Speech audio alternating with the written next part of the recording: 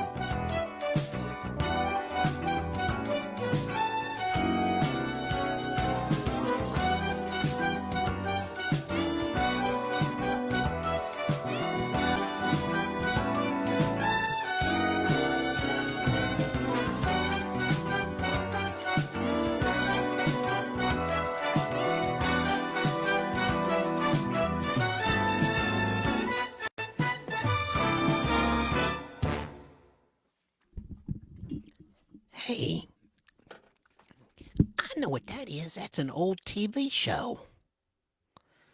And why are you still wearing sunglasses and a Hawaiian shirt? I think you're on something. Well, Al, I am on something. I'm on caffeine, which is legal. It's a legal drug, sir. What about you? Well, I take drugs every night before I go to bed. But I got a question for you. Yes? What time is it? It's Podblast time!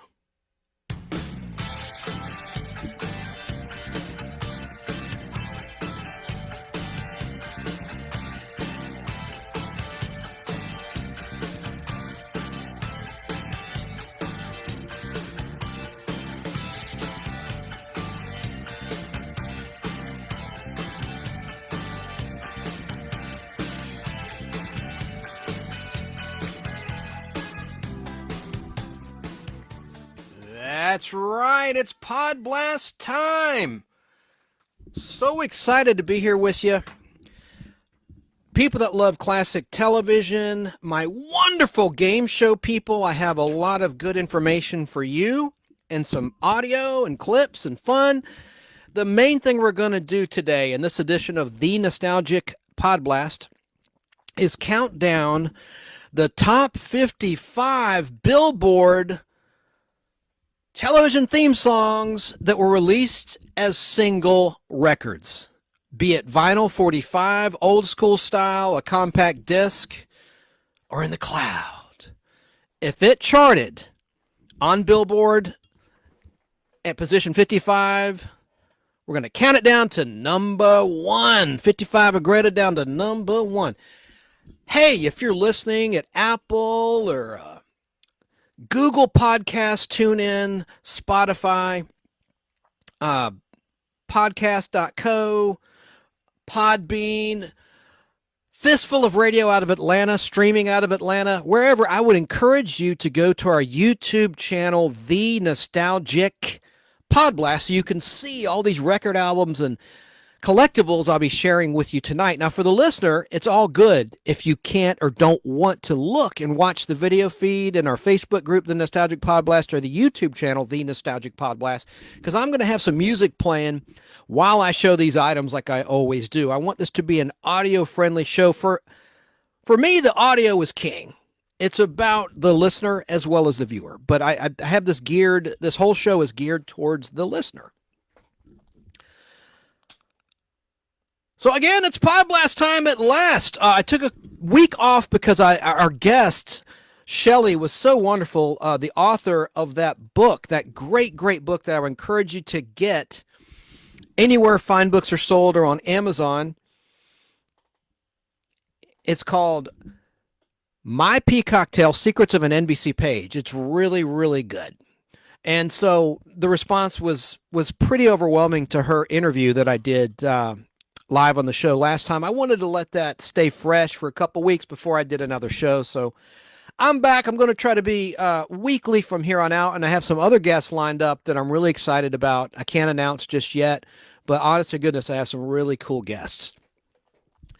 So since it's Podblast time, I've got to start the show as I always do, reminding you that this is your weird, informative, and hopefully fun time capsule of pleasant memories of days gone by as we forge ahead together in the game of life.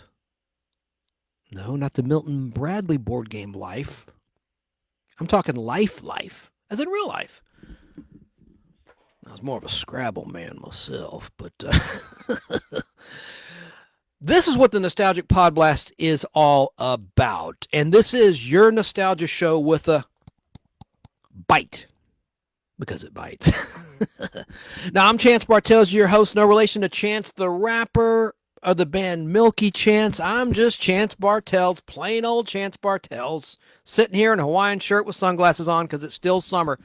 By the way, our friend Al Hardy complained to me offline in private. He's like, why are you wearing sunglasses? I hate wraparound sunglasses. Why are you wearing a Hawaiian shirt? I don't think he got the concept of the last couple of Podblast shows. It's about movies. The main topic was movies set during the summertime. Not summer blockbuster releases necessarily. A lot of them weren't. Some were, like Dirty Dancing or whatever, but movies that are set that take place during the summertime. So I wanted to dress the part. That's why.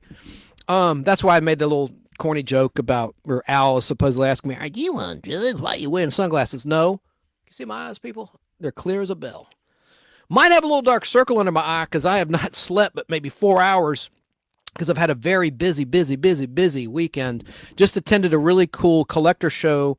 Today as we're live, the Legion, the Smyrna Legion toy and comic book show, and it was fun. And I met some pretty cool people that run a great YouTube channel called Open by Chance. And they do some really cool collector videos. If you're a collector nerd like me, if you like comic books, if you like classic toys, if you like classic vinyl, music, I think you would enjoy their channel. And they do all the video bells and whistles that I don't do. I want this to look like it's shot on a 1980s camcorder by design. Al always jokes, he goes, I don't understand why you have thousands of people looking on YouTube. Your video's not very good. All you see is the top of your head. Yes, sir, I understand. This is by design, okay? I want this to be a primitive-looking show. It's all about the audio. But let's get on with our topic at hand. And that is classic television shows and some more recent television shows that actually were released as singles that charted very well on the Billboard Charts, along with the regular pop music of the time that they were released. Some will surprise you, and these are some very interesting bits of music, and I have some music from my own personal vinyl library that are pretty rare, like overseas versions, foreign versions, if you will, to the USA of classic theme songs that are pretty cool. Like there's, hey, get this, and this was recorded in 1992, released in Germany, a dance mix and a dance version of the Invaders television theme. Now, the Invaders didn't chart in America on Billboard, wasn't released as a single, but I'm going to play that because, believe it or not, this list is incomplete. It's really strange. I have several books that have Billboard records in print and online, and there's several ties, which is legit and is normal. There's several ties. There's even ties for number one. When we get down to number one, there's several number one television shows in number one position. There also are a lot of skips, which is weird. Like I think position 53, for instance, out of 55 is unknown. So what I'm going to do, I have a lot of requests that I'm going to fill of classic TV theme songs that did not rank in the Billboard charts that are well loved by you, that you wanted to hear. So I'm going to play them if the gods will allow me to, if you know what I'm saying. The overlords, I'm hoping they will be kind and let me play this music. But we better get started because we have a lot of ground to cover. And I want to start with this classic show. This was a record-breaking show. At one time, it had 80 million weekly viewers. It started way back in the fall of 1960. It was one of the longest-running live-action sitcoms in television history. Live action obviously means non-animated, so I'm not talking about an animated sitcom like The Simpsons, for instance. I'm talking about a show with real actors. So, let's do this Casey Kasem American Top 40 style and start with number 55. This show started on the ABC, American Broadcasting Company television network, way back on Thursday, September 29th, 1960. It eventually switched networks to CBS, starting with its first color episode in full color in the fall of 1965, which was season 6 of this particular show. There were over 380 half-hour episodes of this sitcom, and it was a beloved sitcom, and still is to this day. The show ended on August 24th, 1972, which was a rerun, in prime time on the CBS Columbia Broadcasting System television network. Gonna play a cover of this theme, which originally was written by Frank Duvall. I know you know who he is, Frank Duvall. He created this music. But I'm going to play a version where you're going to want to get out the balloon, the bubble machine, because this is Lawrence Welk playing this particular version of this television theme. I know most of you have already figured out what I'm talking about. I will play this version, which actually is the record that charted on Billboard at number 55. This is the version people ran out and bought and purchased. I can't believe it ranked this high. Actually, I can, because my Three Sons, I just gave it away, was such a popular show at its height with 80 million viewers, which I've already said. Let's listen to the Lawrence Welk version of the theme to My Three Sons right now.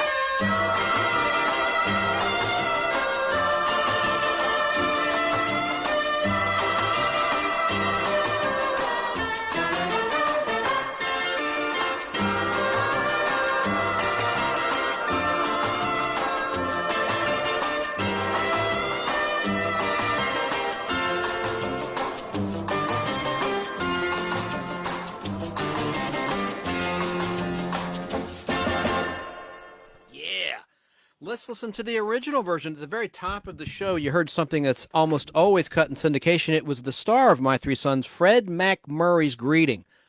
Hello and welcome to our show, brought to you by Chevrolet. He said in the beginning, in the early ABC episodes, I have some on 16 millimeter film in my film library with the original commercials, where he would mention that. Otherwise, he just said, hi, and welcome to our show. And of course, Fred McMurray, before My Three Sons, was a leading man in motion pictures, and he usually played a heavy or a villain.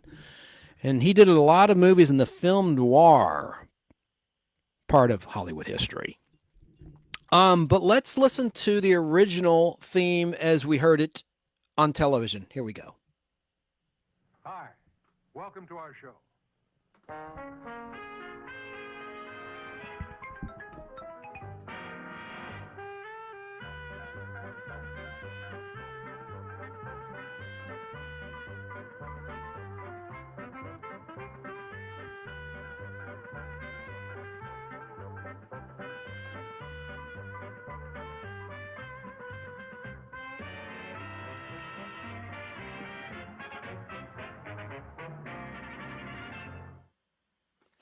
Pretty cool.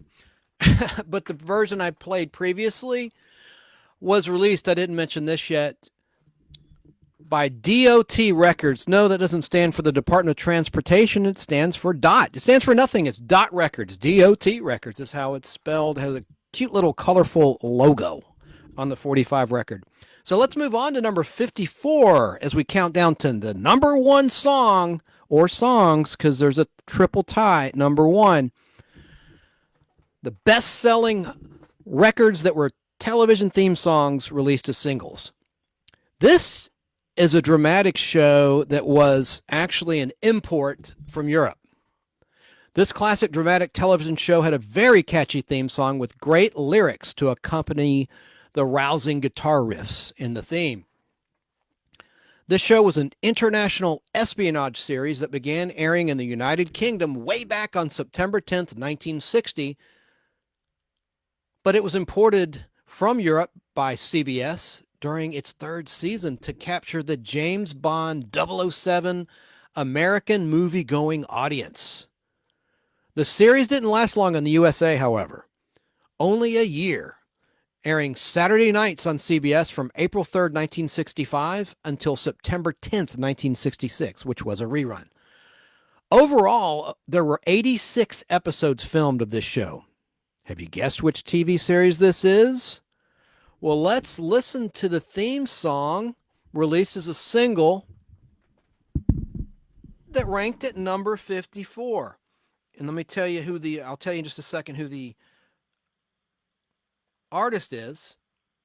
It's the Ventures. And you're going to hear a couple of tracks from the Ventures tonight in the nostalgic Podblast. But let's listen to this one as I reveal what this television show was.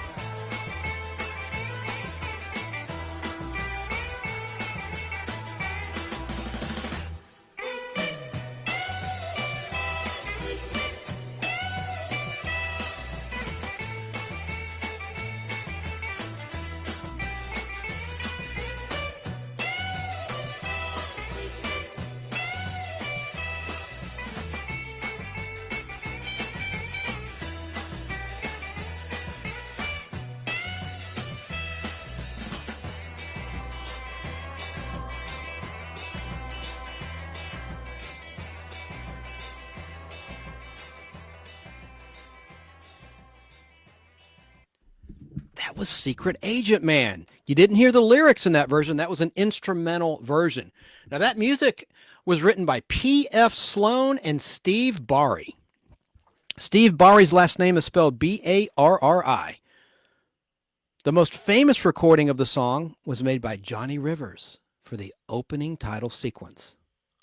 Now, moving on, position number 53, as I mentioned a moment ago, is unknown in my book, print, and internet sources. So I want to add a little bit of trivia about a game show that I like in its place. And then there's other skips like this as we jump closer to the first position at number one. And I have your requests that I'm going to play in honor of your favorite television theme song, whether it was released as a single or not. So I want to briefly talk a little bit about this show. This was a game show. This is the third incarnation of the show Password. This was the NBC revival of a show called Password Plus. Well, it was called Password Plus, and it was the second revival, and it was hosted by Alan Ludden in the beginning. Just got a couple quick factoids about this show I want to share with you. Debuted in 1979, hence that funky theme music, kind of disco-like. But this show debuted in early 1979 on NBC, back on Monday, January 8th, 1979 to be specific. And it ran all the way until Friday, March 26th, 1982, for a total of 801 episodes. The music you're hearing in the background was created by Score Productions, which was a music house that created many classic and notable game show themes like the CBS Match Game, the CBS Price is Right, and many, many more. So Password Plus actually won a Daytime Emmy Award for Outstanding Game Show in 1982. The year it was canceled in early 82, March 26th, 82.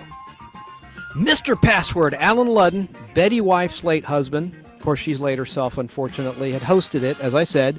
And then Bill Cullen, the veteran game show host, replaced Alan Ludden for a while when he was sick. And then Alan came back, and it turned out he had cancer, unfortunately, and he sadly passed away. And then Tom Kennedy became the final permanent host of Password Plus. And Tom Kennedy is another game show host's brother, the brother of Jack Nars. And boy, Jack Nars, he hosted the original not the original, but the 1970s Concentration game show on NBC. Now you see it on CBS. A lot of shows. He had a great deep voice. I really like Jack Nars's voice very much. But let's get back now to the Billboard Charts of the top 55 television theme songs released as successful selling 45 records or compact discs. Remember the compact disc? I have one for the camera. Here's a Beatles compact disc single. This is from like 1990, but it would fit in the center of the console. This is dated technology, obviously, but I love this little CD. Let me open it up for those that are watching. I'll be brief. Listeners, bear with me. It's really small. That's what she said. I'm kidding. But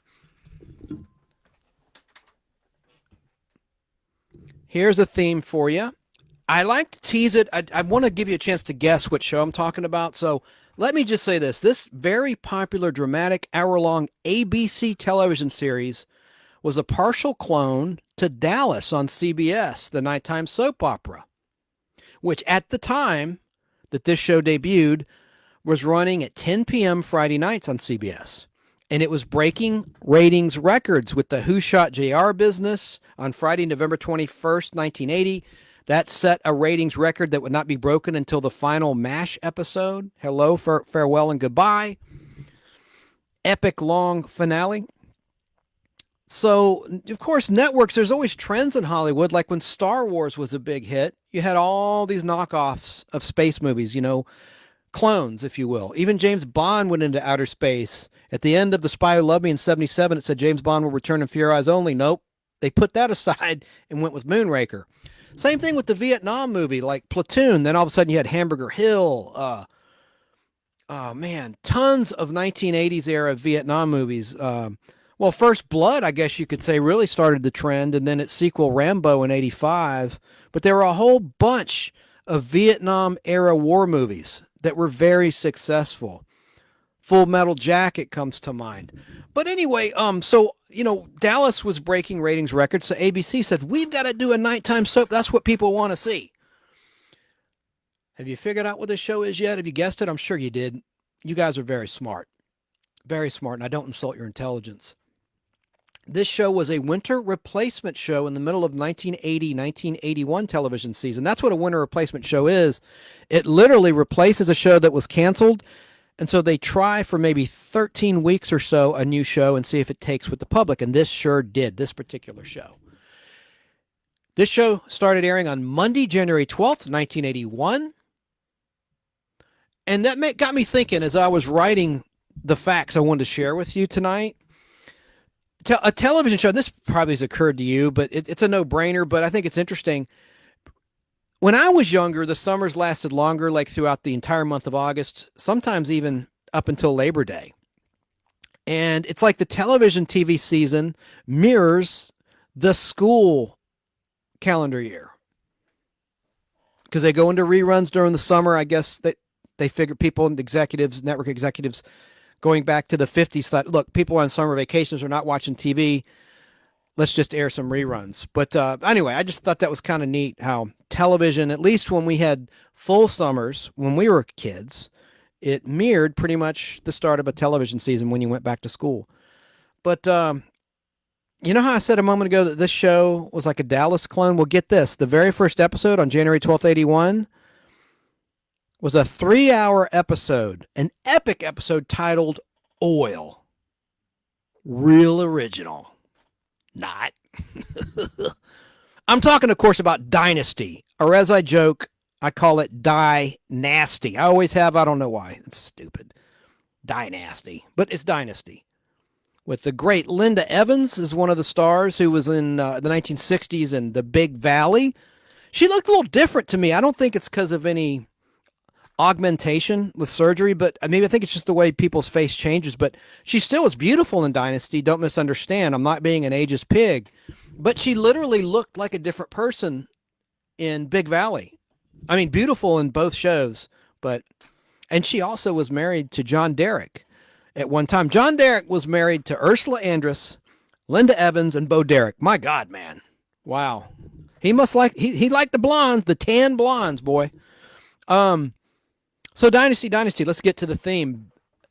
Hear me clearly. Don't misunderstand the name of this composer, Bill Conti, C-O-N-T-I. He composed a very rousing, peaceful theme that was released as a single to Dynasty. And as I said, it charted at number 52 on the Billboard Charts. It sold so well. I'm going to play it for you now. And then I'm going to play you a version, my favorite version, by the Royal Philharmonic Orchestra of the Dynasty theme. But let me play. I should have had this pulled up. Bear with me, my friends. This is the 45 release that sold so well. Here it is. Dynasty.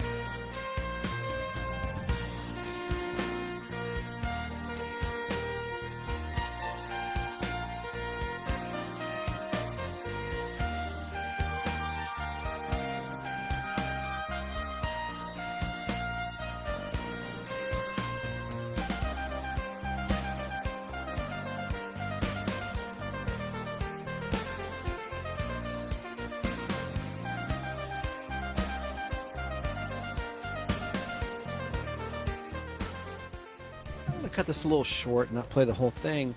It sounds kind of Christmassy, doesn't it? I like it. I want to get to my favorite version of the Dynasty theme, composed by Bill Conti. This is the Royal Philharmonic version, and I will play this one in its entirety. I just think this is such peaceful music. It puts me in a good mood.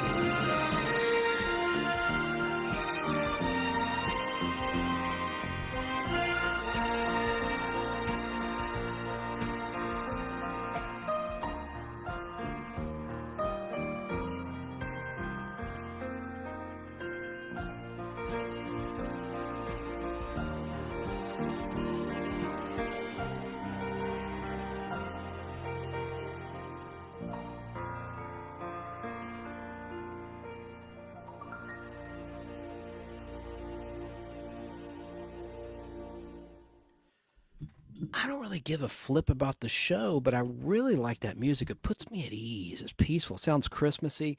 That was a 1983 release of the Dynasty theme by Bill Conti. So position number 51 on the Billboard charts is unknown.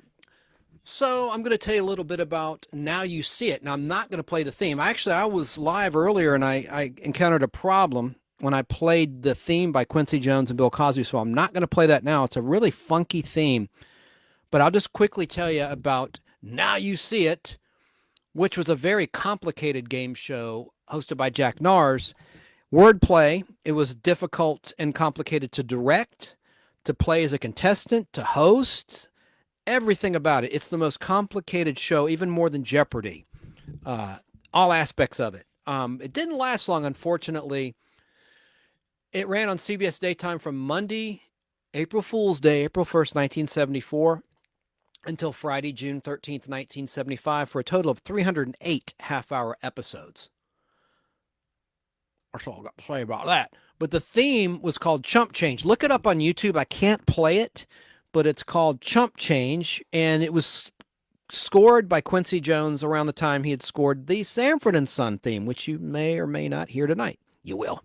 It was a request from Wade Hackett. I have a nice cover of the Sanford & Son theme I'll play later. And believe it or not, Sanford & Son did not rank at all. I can't believe it didn't rank on the Billboard charts. That's such a great piece of music by the awesome Quincy Jones. But I thought it was unusual that Bill Cosby, and we won't talk about him.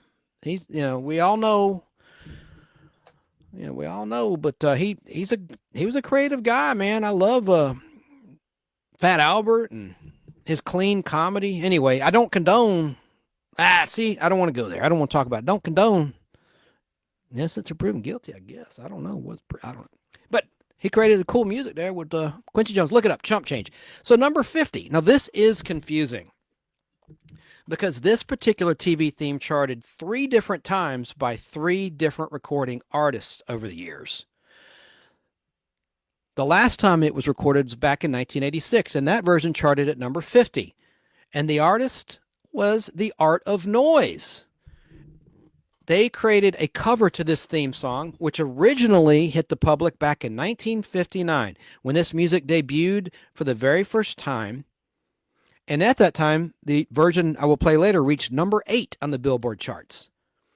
That time, performed by the Ray Anthony Orchestra, hint, hint. Then again, a year later, by Dwayne Eddy. Or is it Edie? Al, are you out there? Somebody let me let me know. Dwayne, E-D-D-Y. I know some people are like saying, you idiot, that's Dwayne Eddy. Don't you know nothing? But his version of this theme charted at number 27 on Billboard's charts. But I first heard this tune in the John Hughes movie 16 Candles, which was released way back on May 4th, 1984, because I'm a Generation Xer.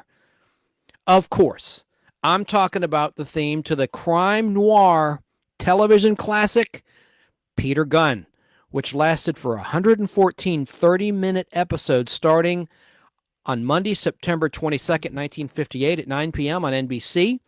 And then later it moved to ABC, like the next year, where it went on in its second season, Monday nights at 10:30, ending on September 25th, 1961. And Peter Gunn was a violent show for its time.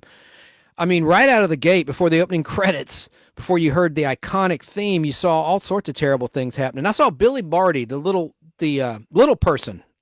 Can't say the word midget. I'm short, so I could say it. But the dwarf actor, he was in an early episode of Peter Gunn playing a bad guy. But you had all these mob hits on judges, and I mean, they got away with a lot of violence. Sometimes you saw blood too. But it runs on MeTV.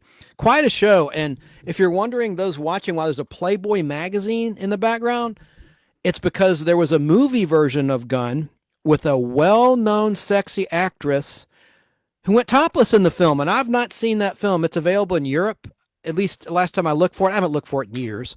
But there's a pictorial in Playboy, which I'll share on camera. We're a family show. Don't misunderstand. I'm just going to show a couple pictures for anyone watching later when we get to the other versions of this theme. Let me play now. I don't know if I can play this. I don't want to get in trouble. I'll play a little bit of the Art of Noise 1986 version, which charted at number 50 on the Billboard Charts of the all-time best-selling television theme songs that were released as single records. Let me get it right now. I thought I had it for you. I'm just going to play a little bit of the Art of Noise version because I don't want to get in trouble and have this show shut down.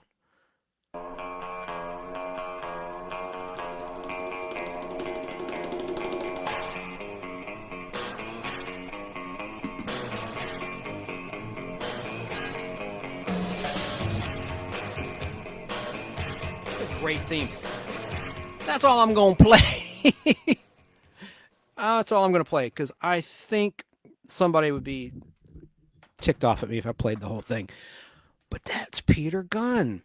Now, Peter Gunn, that music was created and composed by Henry Mancini for the television show. And of course, Henry Mancini later scored the theme to the Pink Panther. Dun-dun, dun-dun. I'm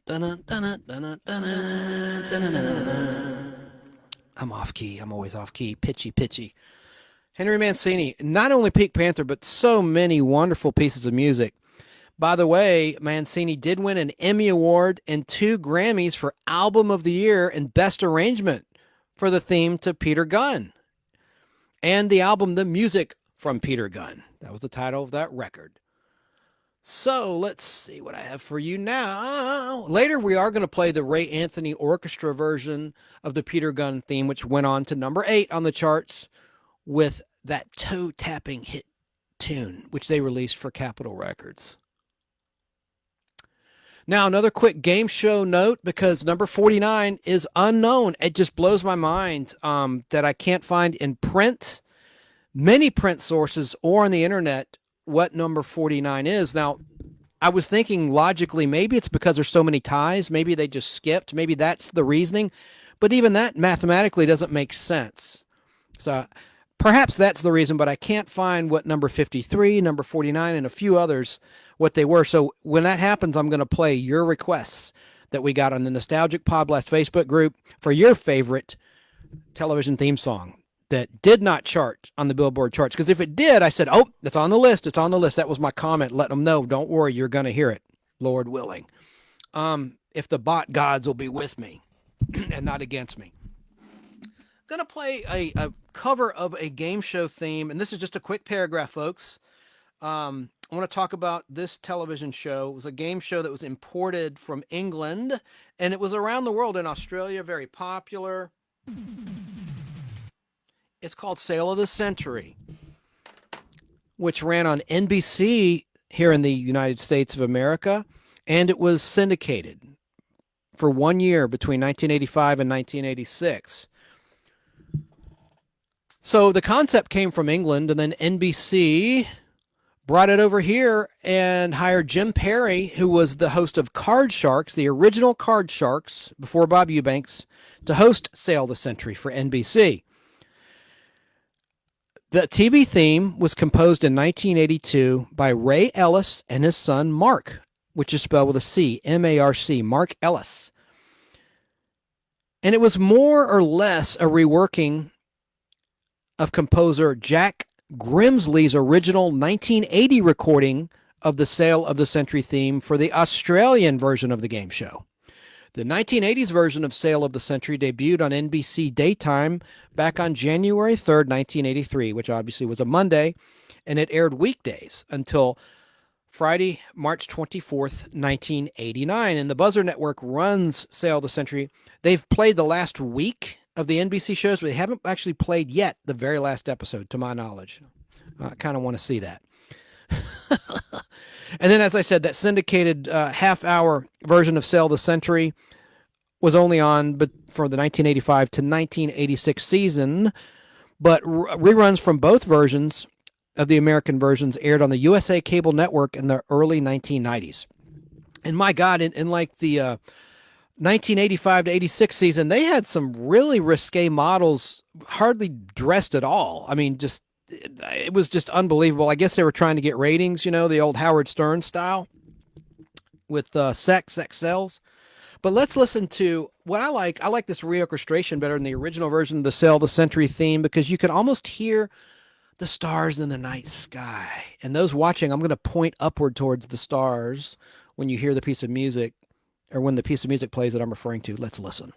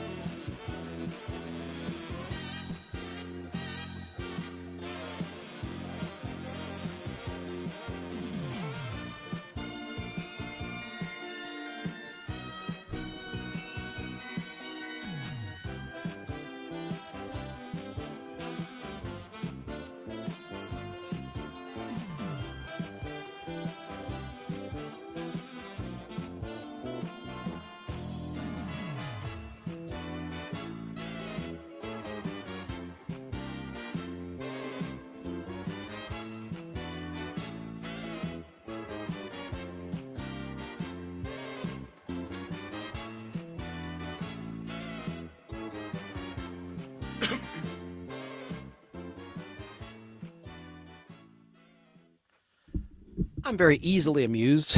I just like that little piece of music. So number 48 is also unknown. I tried to play this version of this game show theme, the original version, and I had a problem, so I can't play it for you now, but I can tell you about it. I'm talking about Match Game.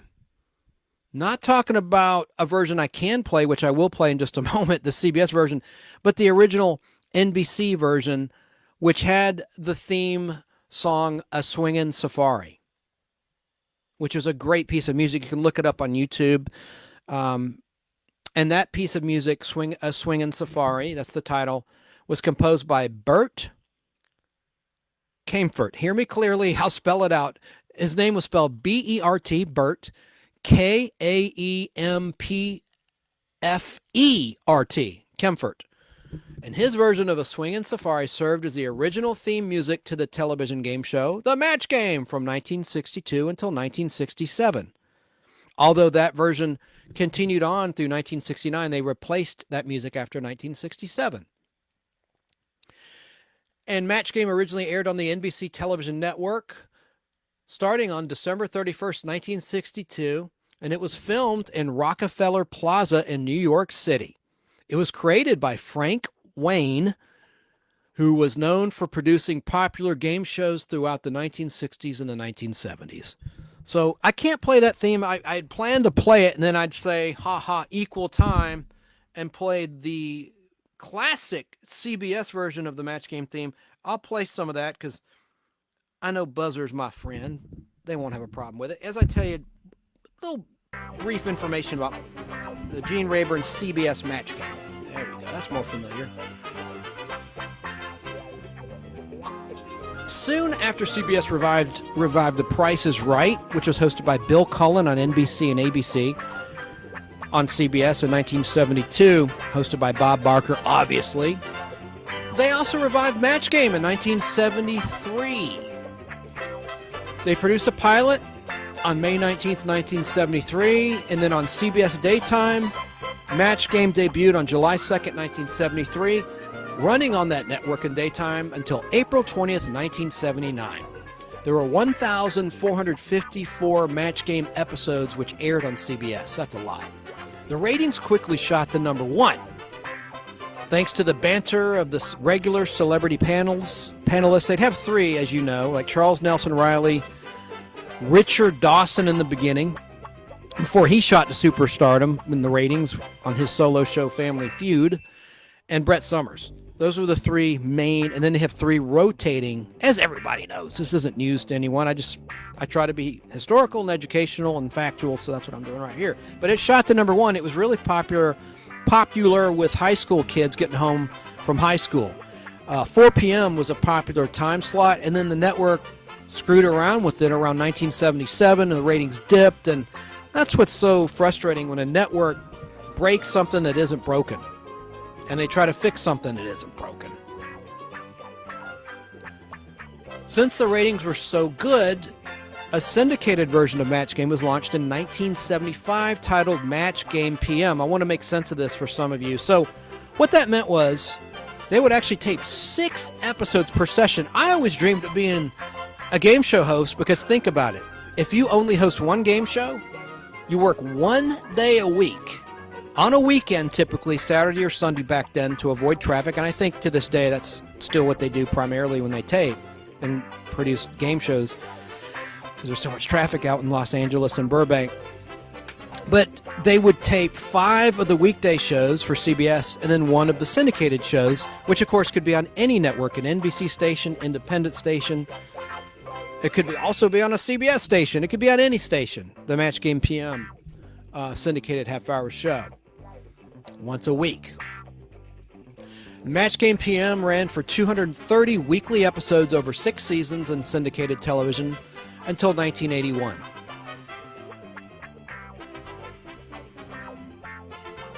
Now, after CBS jettisoned Match Game in 1979, there were some unaired episodes for a long time, which eventually aired on the Game Show Network, GSN, and now on Buzzer.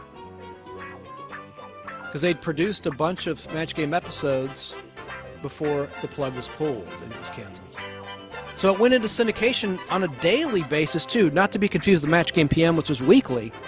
So it could air on various stations across the country and did through 1982. That syndicated daytime Match Game, which started in 1979, it was just called Match Game. They jettisoned the Match Game 80, Match Game 81, Match Game 82.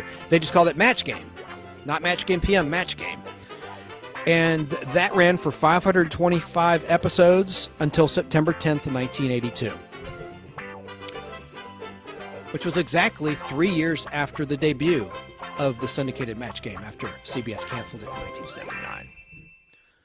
So for a while, until 1981, you had 5 syndicated daily shows and a syndicated nighttime show. Sorry if I'm being repetitive. I just wanted to drive home that point, and I think you get it. And Gene Rayburn hosted all of it. Now, after the cancellation of the syndicated version, as I said, Match Game PM was canceled in 81. It was a slow death for Match Game. And then it was gone altogether as of September 10th, 1982.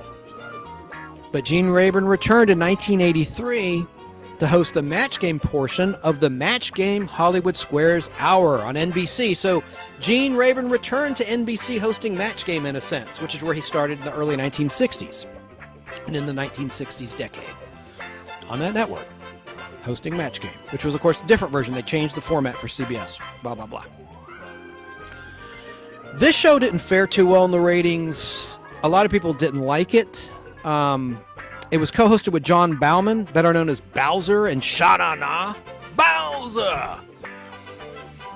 And the Match Game Hollywood Squares Hour began running on Monday, October 31st, Halloween, of course, 1983. It ended on Friday, July 27th, 1984 on NBC. Gene Rayburn would, of course, play the Match Game half, the first half of that hour, and he'd come back at the end for the Super Match bonus round and host that. The Super Match segments. reportedly John Bauman and Gene Rayburn didn't get along, although they seemed to get along fine before that in Match Game, because John Bauman was a regular celebrity panelist. He played on a lot of game shows like Password Plus. He was in a great one with Patty Duke I talked about in the Patty Duke edition of the Nostalgic Podblast, where I talked about, among many other topics, the Patty Duke show and Patty Duke's game shows appearances. Anyway, she was in character on NBC's Password Plus playing with John Bauman and others for charity. All right, I'll leave it there because I've talked about it ad nauseum, and I'm sure some people are sick of hearing about it. And I'm not going to play the Patty Duke show theme tonight. I'm not. I played it enough. That's not on the list.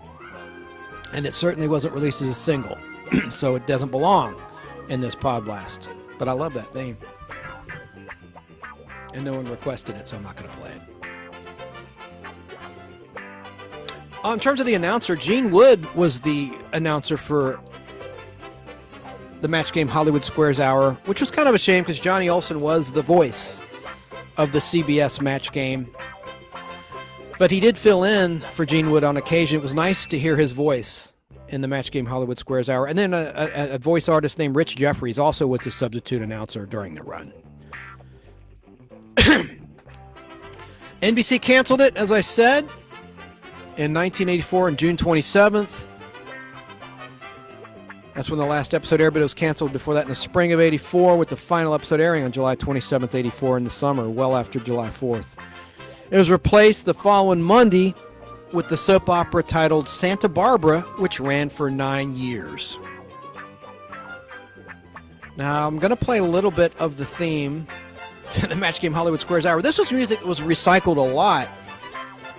I first heard it on Showtime. There was a documentary on the Playboy Mansion and Hugh Hefner and Playboy, and I was like 12 or 13, and my folks had gone to bed, so I snuck and watched it. They wouldn't want me to watch it when I was that age, but I did.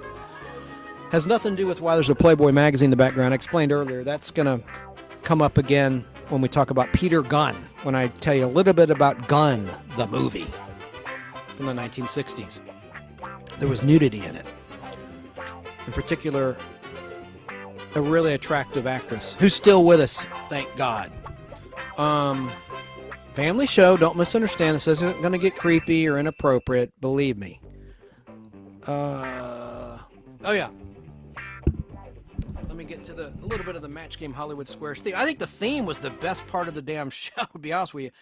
Now, I've heard that Gene Rayburn really got depressed when Match Game went away in 1984, and they brought it back in other incarnations in 1990, and they had Michael Berger host it in 1998. It was called Match Game 98. They brought back the year aspect to the title of the show. And I like that version okay. I know Vicki Lawrence and Judy Tunita was in the regular panelist position. And, I thought Michael Berger did a fine job as host. I have a few of them on videotape I recorded back in 1998. I have several episodes I need to convert to DVD. I have a machine that'll do that.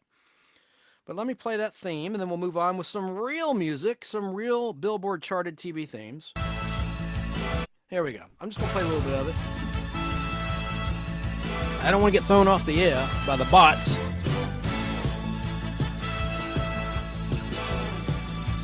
I like normal music, folks, like rock and roll, but I like instrumental music, too, on occasion. I think this is exciting music.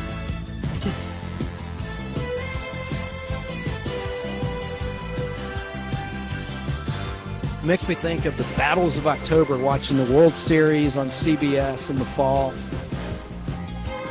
in the early 1990s, and then the late 80s. I don't know why. They always had like exciting opening music to the big sporting events, particularly the World Series and the NLCS and the ALCS.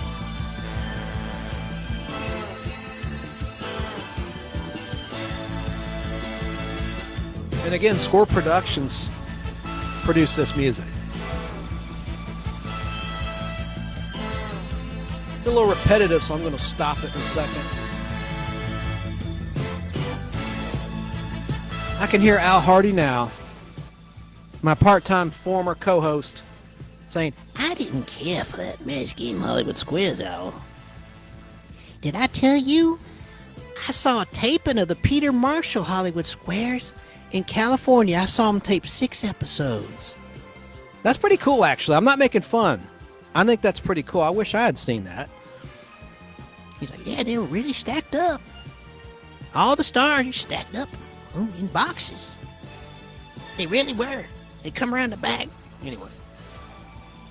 Paul Lynde was great, man. I can't believe he died way back in 1982. He's been gone that long. Of course, he was Uncle Arthur in Bewitched. So funny. So many one-liners. I should have prepared a clip of just his zingers. He created, I think he almost invented the zinger. Him and insult comics like Don Rickles, Rodney Dangerfield. All right, that's it. So that's all I'm going to play of the theme. Hell, I played the whole thing. Heck, I'm sorry, family show. I don't mean to cuss.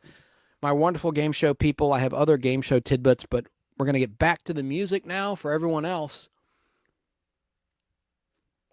I wish the Hollywood Squares Peter Marshall version would surface on either the Game Show Network or the wonderful Buzzer Network. So, back to the top Billboard charted TV themes released a successful selling 45 records. At number 45, this is a tie. A tie. And I'm going to start with the show that was a staple. Not like a centerfold staple or a comic book staple, but a staple of a prolific television mogul named Aaron Spelling. The term Jiggle TV comes to mind. You know it. We're talking about Charlie's Angels. And Charlie's Angels was released as a single that sold very, very well. Charlie's Angels began as a television movie of the week way back on Sunday, March 21st, 1976 on ABC, and it was a tremendous rating success. Many of the shots in the classic opening title sequence is really for season 1, 2, 3, 4, etc., were edited from the original television movie titled Charlie's Angels, which was released on DVD with the season 1 set. And it's probably streaming on Prime or Freevee or Tubi. I haven't researched that. I should have for you. But it's out there. It's a great little TV movie, the original Charlie's Angels. The one-hour TV series began airing on Wednesday, September 22nd, 1976 at 10 p.m. on ABC with a musical theme composed by Alan, spelled Allyn, Malcolm Ferguson Jr. And Alan Malcolm Ferguson Jr. lived from October 18, 1924 until June 23, 2010. His other work includes the themes for other 1970s television era programs like Barney Miller. And that was requested, and we're going to play some Barney Miller later. It didn't chart, but we're going to play it. I've got a weird version of the Charlie's Angels theme, a hip-hop version from 1997. It's got a great beat. It's got the beats. It's cool. It's hip. It's now. The Charlie's Angels television theme was also co-written with Jack Elliott. But the 1977 theme to Charlie's Angels by Henry Mancini specifically hit number 45 on the charts for the RCA Record Company. I'm going to play it now for you, and I'm a little nervous. I'm always nervous when it comes to music. I tried to get a clearance for this. I don't know if I did. I think I might have, but we'll see. So I'm going to play the classic opening after I play this. I want to play the actual records. These are what the public bought. This obviously was during the disco era, 1977. Let's listen. RCA's Charlie's Angels by Henry Mancini. It's kind of weird.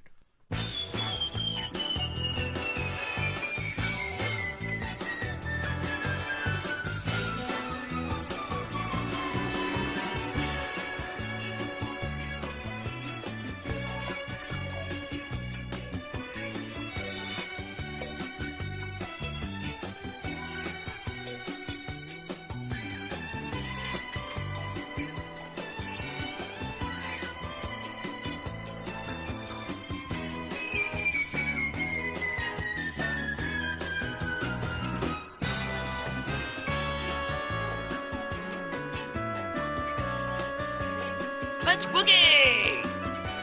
Let's boogie!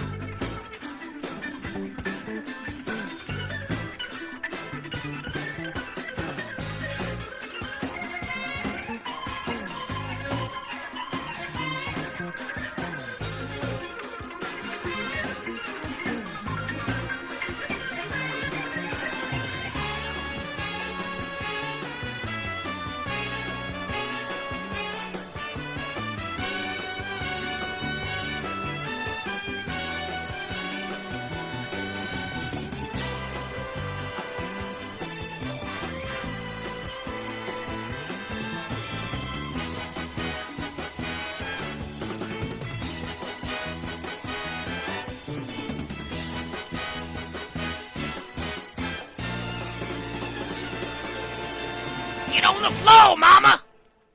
Get on the floor and dance, mama! It's the coffee, folks. Believe me, I'm not on dope.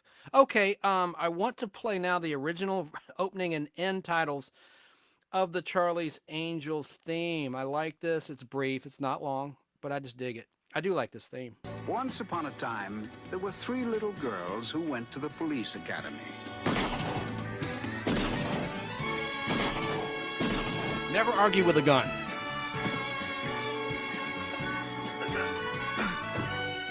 And they were each assigned very hazardous duties. But I took them away from all that, and now they work for me. My name is Charlie.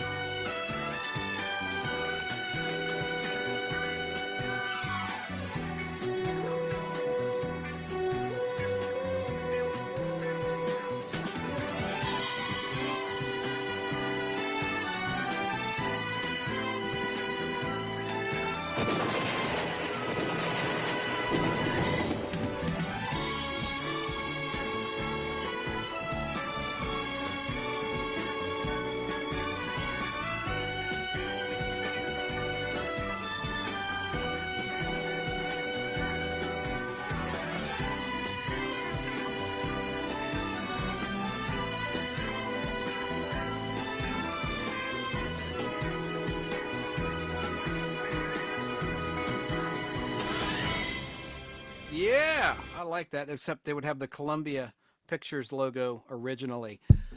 So that's how Charlie's Angels sounded on television, and before that was the actual 45 release, which charted on the Billboard Charts.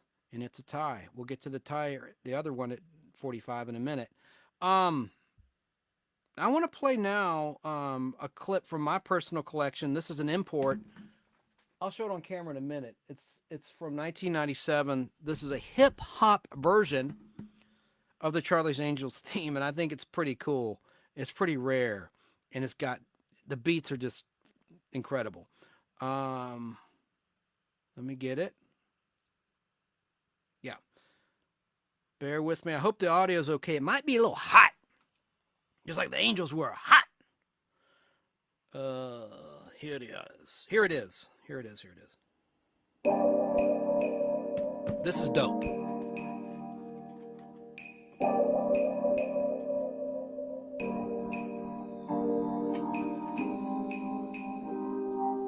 This is from Europe, the UK, United Kingdom, 1997.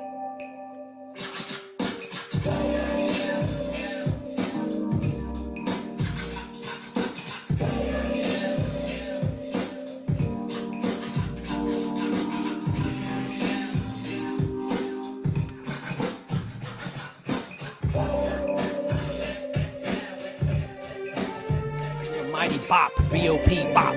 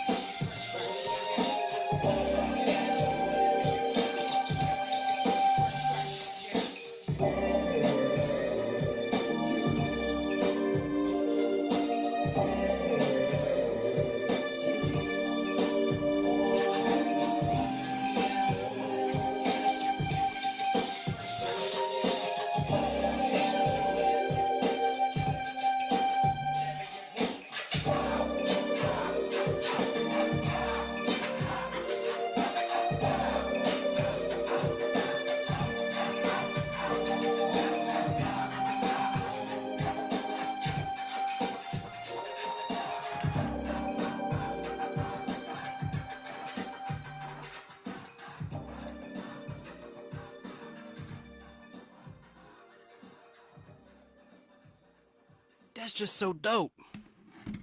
I really dig that beat. I think that is dope as dope can get.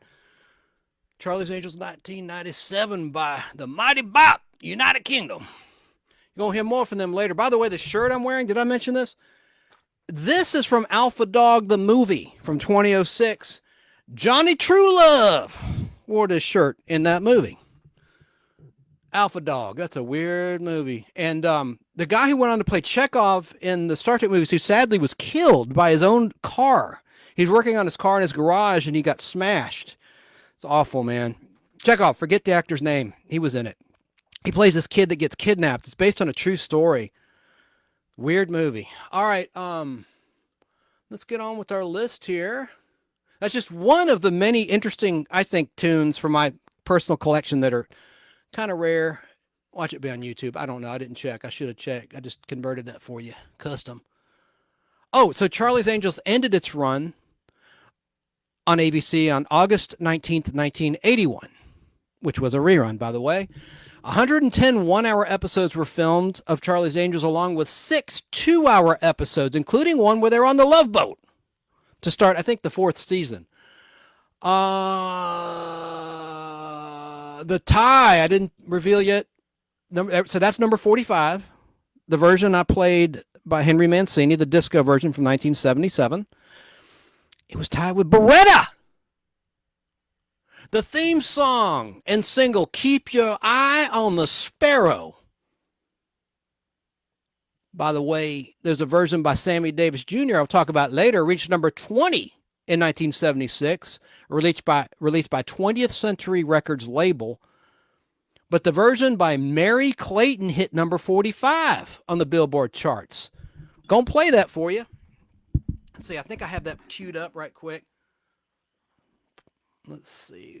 Thought I had that right here.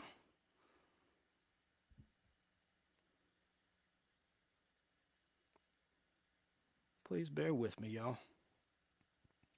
Hang on, y'all.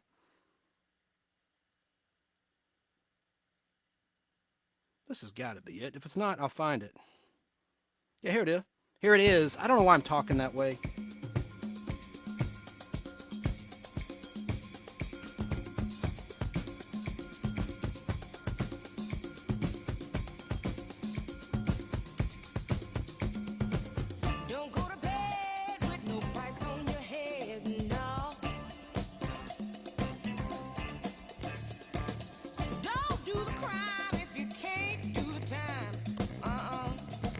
Don't do it.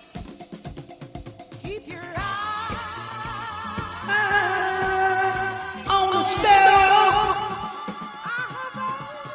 When the going is narrow. Don't roll the dice if you can't pay the price. No. Don't do it.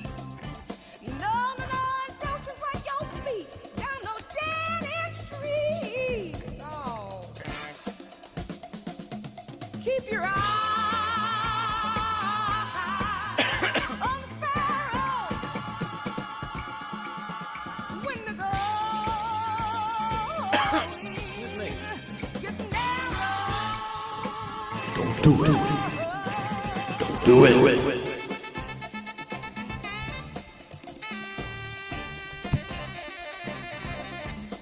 The saxophone, or as Bill Clinton called it, the saxophone.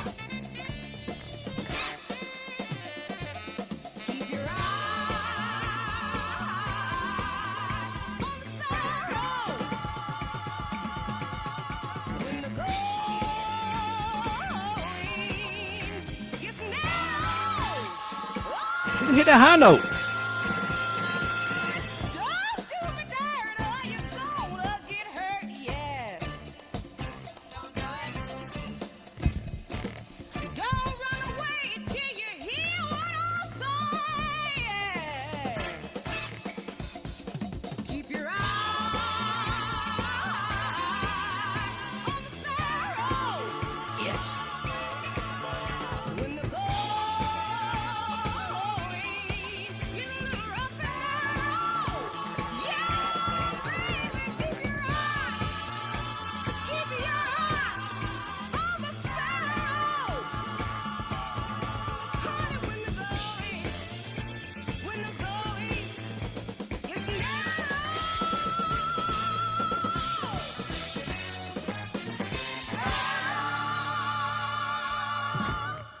Damn, I like that. I like that a lot better than the Charlie's Angels Henry Mancino disco version that tied at number 45 in the Billboard charts. Let's move along.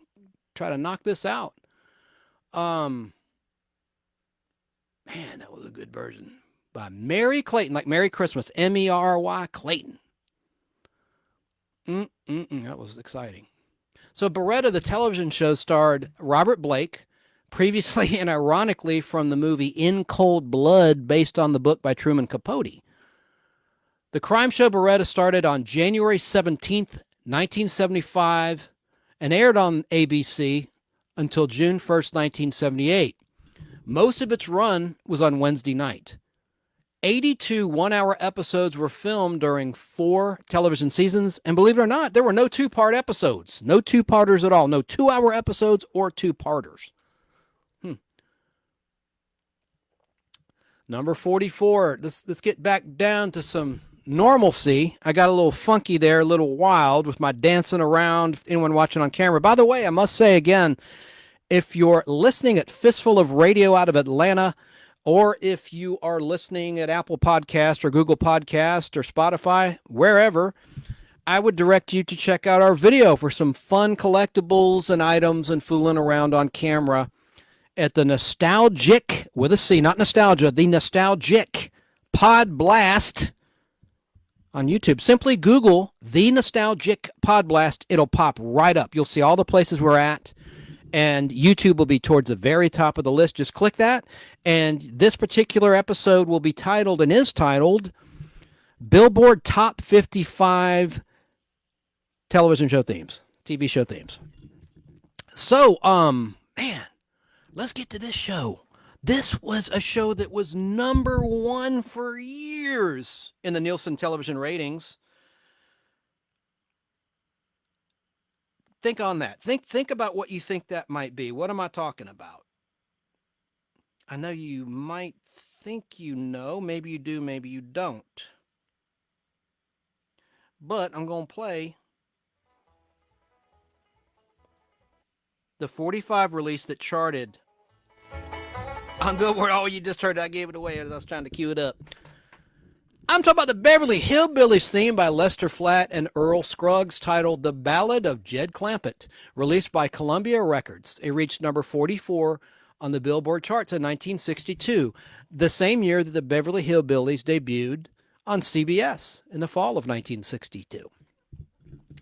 Right out of the gate, the show shot to number 1 in the Nielsen TV ratings and remained at number 1 throughout its first 2 seasons. Let's listen to the music, and then I'll tell you some more trivia about, or share with you, I should say, I don't want to tell you anything. I want to share with you, that's a better way to put it, some interesting facts about the Beverly Hillbillies. Not too much. I'm not going to turn this into a documentary, but just the basics, just the facts, ma'am and sir. Let's listen to this great theme in 45 format, single format.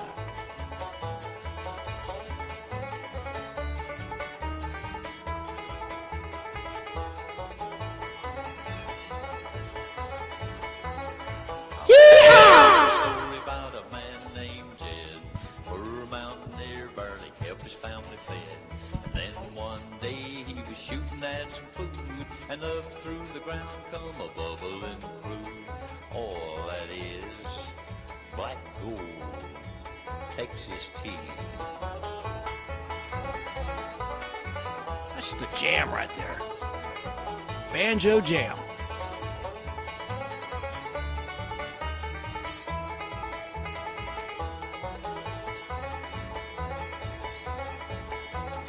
Well, the first thing you know, old Jed's a millionaire. Kinfolk said, Jed, move away from there. He said, California is the place you ought to be. So he loaded up the truck and they moved to Beverly Hills, that is.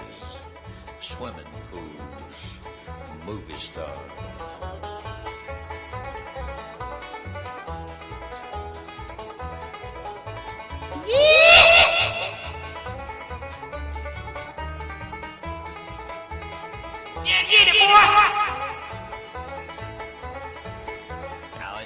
say goodbye to Jed and all his kin. They would like to thank you folks for kindly dropping in. You're all invited back again to this locality to have a heaping helping of their hospitality. Beverly Hillbillies, that's what they call them now. Nice folks. Y'all come back here.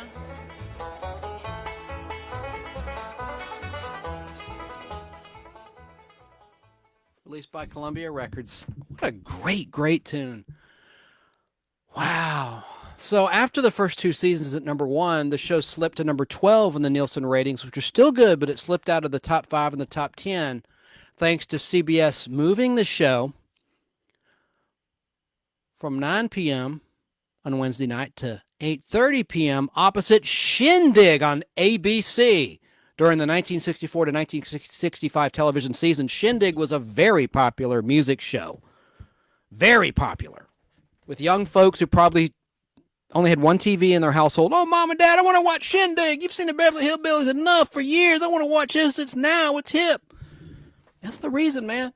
Then the next year, the Hillbillies rebounded to number 7 in the ratings in a tie with Bewitched, the Bewitched second season over on ABC.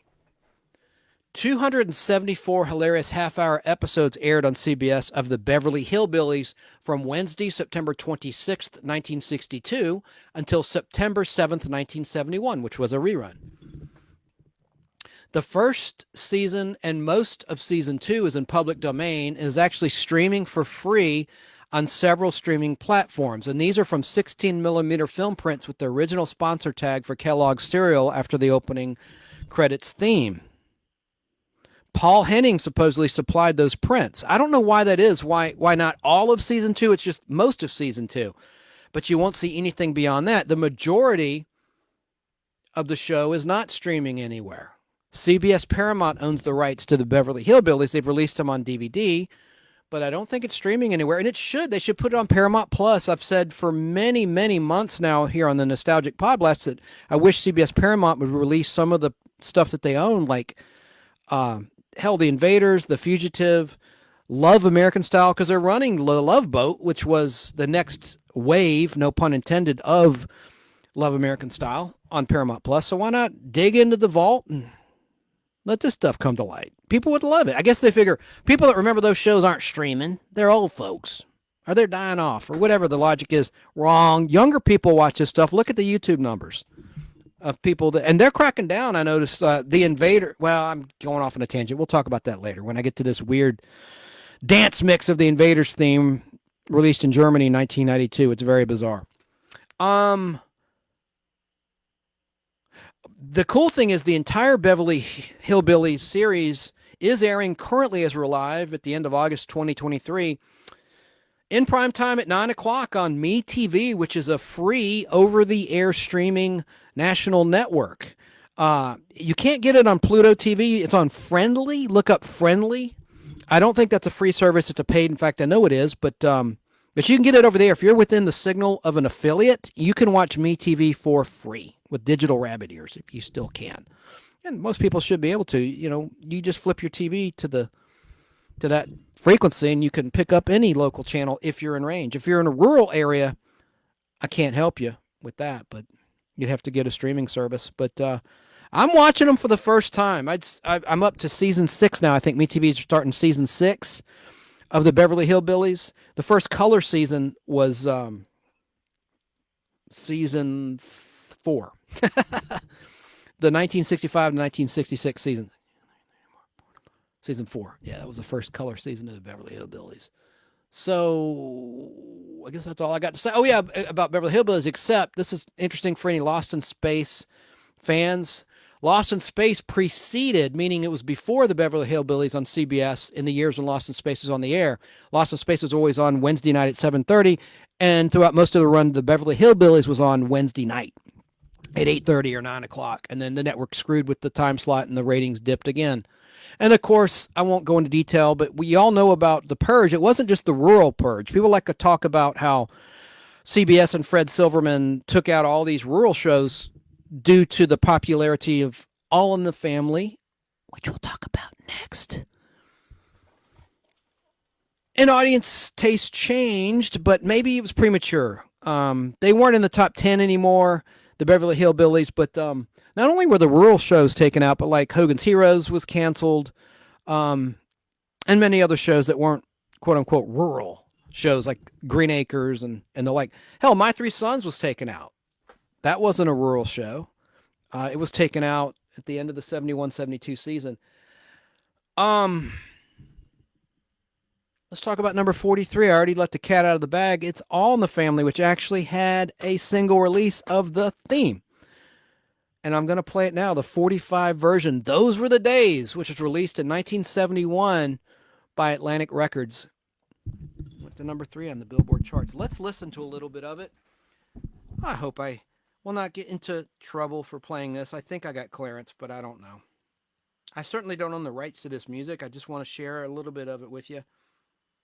And you'll notice pretty soon some themes that have different lyrics. Oh, I got to pull this. I didn't do this one because it didn't rate. Cheers. The Cheers theme was requested. So Hang on, guys. I think I accidentally pulled up. I did. The broadcast version. Here's the vinyl version. This is what we want to hear. This is a historically significant piece of music. Come on now. This has got different lyrics.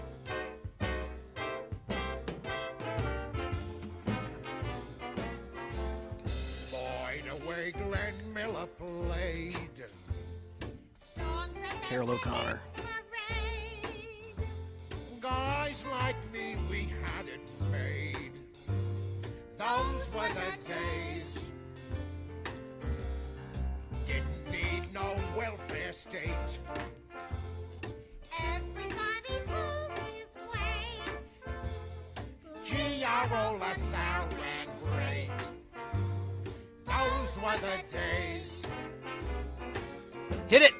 And you knew where you were then.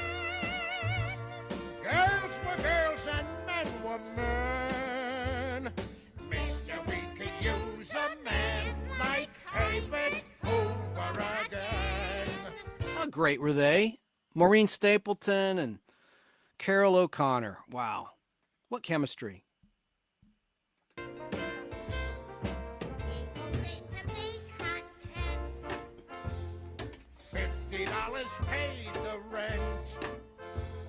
Freaks were in a circus tent. Those were the days.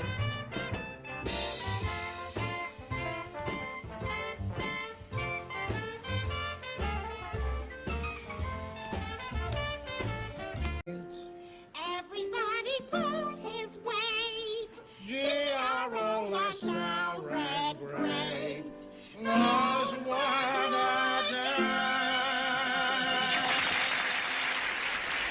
Just a classic show. All in the Family. You can't beat it with a stick. It's what put Norman Lear on the map. And that record album, Those Were the Days, was released in 1971 by Atlantic Records. And as I said, it reached number 43 on the Billboard Top 60 charts. All in the Family was a CBS Nielsen ratings record breaker and a record setter, coming in at number 1 in the television ratings for 5 years in a row, from 1971 through 1975. With Happy Days over at ABC taking the number 1 position from the bunkers in 1976. There were 203 half-hour episodes, 5 one-hour episodes, and 1 90-minute episode that was taped before a live studio audience of All in the Family. Of course, the spin-off sitcoms, Archie Bunker's Place, followed, as did Gloria. Do you remember Gloria? She got her own show. It didn't last long. That was another spin-off. As well as, of course, the Jeffersons before that. So many shows. Maude was a spinoff, and then Good Times was a spinoff of Maude because Florida Evans was Maude's maid in the early episodes of Maude.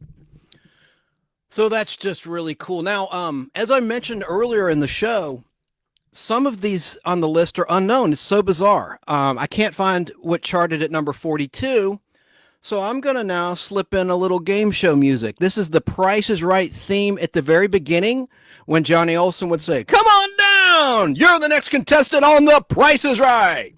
I can't do it nearly as good as he can, obviously. But this is the underscore. This is a really cool version I found of that. I want to play for you now, and then we'll get on to the actual Billboard list of the top 55 television theme show songs, or television theme songs that were released as 45 singles. Listen to this weird Price is Right underscore.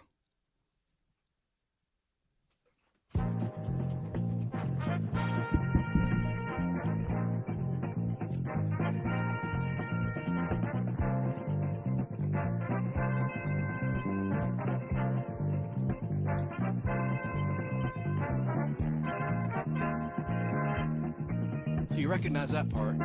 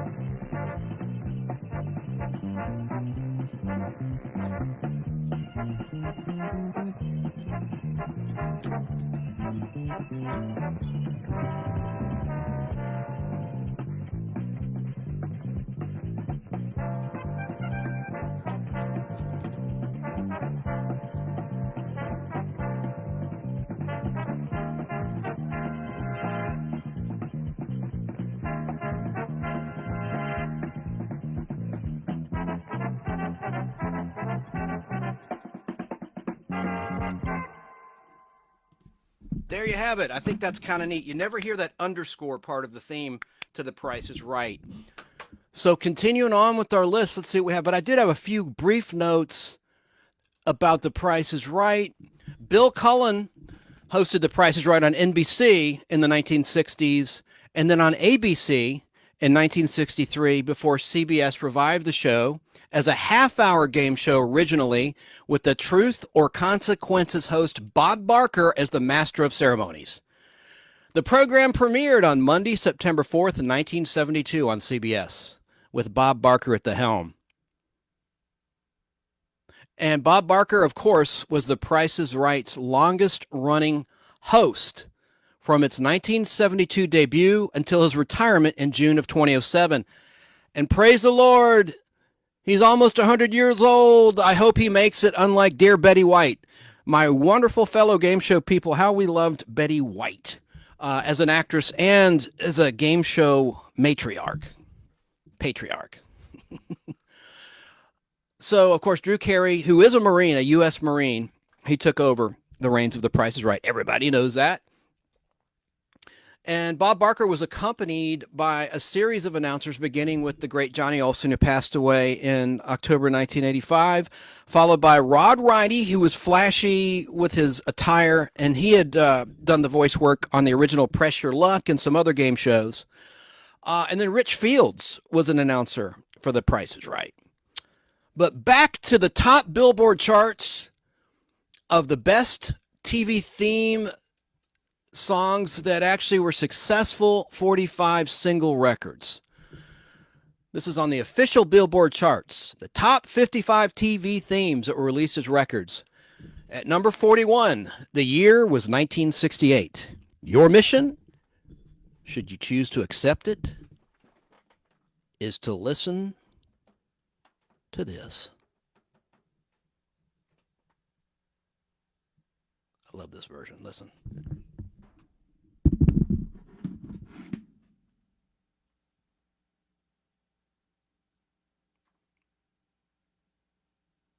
This was by the great Lalo Schifrin, who scored the Mission Impossible theme.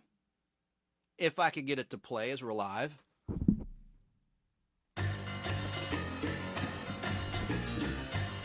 There it is.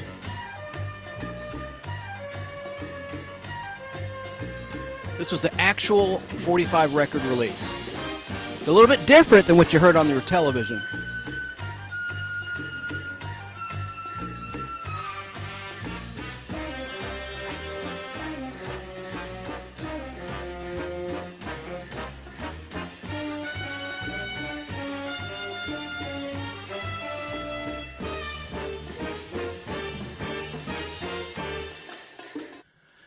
I'll tell you the story in a minute, but there was an episode of Sanford and Son, the season 6 premiere, which was a 90-minute story. The first part was a 1-hour episode. Then the next week it was a 2-parter, was a 30-minute episode. They featured this music during a jewel heist scene in a hotel room with diamonds.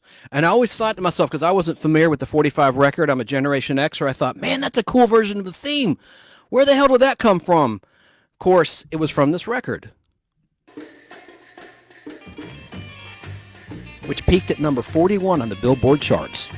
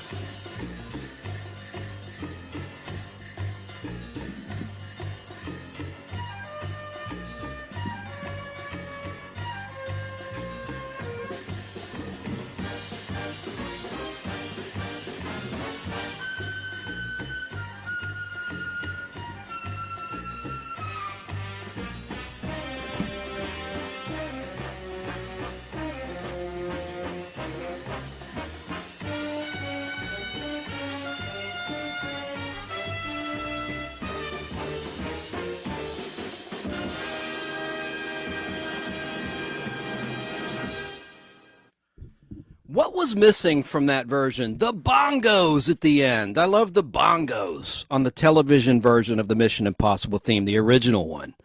But the great Lalo Schifrin, man, he scored the Mannix theme and the second version of the Medical Center theme, which I'm not going to play today, but that's one of my favorite pieces of instrumental music in terms of a television theme of all time. And by the way, the DVDs of Medical Center are pretty pricey. If you try to find them, they're upwards of $50 per season or so, sometimes $100, which is strange. And I think they're released between 2008 and 2012 or 2013. But all the seasons were released of Medical Center, but I digress. So that was number 41 on the charts. That was a Dot Records single release, DOT Records. And that version of the Mission Impossible theme that I just played was also featured, as I said, in a Sanford and Son 3-part Hawaii adventure, which had Greg Morris in it. That's probably why they played it. He was, of course, one of the main stars, I think, through the whole run of the original Mission Impossible. He was the black guy. Greg Morris, great actor. He was also in a lot of game shows, too. He was on Password a lot, Match Game, stuff like that. And that episode of Sanford and Son that featured that original piece of music was titled The Hawaiian Connection, from September 24th, 1976. 1-hour episode on that date, season 6 premiere, and then it concluded on October 1st, 1976 as just a half-hour episode. It was a funny one. They actually taped it on location on Waikiki Beach and on the island of Oahu. And you know, there's been so much stuff in the news about Hawaii, of course, on fire. This will be dated if you're listening to this in December. But as we're nearing the end, almost September 2023, man, I got to give some money to those folks because the feds are not giving enough to each individual household. Terrible stuff. Okay, so I want to mention briefly that Mission Impossible aired the original version on CBS from Saturday, September 17th, 1966 at 9 p.m. until Saturday, September 8th, 1973 at 10 p.m., which was a rerun. There were 171 one-hour episodes that were filmed of the original Mission Impossible. Now, a funny little thing I find is online you have these episode guides that claim that the first 2-part episode in season 1 of Mission Impossible was titled Old Man Out. No, the real title was Odd Man Out. I just find that funny. I know that because I have it on 16 millimeter film, and it's definitely titled Odd Man Out, ODD. But all the online episode guides say it's Old Man Out. And that was the very first two-parter, as I said. But, you know, in terms of the ratings, that espionage classic Mission Impossible never cracked the top 25 in the Nielsen TV ratings.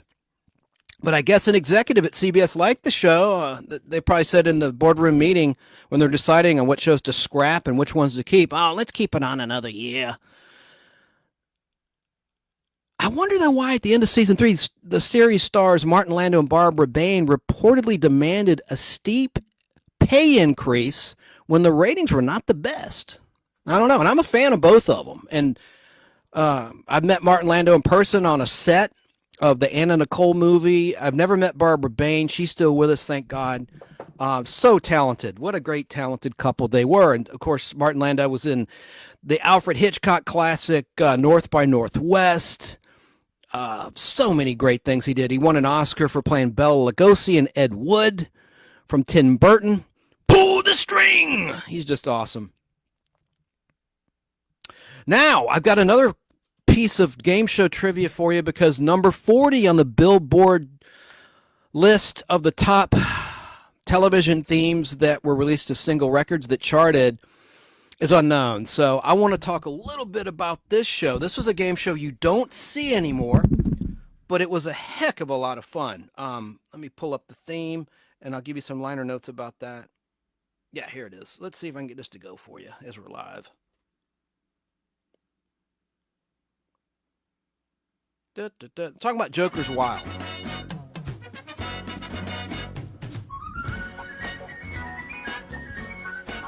I know a lot of you remember Joker's Wild very fondly. It was a fun game to watch because we all like slot machines. I love slot machines. It's an awesome concept for a game show, playing a giant slot machine. Joker's Wild debuted at 10 a.m. Eastern Time Monday morning on September 4th, 1972 on CBS. The same Labor Day which saw the dawning of Bob Barker taking over The Price is Right. Jack Barry hosted Joker's Wild from 1972 until 1984, when Barry sadly passed away from cardiac arrest in May of 1984. Joker's Wild had a 3-year run on CBS from 1972 until 1975, and 2 syndicated revivals from 1977 all the way to 1986, and then in 1990 to 1991 for just a year. Johnny Jacobs, a longtime friend of host Jack Barry, was the original announcer of the Joker's Wild, and Jacobs served through most of its CBS run with Johnny Gilbert, the long-running voice of Jeopardy. This is Jeopardy! And he's at 94 and still the announcer. He's been the announcer since day one of the Alex Trebek version of Jeopardy in 1984, September 1984. It's amazing. And then also a gentleman named Roy Rowan was a fill-in announcer for Johnny Jacobs on occasion. The Joker's Wild. And you don't see it anymore. I think Sony owns the rights to it, so I wish Buzzer, because Buzzer has aired some Sony-owned game shows, like the Newlywed Game, although they don't play the best version, in my opinion. The one from the 70s, like, where's the strangest place you ever made whoopee? In my butt? Or whatever. You know, that was a classic blooper. It's a true thing that happened. Of course, the question was devised, like, where on a table in the kitchen, where did you know, that was just a classic blooper. Look it up on YouTube. There's so many funny bloopers. But got one other quick game show tidbit to tell you about. Am I still alive? Okay, good. By the way, if you noticed, if you're watching on YouTube, I usually do this live. You may have noticed in the background, all of a sudden, it's daylight. Well, what happened was when I was playing the All in the Family record, my Facebook Live feed got terminated, cut off, and I think it was because some of the dialogue, which isn't in the aired version of the All in the Family theme, goes against today's standards. Some of the things that the Archie Bunker character was saying. I don't even want to repeat it. So what I did was I sandwiched the first half, which was actually done last night, and today's, where I hopefully can conclude the show without interruption. But let's quickly talk about this game show. I love this theme. Tic-tac-toe. This theme you're listening to is titled Crazy Fun. Just love the use of that organ. It's a cool little melody. Did you know, though, that Tic-Tac-Toe actually goes way back to 1956 on NBC television? It was created by Jack Barry and Dan Enright. Here's the different versions of Tic-Tac-Toe, which of course is based on the game Tic-Tac-Toe. There was a 1956 to 1959 NBC daytime version of Tic-Tac-Toe, then a 1957 to 1958 NBC primetime version of Tic-Tac-Toe, and then this version that Generation Xers remember that started in 1978 on CBS, but it didn't last long on CBS. They canceled it pretty prematurely, pretty early, and then it was syndicated to different stations across the country from 1978 to 1986. Most of that time hosted by Wink Martindale, who, knock on wood, is still alive as we're live here in 2023. There also was a 1990 syndicated version of Tic-Tac-Toe. In my opinion, the questions on Tic-Tac-Toe were like Jeopardy questions for simpletons in terms of the quality of and the difficulty of the trivia questions.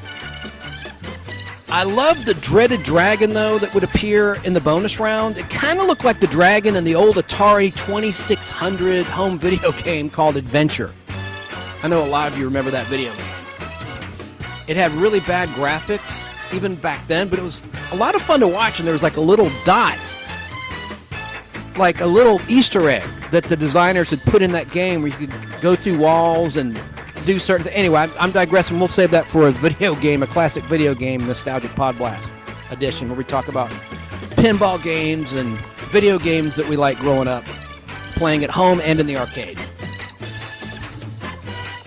Now, there was a game show record set on Tic-Tac-Toe, which stood for many, many years from like 1980 until 2004.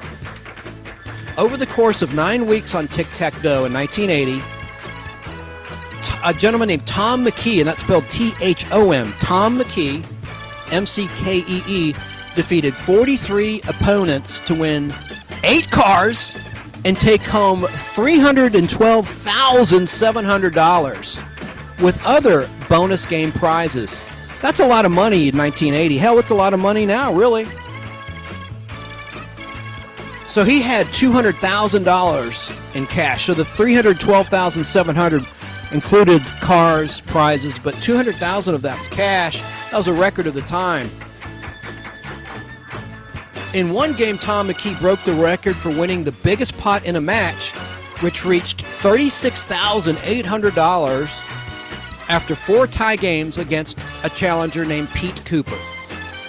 Tom McKee's winnings record stood until 1999, when Michael Shutterly won $500,000 on Who Wants to Be a Millionaire.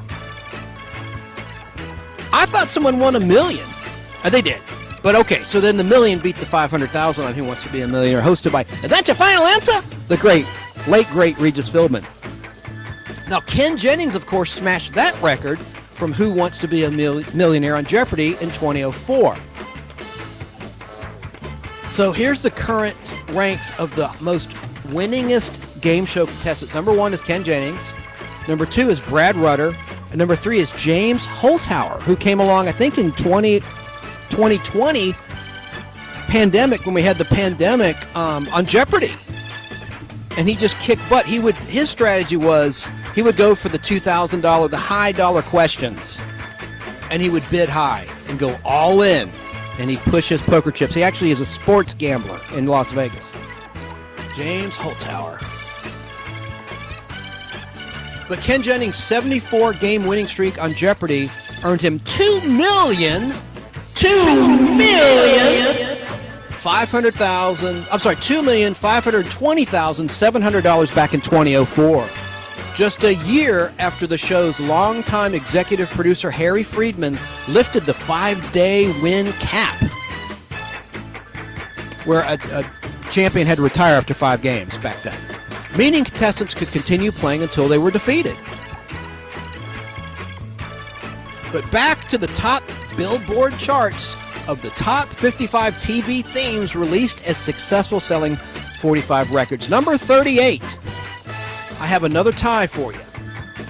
And several of these are ties, including number 1. I don't want to give it away. Number 1, there's several game shows that are at the number 1 position. And we're going to cover all of them. But let's start with this one, because there's 2 at 38. Ladies first, we got to start with this one. Talking about a strange Western show called Here Come the Brides. And Perry Como hit number 38 on the charts for RCA Records with a 45 record single. Let me get it queued up for you. I don't know if I'll be able to get around the bots that are on a search and destroy mission for me for some of these clips of the music, but I'm going to try. I'm not a big fan of Perry Como. I know our buddy Tom Williams is. Nothing wrong with that. Is my mic a little hot? I should put my headphones on. I saw the levels go in the red there. Sorry if I'm busting your eardrums. Jeez. But Tom Williams is a big fan of Perry Como. I always thought he was kind of dull. I don't really like his voice. That's just my opinion. Nothing wrong with your opinion. But Perry Como had a hit, number 38 on the charts. And this is the theme for Here Come the Brides. This record was released in 1969, and the tune is titled Seattle, which was written by Jack Keller and Hugo Montenegro. You know who this guy is. If the name doesn't sound familiar to you, he scored the second version of the I Dream of Jeannie theme. They had an entirely different theme in the black and white first season of I Dream of Jeannie by Richard Wess, and then Hugo Montenegro came on board to jazz it up. And the dun, dun, dun, dun, dun, dun, dun, dun, dun. Dun, dun, dun, you know, that theme. And they also did the music for A Fistful of Dollars and the spaghetti westerns that our buddy having an Alzheimer's moment. Go ahead, punk, make my day. Oh, jeez. I should check the comments. Rawhide. It's right in the tip. See, I have a mental block. I know. Oh, God. I almost said Sly Stallone. Oh, golly. Hang on. Let me look it up. I cannot believe I'm forgetting Dirty Harry. How could I? Clint Eastwood. For goodness sakes. Clint Eastwood. Thank you very much. Clint Eastwood. He did all those spaghetti westerns, and Hugo Montenegro, getting back on track, did the music, including the iconic theme for Fistful of Dollars. But he also did this. He wrote Here Come the Brides with Jack Keller. So I'm going to play a little bit now, and then I'll talk a little bit about this Western era comedy set in the year 1870. Let me get that queued up for you. I should have had it right here. Here, let's try to listen to some of this.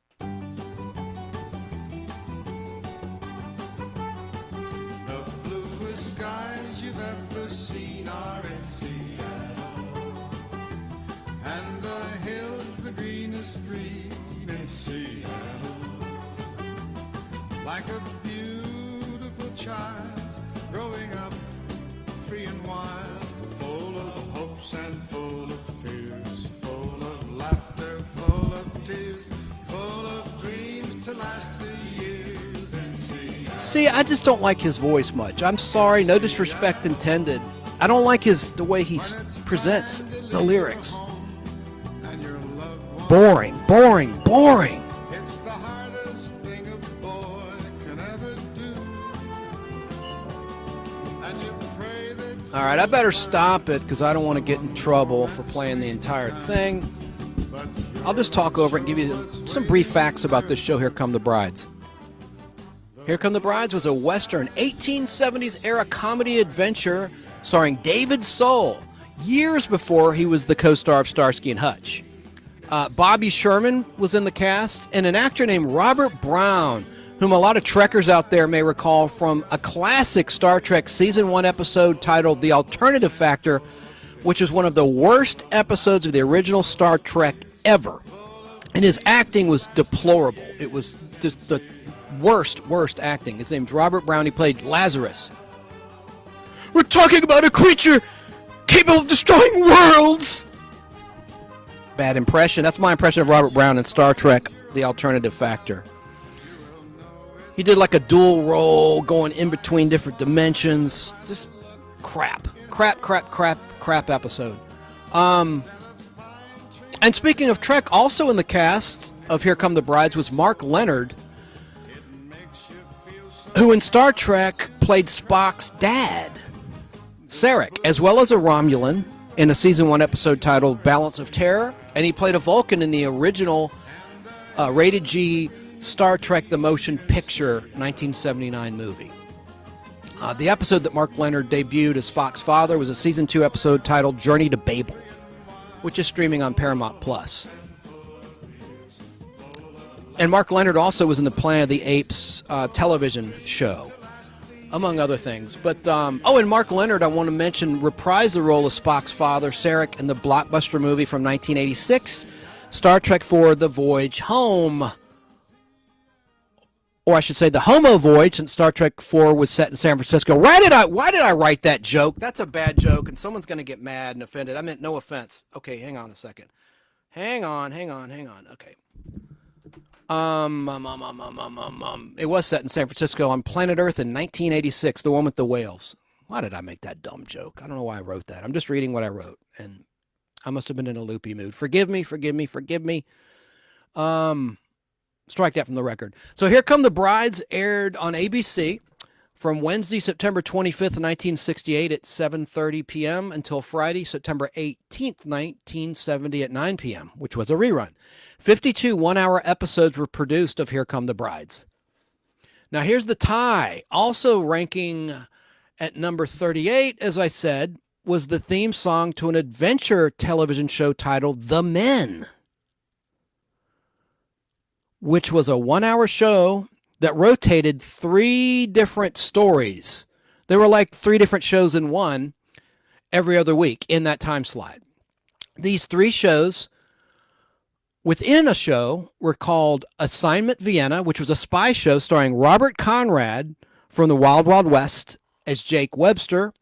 The second of the 3 storylines was titled Delphia Bureau, and that premise was about an obscure super secret government agency whose office was a limousine intended to do research for the president of the USA, carrying out secret missions to protect and defend the nation against various enemies. And the third of the rotating shows within the show was titled Jigsaw, which was about a character named Lieutenant Frank Dane, played by actor James Wainwright, who was a special investigator for the state of California's State Police Missing Persons Bureau. These 3 separate stories with separate regular cast members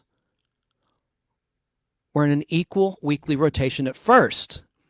The Men premiered on Thursday, September 21st, 1972 at 9 p.m. and ended its primetime ABC network run on Saturday, September 1st, 1973. Towards the end of the run, the network got desperate and they started changing the order in which they rotated the shows. So the TV theme for The Men was pretty awesome. I might not be able to play the whole thing. It's by the great Isaac Hayes. This is from Trax Records, Trax Records. I'm going to try to play some of it now for you. Have you ever heard of that show, The Men? I'd never heard of it until about a year ago. Let me try to get this to go. By the way, if anything ever gets me, if you're watching on Facebook, in the Facebook Live, the Nostalgic Podblast group, always hit up our YouTube channel, because 9 times out of 10, the audio will be there, and on our audio platforms, the audio is always there and complete.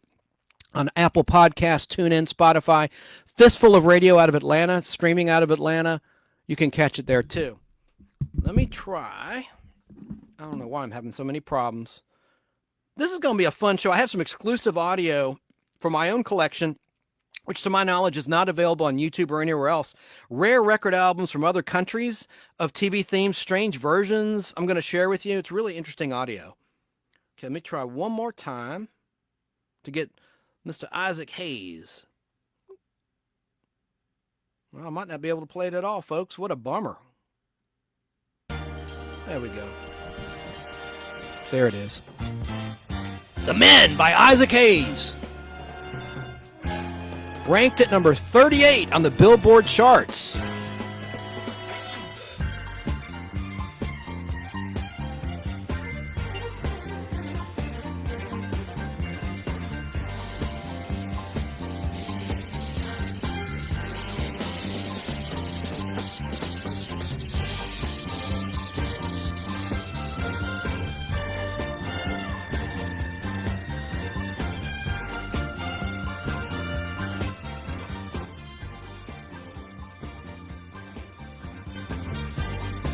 Now, number 37 on our list of the top 55 Billboard charted TV themes that were released as singles is another unknown, so I'm going to play a requested TV theme song.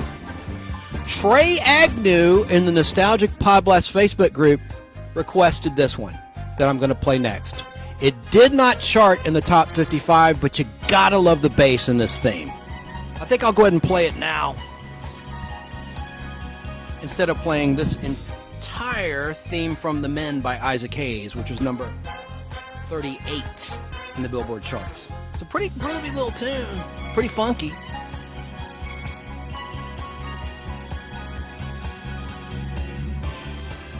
Yeah, better cut it. And play this request from Trey Agnew. Let's listen to this theme.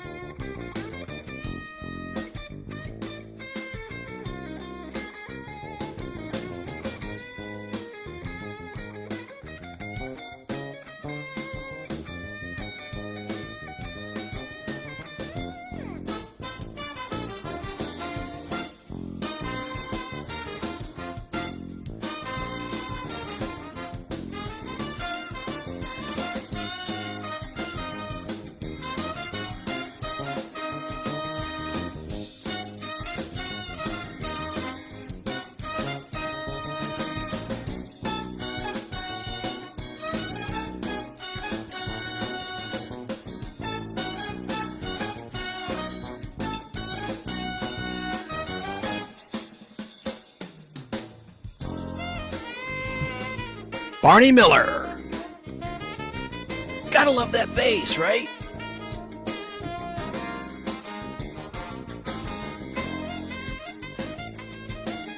Again, this one did not rank on the Billboard charts in the top 55. It's a request.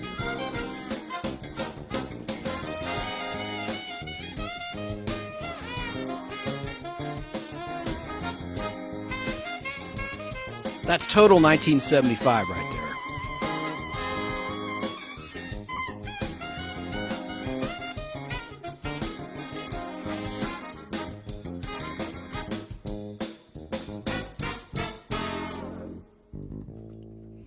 See, that's an interesting version of the theme. I didn't want to play the real one because, for obvious reasons, you know. Get this. Oh, and I got another request coming up because number 36 is unknown. I mean, you can't find it anywhere. I would love if someone would send me the list. It does not exist for whatever reason. And I thought because of the ties, maybe it got skipped. Maybe they skipped because there's several ties, like you just heard at number 38, for instance, and number one has multiple number ones that the sales were so tight they couldn't determine a winner or a record breaker or record setter. So it's a bunch of tied number one TV themes that sold pretty damn well to earn that spot.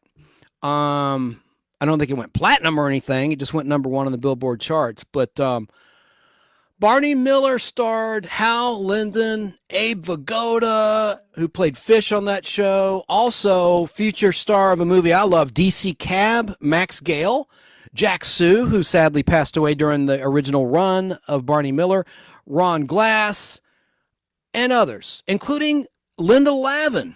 She played a cop just before Alice began on CBS.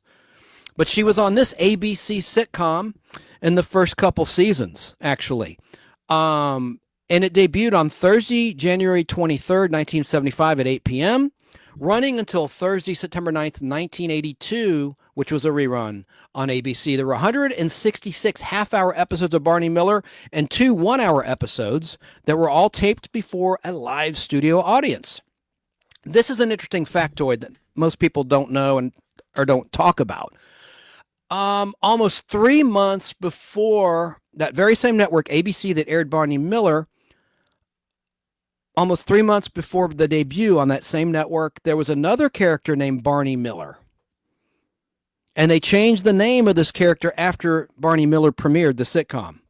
Can you guess what show I'm talking about? It was about 3 months before Barney Miller debuted. This guy was an auto racing champ, the character of Barney Miller. And he was a villain of Steve Austin on this show. I'm talking about the $6 million man. There was a character named Barney Miller who was the $7 million man in an episode that aired on November 1st, 1974 in season 2 of the $6 Million Man. He had a car crash. He was made bionic, but he goes rogue. And he has 2 bionic arms to Steve Austin's 1 right bionic arm. So he had a bionic left hook and a bionic right hook.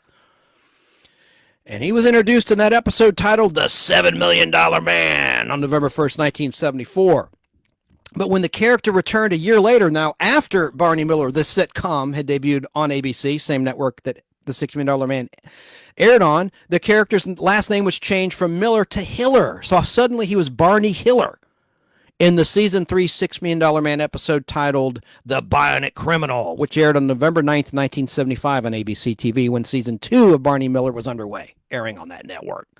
So I think that's kind of interesting. It's kind of lame they had to change. It's like, look, man, we were first. If I were the writer, I'd be pissed that some, memo went down saying, you got to change the name of this character. He sounds too much like Barney Miller, Hal Linden's character. Shoot, the $6 Million Man's ratings were probably better than Barney Miller. I need to look that up, and I should have. I wish I had that data at my fingertips. But let's continue with our list as we count down to the number 1 television theme song 45 single record of all time. Number 36 is unknown, so I'm going to play a request from someone down under in Australia, Mr. Thomas Poe, like Edgar Allan Poe, spelled P-O-E. He requested this gem, another one from that awesome composer Lalo Schifrin that I played earlier in the program. This is the end title of this program that I'm going to play for you now. Here it is.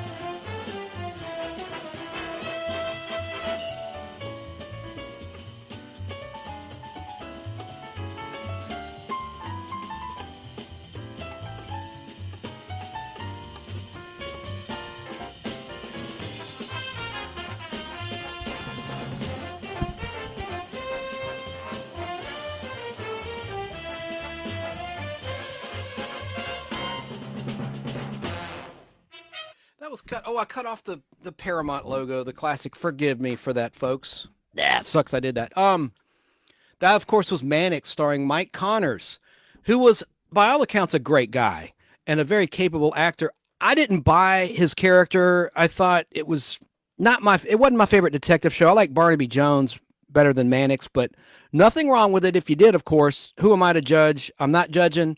Opinions are like rear ends. Everyone has one. So that's fine, but Mannix was a CBS show that premiered at 10 p.m. back on Saturday, September 16th, 1967, just after The Fugitive had concluded its run on another network, ABC. But this CBS show, Mannix, had 194 episodes, ending on August 27th, 1975. Now, starting with season 2 of Mannix, she had a major role for a black woman in a dramatic series with Gail Fisher playing a character named Peggy Fair, like going to the state fair, F-A-I-R, fair, in seasons 2 through 8. Mannix shared the Brady Bunch house set, the interior set, as well as Mr. Brady himself, Robert Reed. He was acting at the same time. A lot of people don't realize this. When he was shooting the Brady Bunch, he was also a regular character on Mannix. And remember when all of a sudden he had basically an afro on the Brady Bunch? Mr. Brady, I think it was in the Hawaii episode. I know it was. They shot, obviously, the prologue of that first part of the Hawaii three-parter, his hair's straight. And then all of a sudden it's curly. And it remained curly throughout the rest of the Brady Bunch run from that point thereafter. But he kept straightening it on Mannix. And by the way, Mannix lasted a year after the Brady Bunch was canceled, so it must have been eerie for Robert Reed to go to those sets because he was still acting in the Brady Bunch house set, the interior set, the patio set, playing a different role, obviously, but it had to have been a little eerie for him, I would think. And I wonder if he was ever asked about that before he passed away in 1992, sadly. Let's see. Both were Paramount shows, by the way, the Brady Bunch and Mannix, although the Brady Bunch was on ABC and Mannix was on CBS. Might as well play a little bit of the end title of the Brady Bunch theme. I can't take that singing right now of the Brady Bunch kids, so I'm just going to play the end title of the Brady Bunch. Let's listen. Have another flower. Oh, Mike, that's a terrible joke to play on.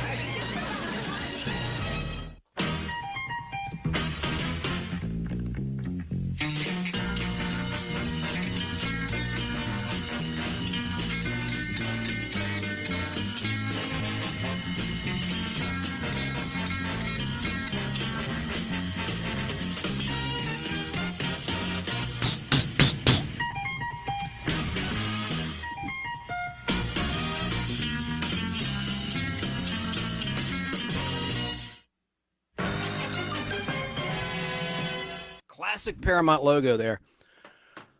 I won't give you any Brady Bunch facts. I'll spare you that. I'll save that for another show I'm going to do about the best TV families that I have planned, including the Robinson family and Lost in Space and the Brady Bunch and some others, yada, yada, yada. Now, the next one, getting back to our charted list. By the way, the Brady Bunch never charted or was released as a single, surprisingly. They never released that track with them singing, to my knowledge, is a 45 record. Now, the Partridge Family did. Of course, the Partridge Family, that's what they were all about. Their shtick was music. But not so much for the Brady Bunch. Getting back to our list, counting down to number one. Here's number 35. This is Neil Hefti's Batman 45 record. Now, this one might get me in hot water. I'm going to play just a little bit of it. And actually, I'll go ahead and let you know that Batman is going to be back in the countdown, another version of it. But let's listen to Neil's version of the Batman theme, the record version. Hang on, back it up. I want to back it up here, Neil. I got some facts about Batman to share with you in just a sec. The TV show starring Adam West and Burt Ward and all those great villains.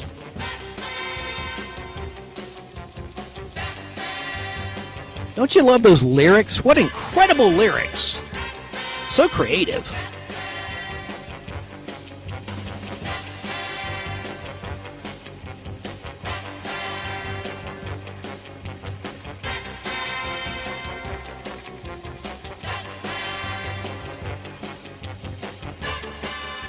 So Batman debuted on ABC as a winter replacement show in the middle of the 1965 to 1966 television season. And it debuted way back on Wednesday, January 12th, 1966 at 7:30 at night. Of course, as everyone knows, there was a cliffhanger ending in seasons 1 and 2 of the 3-season show Batman, with part 2 airing the following night, Thursdays at 7:30 p.m. But in season 3, Batman was scaled back by ABC to air just once a week, airing only on Thursday nights at 7:30. There were 120 half-hour episodes that were filmed at 20th Century Fox Studios, and Nelson Riddle scored most of the background music early on. Now, as I said, there was also a Warner Brothers record release of Batman by the Marquettes, which fared better than the Neil Hefti version on the charts, as the former version reached number 17 on the Billboard Charts in 1966. I'll play it later.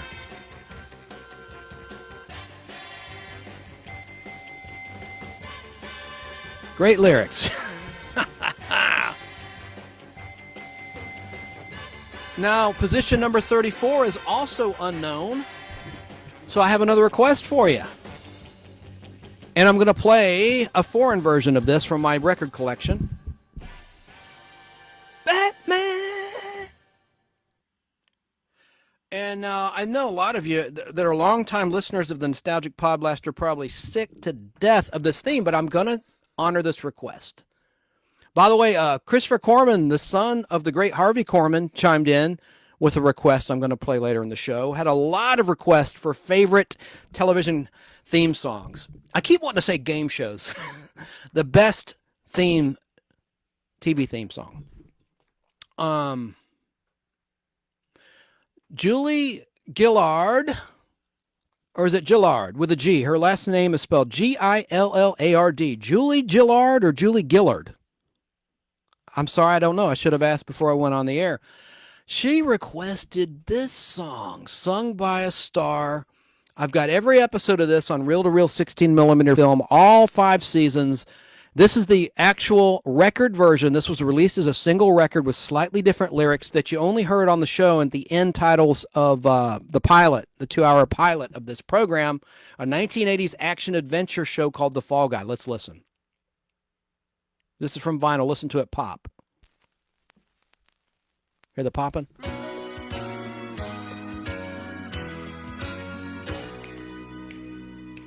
Well, I'm not the kind to kiss and tell, but I've been seen with Farrah. I've never been with anything less than a 9. So fine. I've been on fire with Sally Field, gone fast with the girl named Boho. But somehow they just don't end up as mine. It's a death-defying life I lead. I take my chances.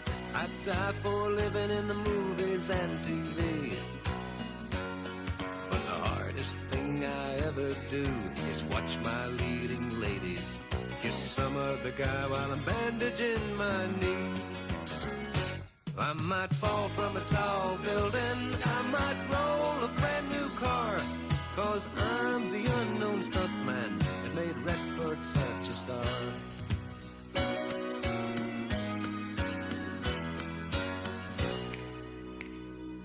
I've never spent much time in school, but I taught ladies plenty. It's true, I hire my body out for pay.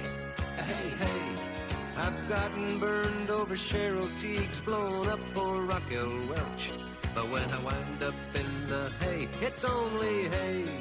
Hey, hey, I might jump an open drawbridge or Tarzan from a vine, 'cause I'm the unknown stuntman that makes Eastwood look so fine. Bum, bum.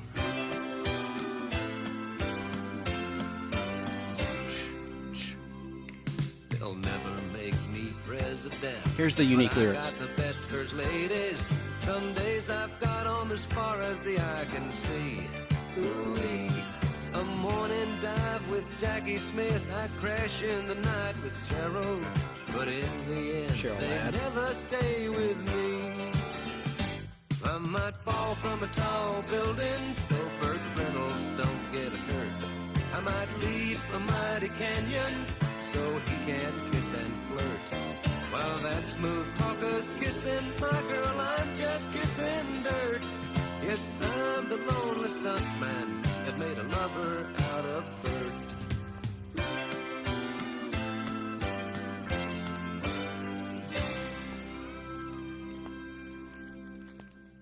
The B-side to that record, also sung by Lee Majors, was a track called, I kid you not, Lust in a Lady's Eyes.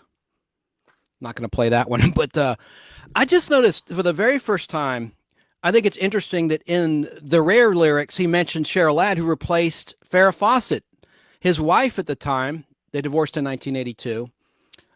He lost her to Ryan O'Neal, his buddy. Reportedly, according to him, Lee Majors himself in interviews, he said that. But I never noticed that because you don't hear that except for the end credits of the pilot. You don't hear those lyrics, which were written by Glenn A. Larson himself, the creator of The Fall Guy. He was a musician. David Somerville and Gail Jensen. Those are the gentlemen that wrote The Unknown Stuntman, and that was the 45 record version.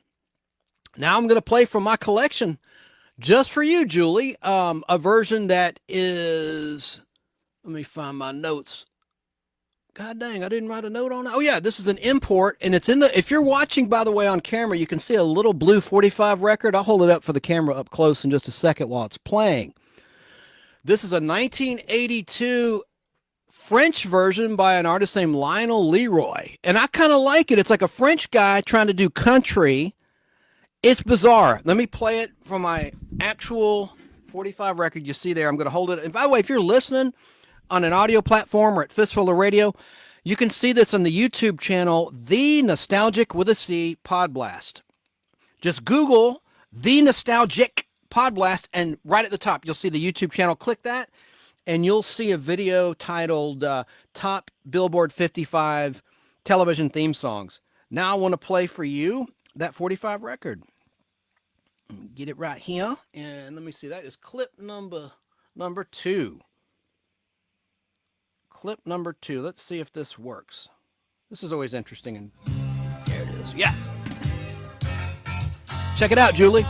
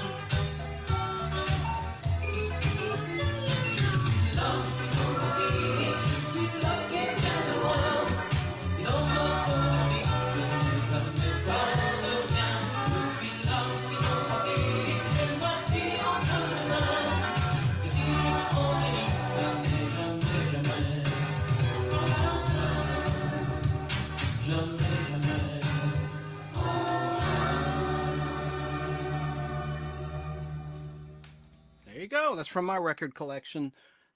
Anyone that's watching can see the cover of that 45 import on camera. Now let's continue on with our list here at number 32. Nope. Number 33.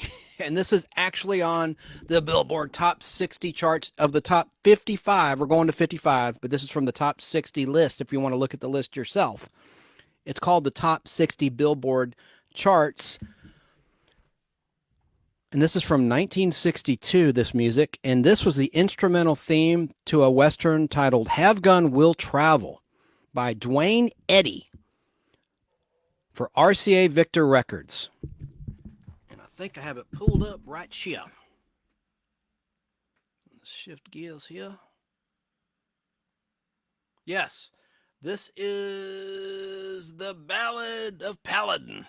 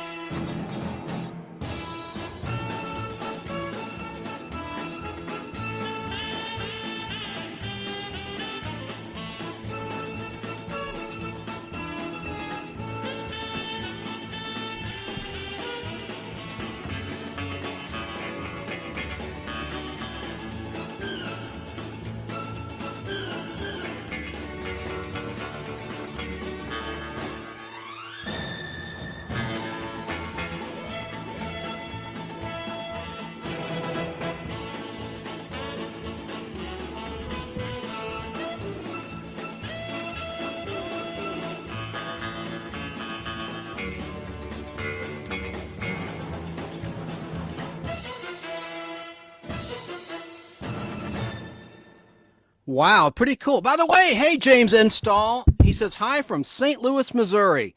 And by the way, James Install has a radio show. It's pretty cool. It's an hour-long show Sunday night on KTRS. It's called Geek to Me Radio. If you're into movies, comic books, anything pop culture related, he has great interviews. People that are like working actors, writers, musicians that are in the business presently. And he does a hell of a great job. It's on 10 p.m. Sunday nights, Eastern Time, 9 p.m. Central, and 7 p.m. Pacific, California time. Geek to Me Radio, KTRS. It streams from anywhere out of St. Louis. So thanks for being out there, James. Salute. As we get back to the countdown to some basic information about this show, Have Gun Will Travel starred Richard Boone as Paladin. The 30-minute Western show started airing on CBS on Saturday night at 9:30 at night. Of course. That's so repetitive. Take two. The 30-minute Western show started airing on CBS on Saturday night at 9:30. September 14th, 1957 is when it debuted, and people loved it until it ended on Saturday, September 21st, 1963. In 6 television seasons, 225 episodes were produced. Back when that show started, a TV season consisted of 39 all-new episodes per year. It's whittled down over the years to 22 episodes, 20 episodes. Wow. Cool show. Oh, we have a request because position number 32 in the Billboard Charts of the best-selling TV theme songs is unknown. So let's take another request. Alexander requested this song, which is about a radio station. We were just talking about KTRS. So let's play WKRP, the fictional radio station. This is a kind of a unique version of the theme song, WKRP in Cincinnati, which actually did rank on the Billboard charts, but it ranked higher than 55, so it didn't make the cut for tonight's purposes. But let's listen to the theme to WKRP in Cincinnati.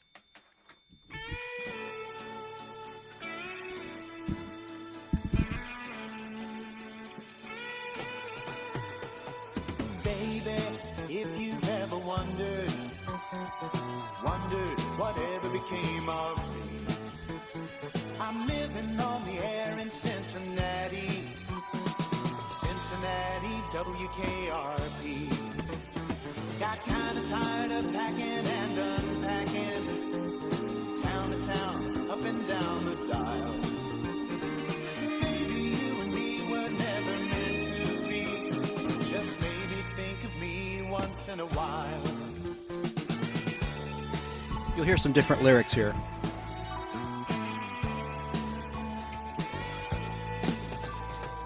Heading up that highway, leaving you behind. Hardest thing I ever had to do. Broke my heart in two, but baby, pay no mind. The price for finding me was losing you. Memories help me hide my lonesome feeling, far away from you and feeling low. It's getting late, my friend, my love, I miss you so. Take good care of you, I've gotta go.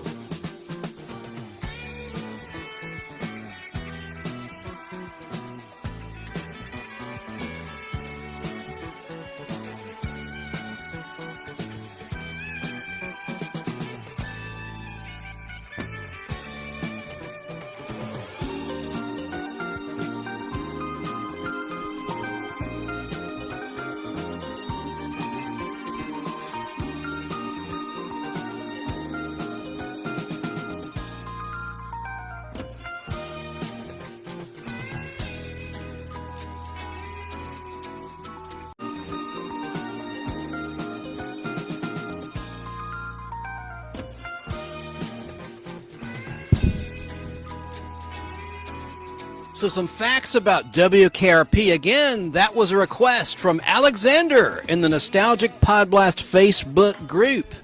Your wish is my command, sir.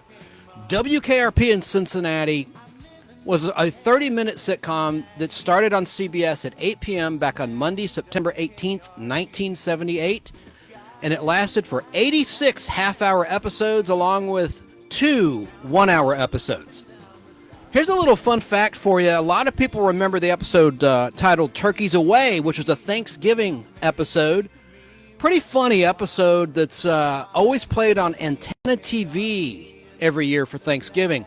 But did you know that originally in the CBS network run, the damn thing aired before Halloween?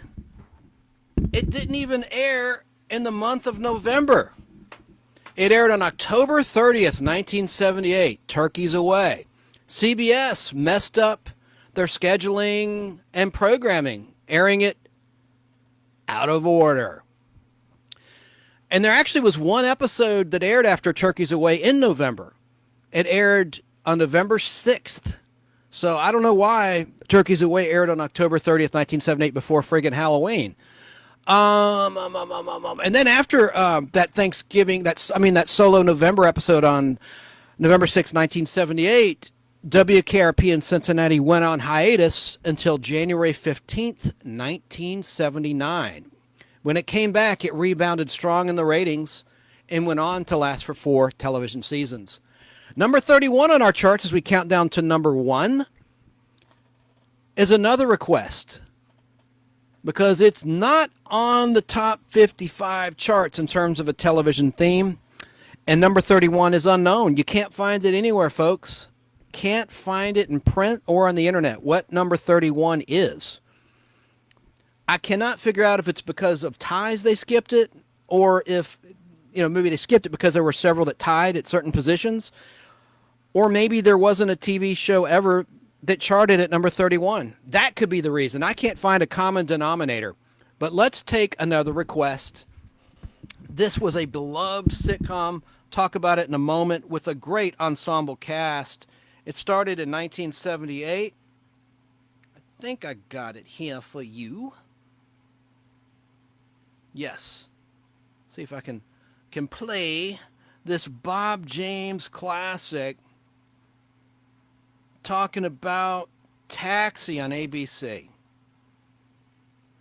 And I'm going to play the theme for you now. Lord willing. I've had some issues technically tonight.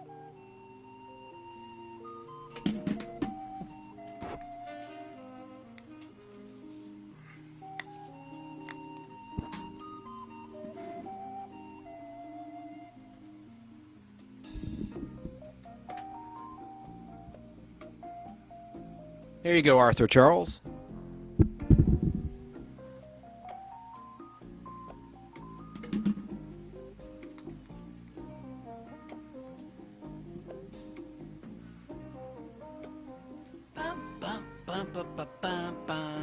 Taxi. Got another version I'm going to play a little bit of. That audio was a little bit low. And then I want to tell you about, in the Atlanta area, there is a heating and air conditioning company that created actually they didn't. I can't say it was them. It's probably not them. It's someone they hired to produce a jingle, and they totally stole the jingle from the Taxi theme. And I'll play the actual commercial. This is Castile Heating and Cooling Company in Atlanta, Georgia. The agency they used, or the company to produce the jingle, totally ripped it off. It's embarrassing. But let me, before that, try to play a little bit more of the Taxi theme by the great Bob James. Here we go. It's peaceful.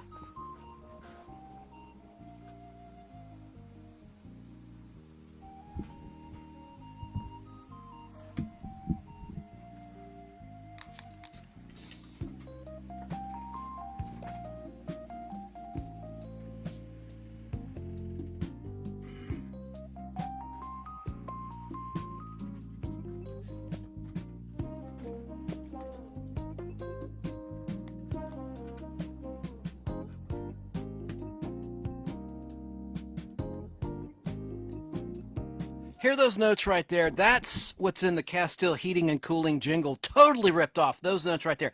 Dun, dun, dun, dun, dun, dun, dun. I'm off key.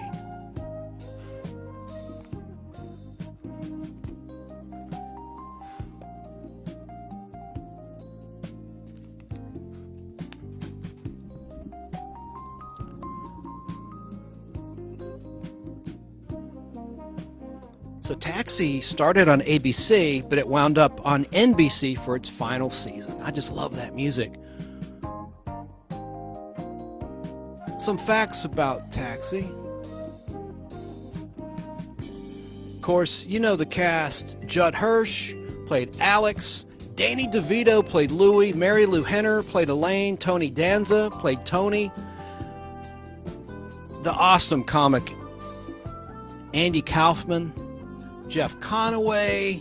Christopher Lloyd, long before the Back to the Future movies, was Reverend Jim. Carol Kane. Randall Carver was John Burns in season 1. That's Shelley Herman's husband, the author of My Peacock Tale, Secrets of an NBC Page. She was on the Podblast last time, which is available now for sale. And it's a great read. I'd recommend it highly. My Peacock Tale, Secrets of an NBC Page. She worked on many great shows like The Tonight Show starring Johnny Carson, The Gong Show, the syndicated version of Richard Dawson's Family Feud. It's a very interesting read.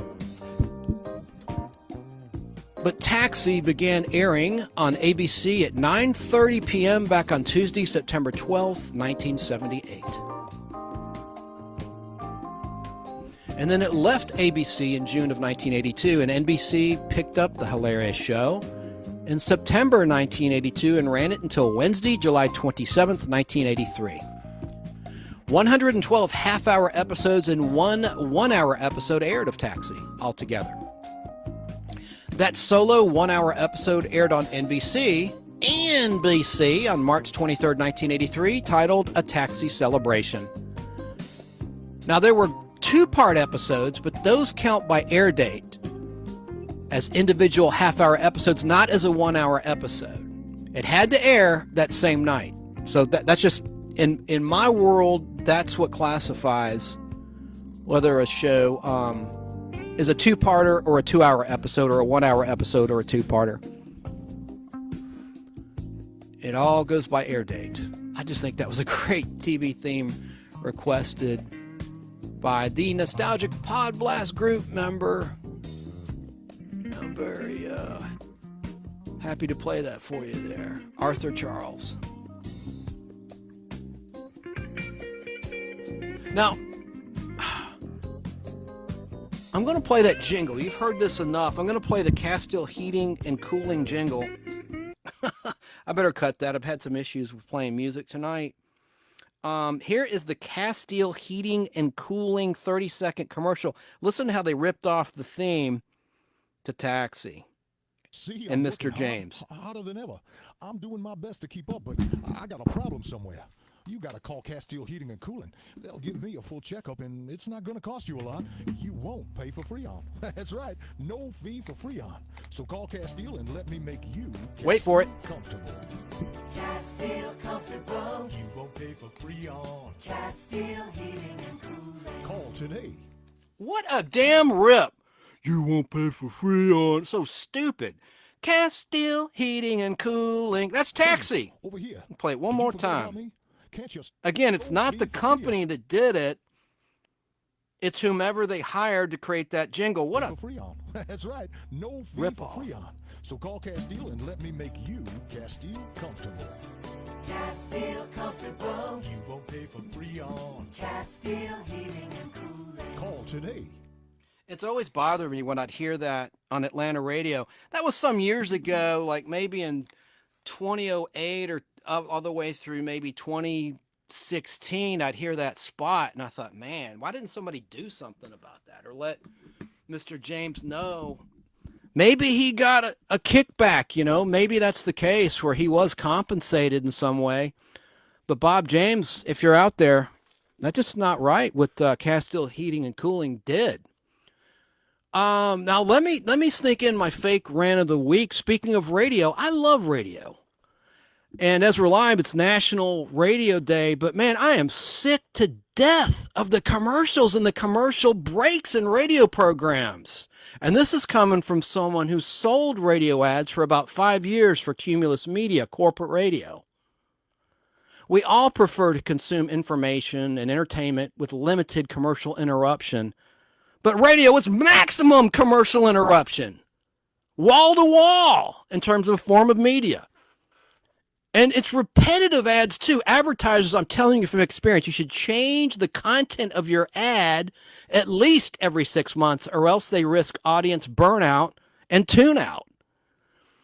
So it's like advertisers are throwing their money away if they don't change up their commercials every so often. People just get friggin' sick of it. They'll turn the dial, turn it off, they'll shut down. And, man, whoops, did you hear that? Jesus, what did I do? Oh, I think it's my headphones are too close to the mic. That's what it is. That's what it is. It's God telling me, Chance, stop talking. Stop this rant. Stop talking. Don't misunderstand. I love radio, but it's the damn ads, and it's a business. That's not going to change. But what will change is the way people consume entertainment. They're going to turn to podcasts, streaming services. That's why the ratings have dipped for radio. And one thing, now listen, this isn't directed at any one person, but there was a news story that major automobile manufacturers are going to disable and stop implementing AM radio capabilities in vehicles because people are listening, if you look at the numbers, to Bluetooth. They're listening to their own content, and they're not necessarily listening to AM radio as much, certainly not as much as they used to. Hang on a second.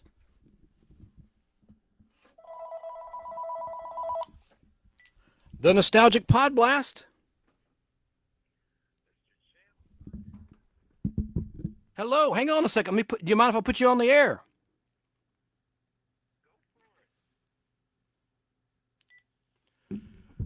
Hey, who is this? Hey, it's Shane Blue checking in at 6.10 production. How you doing, man? We're doing all right. I was just hearing what you were saying about the advertisement overload. Yes. I completely agree. Absolutely.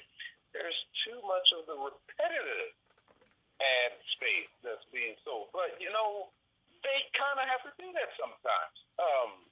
A good example being in the family, JVC, what they're doing down there with Florida Man Radio. Now, not to talk bad about them, but there is a lot of repetitiveness of like PSAs, and it gets a little annoying. And now, like, they do replays of their shows through their app, and they've been slipping the PSAs into the replays. And like, okay, you're trying to drive away your fan base now. That's not what we want to hear. I want to hear the show on a replay, just the show.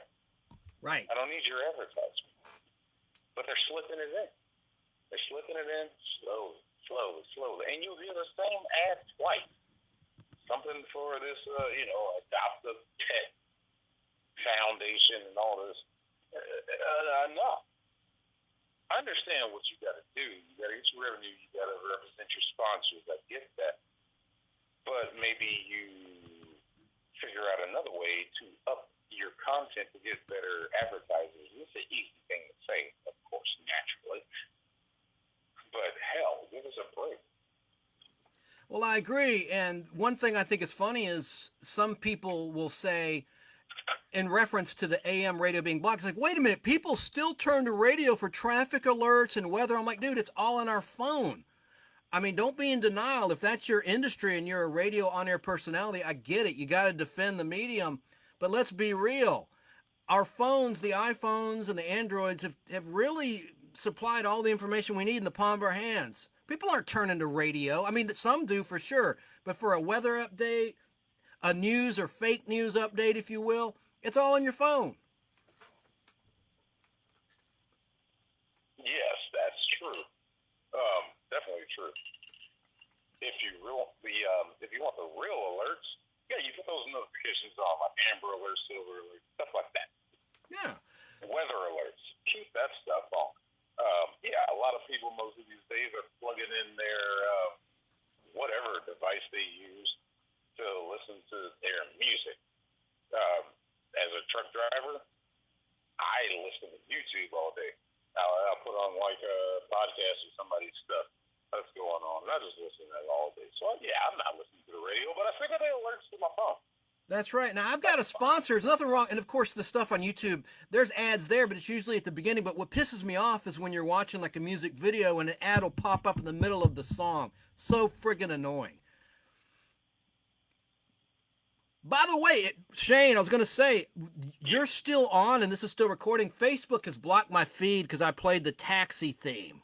But we're still recording and it'll be on YouTube later for what it's worth. They caught that music. Yeah, They the bots. caught that music. Dude, I've had so much trouble trying. I started to do this show last night, and they shut it down after I played the All in the Family theme after 90 minutes. And I'm just trying to count down to number one, Billboard top television theme songs that released as single records. And then I just did an hour, and it shut down. But it's all saved. I'm saving it. And now I'm live again. It's still rolling. But I'm just going to have to edit this all together later, which I'm going to do. Just pisses me off how these bots just interfere with the creativity. But, you know, I get it. You know, I don't own the rights to these themes, but I used to be able to play TV theme songs. I know I can't play pop songs, but Christ, it's a TV theme. But I think my problem is it's a 45 release. It is a pop song. And so it's been programmed to be detected by the bots anyway. Yeah. All the stuff I've been hit with on YouTube has been basically Warner Brothers and NBC. Yeah, they're the worst. I'll fight it. Yeah, I'll fight it under fair use, and they've released them all.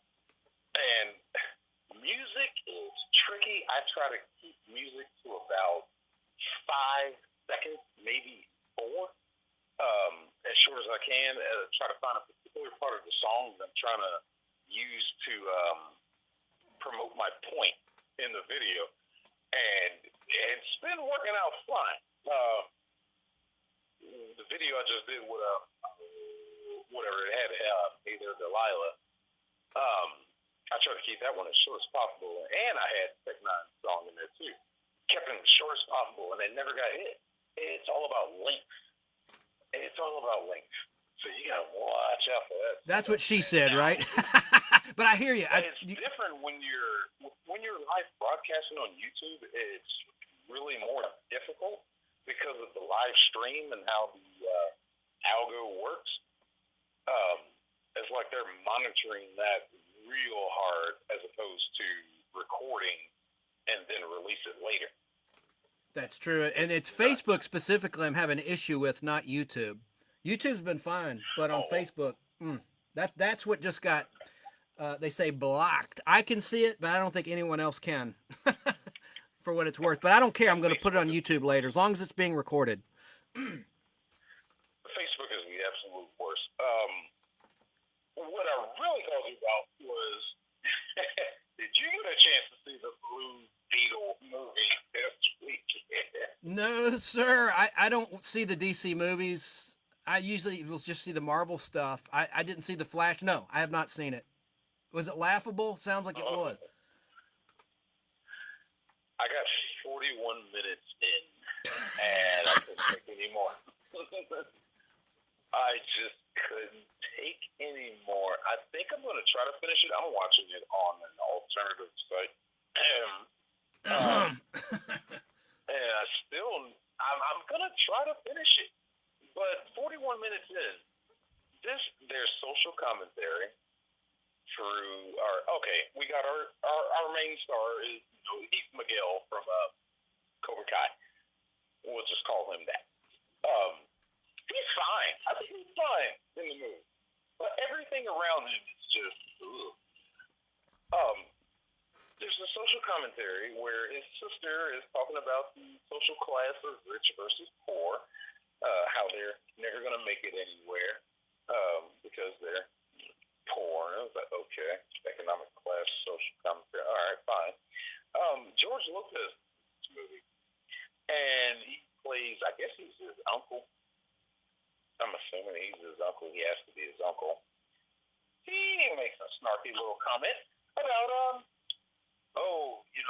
when they find out that Miguel is overtaken by the Blue Beetle, the parents want to call 911, and George Lopez is like, no, we can't call 911. The government will get involved. The government likes locking up Mexicans, and it's like, oh my God, what am I watching?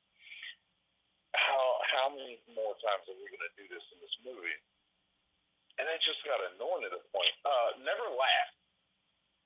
They are trying for humor. Oh yeah, forced humor. Lopez, Yeah.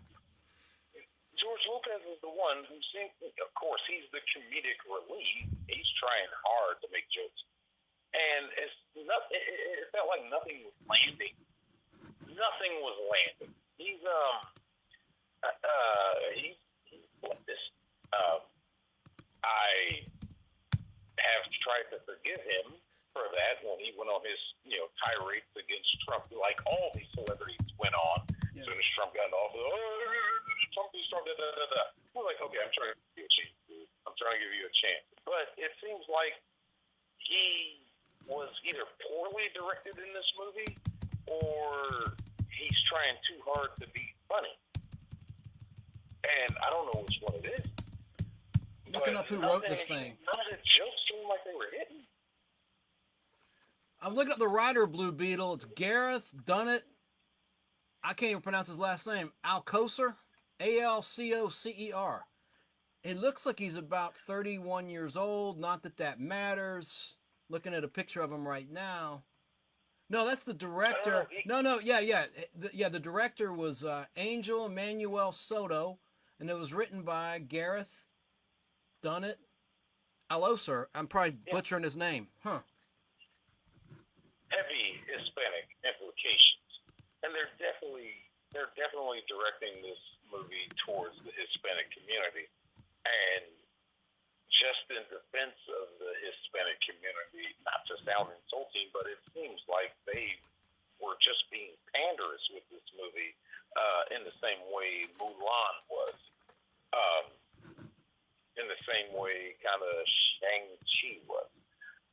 They're trying too hard to appeal to a certain minority group, and they're failing with it. This one is probably the worst example I've seen with Blue Beetle. There's two great plot holes in the first 40 minutes of this movie that just destroy the whole film. There's a situation where a building goes on lockdown. This is how Miguel gets the Blue Beetle. It's a physical object. He gets it. The building goes on lockdown, but somehow he gets out the building. It's like, hold on, how did you leave the building if it's on lockdown before you left? That makes no sense. And I don't understand what he's doing. Was it as bad as Ant-Man 3? Quantumania. I guess you only saw 45 minutes of it, so you can't really answer that. Of what you saw, was it as bad as that? I would call it worse than Ant-Man 3. Well, let me take that back. As much as I've seen so far, no, it's not worse than Ant-Man 3. I did a video on Ant-Man 3. I want to call it as worse as Ant-Man 3. But it's close. It's somewhere up there with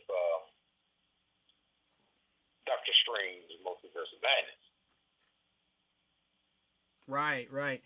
I mean, I know that in comic book history, they did put a certain amount of social commentary in it going back to the Stan Lee writing days. That's just part of the genre. But there was a flair and there was a style about Stan talking about his beliefs in the stories he wrote compared to how it's done so sloppily today. It's just really clumsy when they hit you over the head with some sort of message that you may or may not agree with.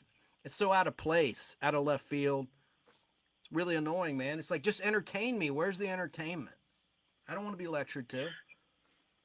Yeah, I really don't know the history of this, right?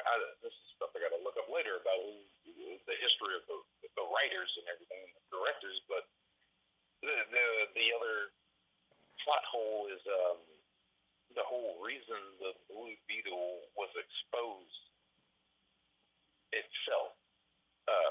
lady works for company. She, bumps into guy, steals his ID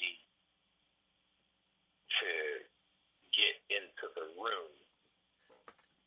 Okay, that's typical spy espionage crap. Mission Impossible: Dead Reckoning was a horrible movie, but she takes his ID, gets into the room, and a couple scenes later, we see this guy go back into that room. How did you get in there? Your ID badge is gone. You have to use your ID badge to get into that room. How did you get in there? You don't have your ID badge. How did you get in there? It's nonsense. That's a bad plot hole. No common sense. And it's just, getting to all that point, and they try to, we do our transformation thing with Blue Beetle, to where the Beetle takes over him and he does his transformation, and it's a crazy whirlwind of a ride, and it's just like, wow, this is just for, CGI, eye candy, IMAX theater pleasing audience members who like crap like that. And it just all really made no sense. Right. Space. Why? He does a free fall, lands an inch before the ground. Why? He flies through the city recklessly. Why? And then he crashes back into his house. Why? It's just eye candy nonsense. I don't know what DC is thinking they're going to do with this property to add it into, if they're going to try to add it into the newly named DCU. Let's keep up with Marvel. And while we're keeping up with Marvel in this Blue Beetle movie, let's split a bus in half. Oh, that hasn't been done before in Marvel 2 times. Let's keep up with them. No, just stop. And I don't know where they're considering this as part of James Gunn's reboot of the whole DC universe. I don't even know where this movie is supposed to fit. It just seems like something that's supposed to be sitting. It doesn't. It was in the can before he took over, and when Jim Lee took over as president, I think Jim Lee's a fine addition to their organization. It'll take a while for it to catch up, the quality to catch up. I'd say we're not going to see for another year things being cranked out that are better than what we've been offered in the DCU. Yeah. And see, I got to dig a little more because I've been hearing this rumor or crap. Hell, Gal Gadot came out and actually said it about something about a Wonder Woman 3. So I got to dig into that one now. Now I heard she's going to be replaced. Now I heard there's a rumor that have you heard that there's going to be another actress playing Wonder Woman? I've not heard that. I heard that in the Superman homepage, which is a pretty reputable source. They do a live show Monday night at 8:30 Eastern time once a week. It's an hour show, and they have all the latest updates, but it's primarily about the character of Superman throughout all the incarnations of the character. But yeah, we'll see. We will see. I can't imagine they're replacing Gadot because she's great. I mean, she can only work with the script she's given. I can't. I mean, she's trying her best. I wouldn't call it great. But after that disaster of Wonder Woman 84, well, I can't even call it a disaster. Half of the movie was great. All the movie that had to deal with Max Lord, that's the movie I wanted to see. He had a movie going on his own. And I was like, I want to see this movie. And then Wonder Woman pops in and out every now and then, has unconsensual sex with a man, has this magical lasso of truth that can just, do everything. That movie was really a basic wasted time of a beautiful musical soundtrack. One of my bigger complaints with it, you call it Wonder Woman 84, and when her and Hans Zimmer, he's a fine together. Hans Zimmer, he did the music, and he's a fine composer. Yeah.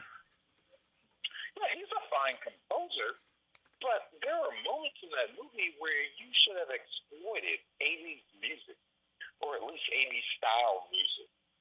Definitely. There was the one main part, when they get back together, they're going, I forget where they're going, but there was a couple people breakdancing. And it's just like, boom, that's when you put some 80s music in. No, it's like orchestral. It's symphonic. It was like, I can't picture breakdancing with this music. What are you doing? Play some Ron DMC or something. They've got access to the Warner Brothers library, man. They could have played Prince, anything from the 80s. That's their music. What the Exactly. I mean, it's like a no-brainer. You people have a record label. Why aren't you using your music you own? I don't know if it's because of royalties to the Prince estate, just as an example. I don't know. I think it's probably just stupidity, unfortunately. I don't think it was about the Benjamins. I think it was just a mistake. But I could be wrong. Misdirection. Well, I won't say misdirection, but not misdirection in the sense of misdirection, but misdirection in the sense of bad director. Oh, wow. I can't remember her name. She wrote the first Wonder Woman movie. It's like, okay, did a good job. Then they let her direct the second one. It's like, no. Yeah. No. Yeah, that's another. Now, why are we talking about Wonder Woman? Blue Beetle is up. But Yeah. sorry, that's a deep. And the way they brought back Steve Trevor was so lame, man. So lame. You didn't have to do that. Yeah. You didn't have to do that. They the monkey's paw, wishing stone, whatever you want to call it, created life. Through the one wish the guy said he wanted a farm, and it drops cows on his location. It was like, oh, so you can create life. Why did you have to possess this guy's body? It's a big problem with the movie. It's a really big problem with the movie. And it created the wall where the guy said he wanted his land back. It's like, okay, so you can create. Yeah. You could have simply brought back the entity. Group of YouTube guys I deal with, we broke down one guy's video that tried to explain all this stuff, and his whole synopsis was that, just wanted to be that way. It was like, that's not an explanation, dude. You could have come better than that. Why can't the monkey's paw create Trevor back, bring him back from the dead? And like one of his rebuttals was, people might have recognized him. That's like, that's a gigantic ear gap. Who cares if he's recognized? Who the hell is going to recognize him? He didn't exactly go down in history as a hero, but even if he was recognized, people look like people all the time. So, no, don't give me that bull crap. You could have just brought him back. No, we got to take over this other guy's life. What's happening to this other guy? Where's his family? Who's wondering where his is? He's got to have a job. She raped him. She raped him. Yes. I didn't want to say it. But yes, she did. She raped him. Good unconsensual sex. She did. Yeah. It's like this Revenge of the Nerds. This ain't him. This guy's workplace is not wondering where the hell he is for these couple of days. Yeah. That he's off messing around with Wonder Woman. And if he looks the same way he does, what if he gets caught on it? It was like, oh, you didn't come into work Monday, but we saw you in Istanbul fighting tanks. What's up with that, dude? Like, what? What are you talking about? Now he's going to look crazy. And now he's got to answer for all this. And he's going to throw him in a loony bin. This is nonsense. Yeah. Well, Shane, I appreciate it. I got to get back to the countdown in just a moment, but did you have anything else you wanted to talk about, or do you have a favorite TV theme song growing up? Or even a modern one that may have been released as a single or just one that you like? Huh? What's that? Favorite favorite TV theme song, I think, is always going to be Knight Rider. Yo, yeah. Glenn Larson, yeah, man. And that was sampled. I mean, man, that's a great piece of music by Stu Phillips. Yep. That's just always going to be up there. Second one is going to be 18. Yeah. Third one probably. Oh, wow. Three's Company, maybe. That's a great melody. I Yeah. always like it. Me too. Me too, man. Yeah, man, let's get back to it. It's fun call, Chime. I'm glad you did, and thanks for telling me about the Blue Beetle. I'm going to make sure I avoid it. Yeah, I'm about to finish it. See how bad it gets. I might make a video on it. I don't know. Hey, real quick, The Flash. Well, Did you see? Did you see The Flash? Just real quick, because I got to get back to my countdown. But yay or nay on Flash? Is it as bad as they say, or have you not seen it, or what? What do you think about The Flash? I got about 30 minutes into Flash. I got to the point to where they were when he finally went back and met his other self, and there was just that actor, whatever his name is, Miller. Just the two of them with their horrible comedy trying to bounce off of each other. I just couldn't take it. I walked out of the theater. I was just like, I don't want to see anymore.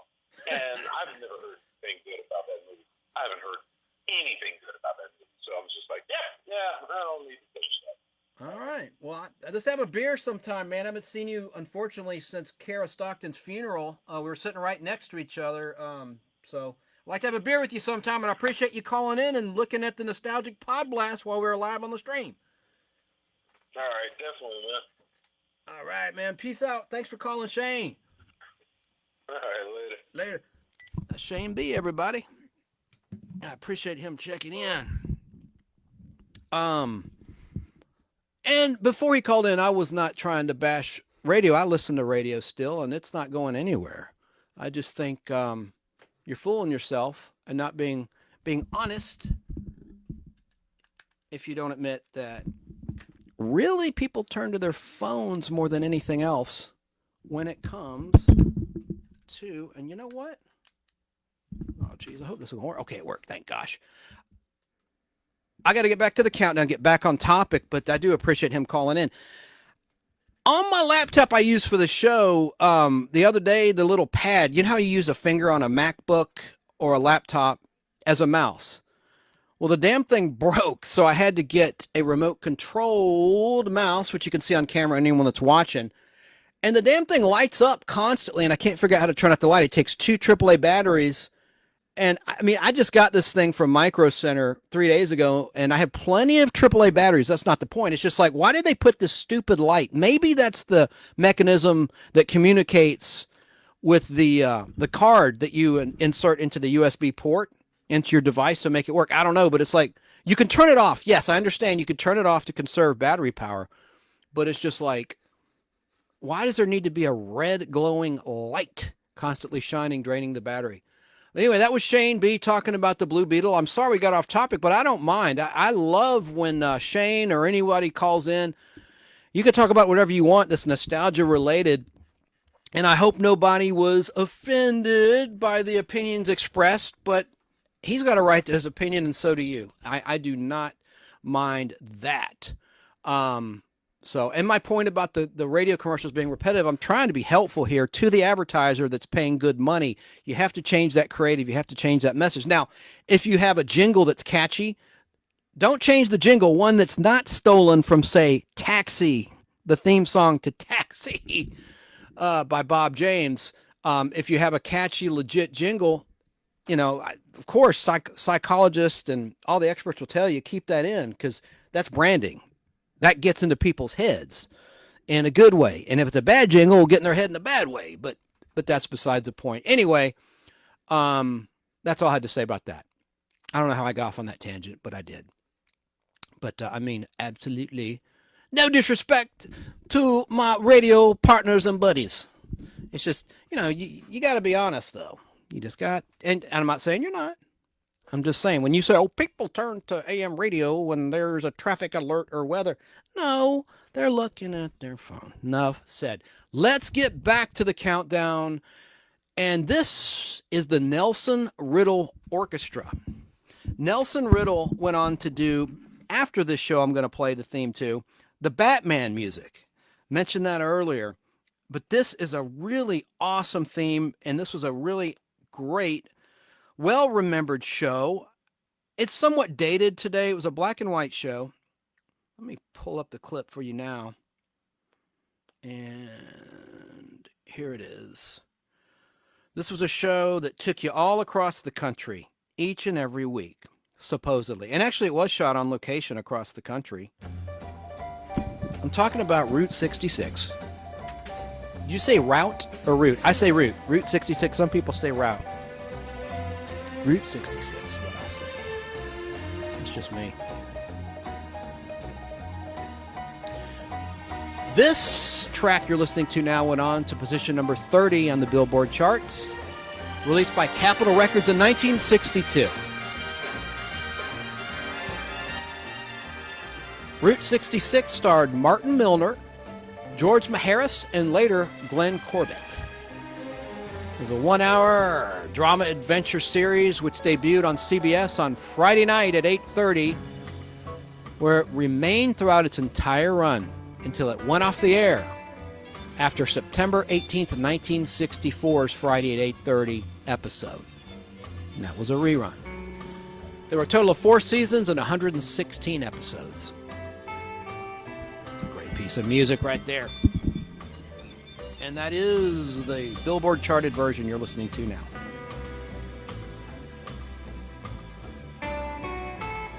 So we're going to move on, continue on, and get down to number 29 on the charts. This was the theme song, which was released as a single to a television show called Medic. I know a lot of you probably haven't heard of it. I'm going to play you the theme 45 release right now, Medic, and I'll tell you about the show.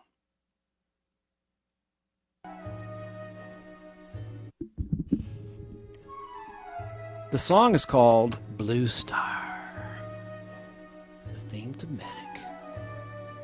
This is Felicia Sanders. Blue star, when I am blue, all I do is look at you. Released by Columbia Records in 1955, Blue Star.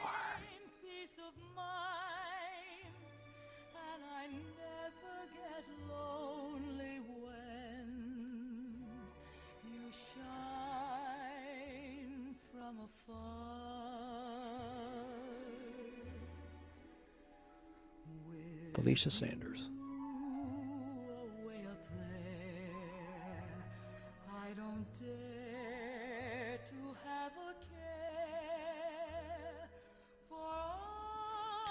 So Medic was a half-hour medical drama show. You don't say. Hence the title. Airing Monday nights at 9 p.m. on NBC from September 13th, 1954 until November 19th, 1956. Richard Boone, we talked about him earlier, the future star of Paladin, Have Gun Will Travel, as Paladin, was the star of the show as Dr. Conrad, spelled with a K, Dr. Conrad Steiner, spelled S-T-Y-N-E-R. And the stories on Medic came from the actual files of the Los Angeles County Medical Association.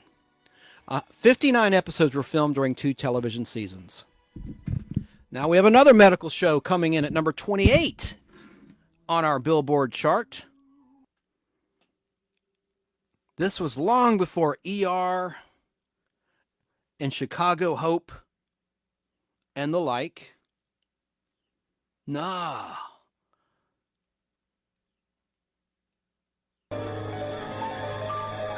This was Ben Casey.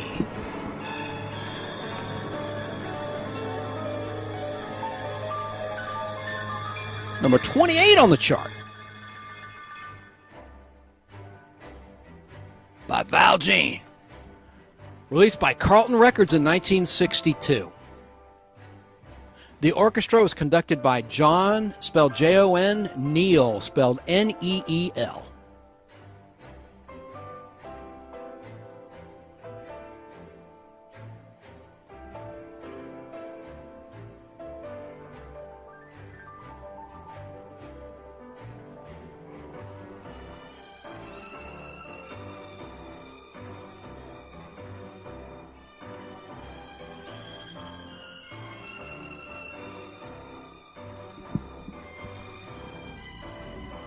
So the premiere for the hourly Ben Casey television show was on ABC TV on Monday, October 2nd, 1961 at 10 p.m.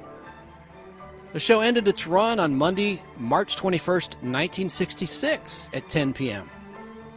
after producing 153 episodes. Now, were you a Dr. Kildare fan, which was on NBC starring Richard Chamberlain, or a Ben Casey fan? Now, both were on the air at the exact same time. I mean, almost exactly the same time in terms of their runs, when they started and when they ended. Think Addams Family and the Munsters with these two shows. Ben Casey, though, was more of a manly kind of show, as many have said. He was a man's man. Vince Edwards was the star as Ben Casey, and he went on to direct a lot of television shows.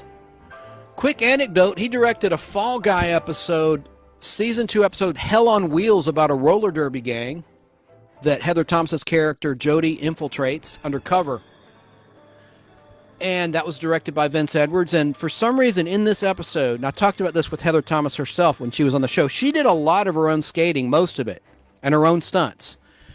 And when I was talking with her, I was trying to explain that there were a couple shots where she had a horrible stunt double, as did Lee Majors, as did Doug Barr, who played Howie, and the actors who played the villains. I'm not saying that was Vince Edwards' fault. That might have been a second unit director. I don't know. But that episode, of all the 110 episodes, Hell on Wheels, if you look at the chase scenes in Act 4, the final act of the show, you can tell the person who's supposed to be Heather Thomas is just wearing an obvious blonde wig. But no, she did a lot of the skating. I mean, don't misunderstand. So I was trying to tell her how bad the stunt double was, and she was telling me, no, I did my own stunts. Anyway, just to clear that up. And it's on Amazon Prime if you ever want to watch Fall Guy seasons 1 and 2, even though they don't have the original pop background music songs. They replaced them for the DVD releases. They're still fun to watch. And that's all I had to say about Ben Casey. Let's go on to position number 27 on our countdown of the Billboard Top 55 television theme songs that were released as single records. And we're going to talk about one that we played before on the show. This is a different version. Let's listen to this, and this will probably get me flagged by the bots that are on a search and destroy mission for clips. This is a cool version. This is Dwayne Eddy's version of Peter Gunn. And I'm going to show you on camera, anyone watching, I promised I'd show you a little bit of this Playboy magazine, which I will do in just a sec, that pertains to the movie Gunn. Now, we already talked about Peter Gunn, so I'm not going to rehash all of that. I'm just going to play a little bit of Dwayne's version of the theme that ranked at number 27 as a single, as I tell you about this. There was a beautiful actress who's still with us, knock on wood, named Sherry Jackson, who was best known for being the eldest daughter on the Danny Thomas Show, otherwise known as Make Room for Daddy, in syndication. She eventually left the show, and she also guest starred in shows like Lost in Space, Alice, the sitcom, starring Linda Lavin. Kiss my grits. And she was in a Star Trek episode playing a sexy android in a season 1 episode titled What Are Little Girls Made Of, which was written by Robert Bloch, who wrote the screenplay to Psycho, the Alfred Hitchcock classic film. This 1966 episode, though, of Star Trek was amazing. And Ted Cassidy, by the way, also played an android in that episode alongside Sherry Jackson. Well, Sherry Jackson acted in the movie Gunn. And I have tried to find a copy of this movie for years. And this is a family show. My wonderful game show fellow fans, please don't be offended, but she is topless in this movie. And Playboy did a pictorial where they just showed shots from the film. I'm going to hold that up for the camera. If you're listening, you obviously won't see this. I would direct you to our YouTube channel, The Nostalgic with a C Podblast, if you want to check this out. These are just topless shots I'm going to show. I am going to show this on the camera because she's so sexy. Pause it if you want. I'm kidding. But let me get this for you right now while this plays in the background.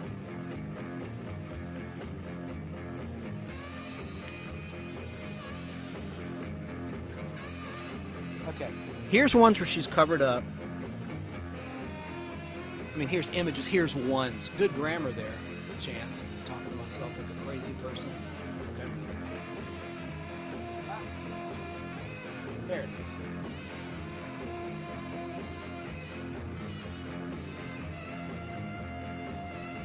is. So this was around the time she was in Star Trek.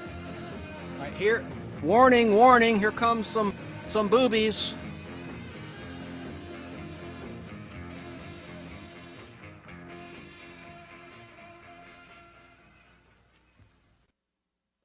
And no, the pages don't stick together. God, I'm really hitting rock bottom tonight, folks. Anyway, I've wanted to see that movie for a long time. Gun. And get back to the countdown here. Get back on track. Please don't be offended or send letters or comments. He showed a tit. He showed a tit. T-I-T. He showed a breast. I'm sorry, I don't do that, and I probably won't do that again. I just thought it was historically and pop culturally significant because Sherry Jackson is and was fine. Fine-looking woman. Gorgeous. And a great actress, too. She can act. She has talent. She really does. So that was Peter Gunn at number 27. Another version. And we reviewed the Peter Gunn TV history earlier in this program. Now, here's something from my personal record collection. 26 is an unknown on the list. It's another unknown where for some reason I can't figure out what number 26 is. It's not on the web. It's not in my print sources. I have many books I've cross-referenced and study. But here's that strange disco version of the Invaders TV theme, which was created by Dominique Frontier. This is from a German 1992 vinyl record. By the way, the theme to the Invaders that Dominique Frontier scored was recycled from another project he had scored in early 1964. It was an attempted spinoff of the original Outer Limits titled The Unknown, which was going to be a 1-hour horror anthology show. They wound up re-editing it into the final season 1 episode of the Outer Limits titled The Form of Things Unknown. But there's an opening you can find on YouTube, the original opening to The Unknown, and you'll hear basically the Invaders theme. And they even had a rip effect like they did in the Invaders when they go to a commercial break. Instead of fading to black, there would be a tear effect after the 4th episode or so of the Invaders. They implemented that graphic, and it was a very unique, cool way to go to commercial break. But that was from the original opening pilot titles of The Unknown, as was some of the dialogue by William Woodson, the narrator of the Invaders opening. He didn't announce the guest stars. He announced, architect David Vincent, looking for hope of black coffee. He was on a long business trip. It's 4 a.m. He's looking for coffee. There's no diners open. And so he pulls off the side of the road and a spaceship lands. And they talk about lonely country roads. Well, that bit of dialogue was also in The Unknown. So anyway, it's just basically rehashed a little bit. But let me get to the disco version of the Invaders theme that I promised from my personal collection, imported from Germany. This is strange. And you'll hear like bizarre screams and stuff. I'm thinking, who would want to dance to this? Where are you, my little friend? This is clip number 3. This should be it. In fact, I know it is if I can get it to play. Bear with me, folks. Here it is.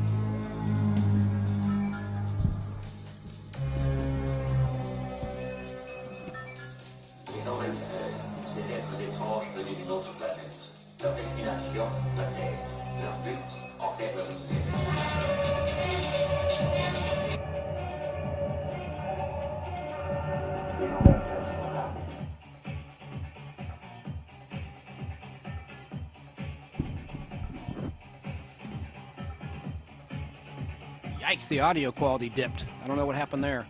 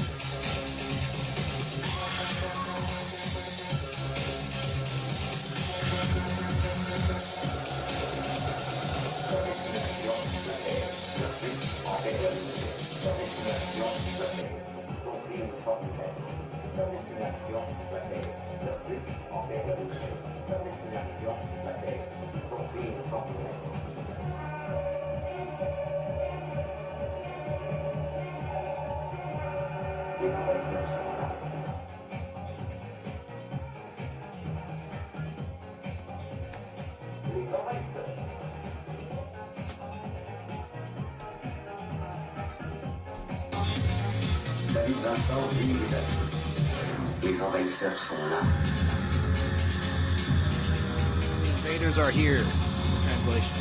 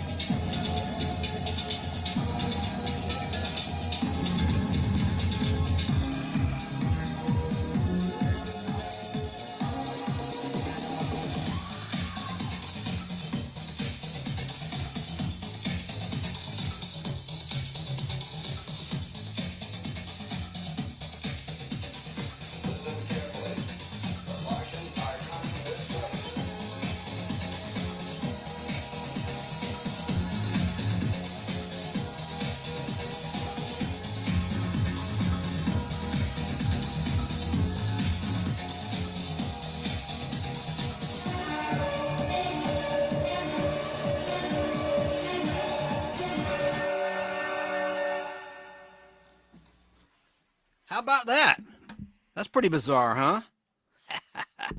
I'm sorry about the audio quality. It was like in and out there.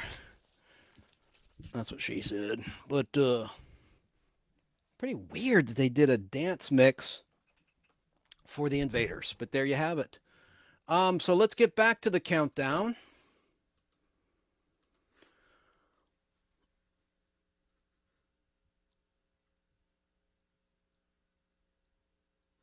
And I don't want to mention real quick that the Invaders, I do want to mention that it did have a final episode, but just like with Mork and Mindy and other shows we talked about tonight, the network aired it out of order. See the episode, The Life Seekers from season 2 of the Invaders with the guest actors Diana Muldaur and Barry Morse, who played Lieutenant Gerard in The Fugitive, and Professor Victor Borgman in Space 1999, and R.G. Armstrong. Another actor, R.G. Armstrong. He was in a lot of Westerns and things. And it concludes the whole storyline. There's a happy ending. The Invaders 1-hour program began on ABC at 8:30 p.m. on Tuesday, January 10th, 1967 as a winter replacement series. And it ended in The Fugitive's former time slot after The Fugitive went off the air, Tuesday nights at 10. Until September 17th, 1968, which was a rerun. There were 43 one-hour episodes, as well as a cool extended pilot, which is on the CBS Paramount DVD release of The Invaders. And MeTV airs The Invaders at 5 a.m. Sunday mornings. Now, moving on to number 25, we have another tie in our countdown to number 1. Mike Post scored a beauty in 1982 with Magnum P.I., which comes in at number 25 on the top 60 Billboard Charts. We started at 55 to number 1 with the 45 record Elektra Records release of this. And I'm going to play you from my personal collection. I'll hold up for you on camera, those watching, a cool, rare record album I have with a very neat version of the Magnum P.I. theme. But let's listen to the actual Magnum P.I. single that charted at number 25, tied at 25. Here we go. Mike Post was a genius who scored many iconic television themes.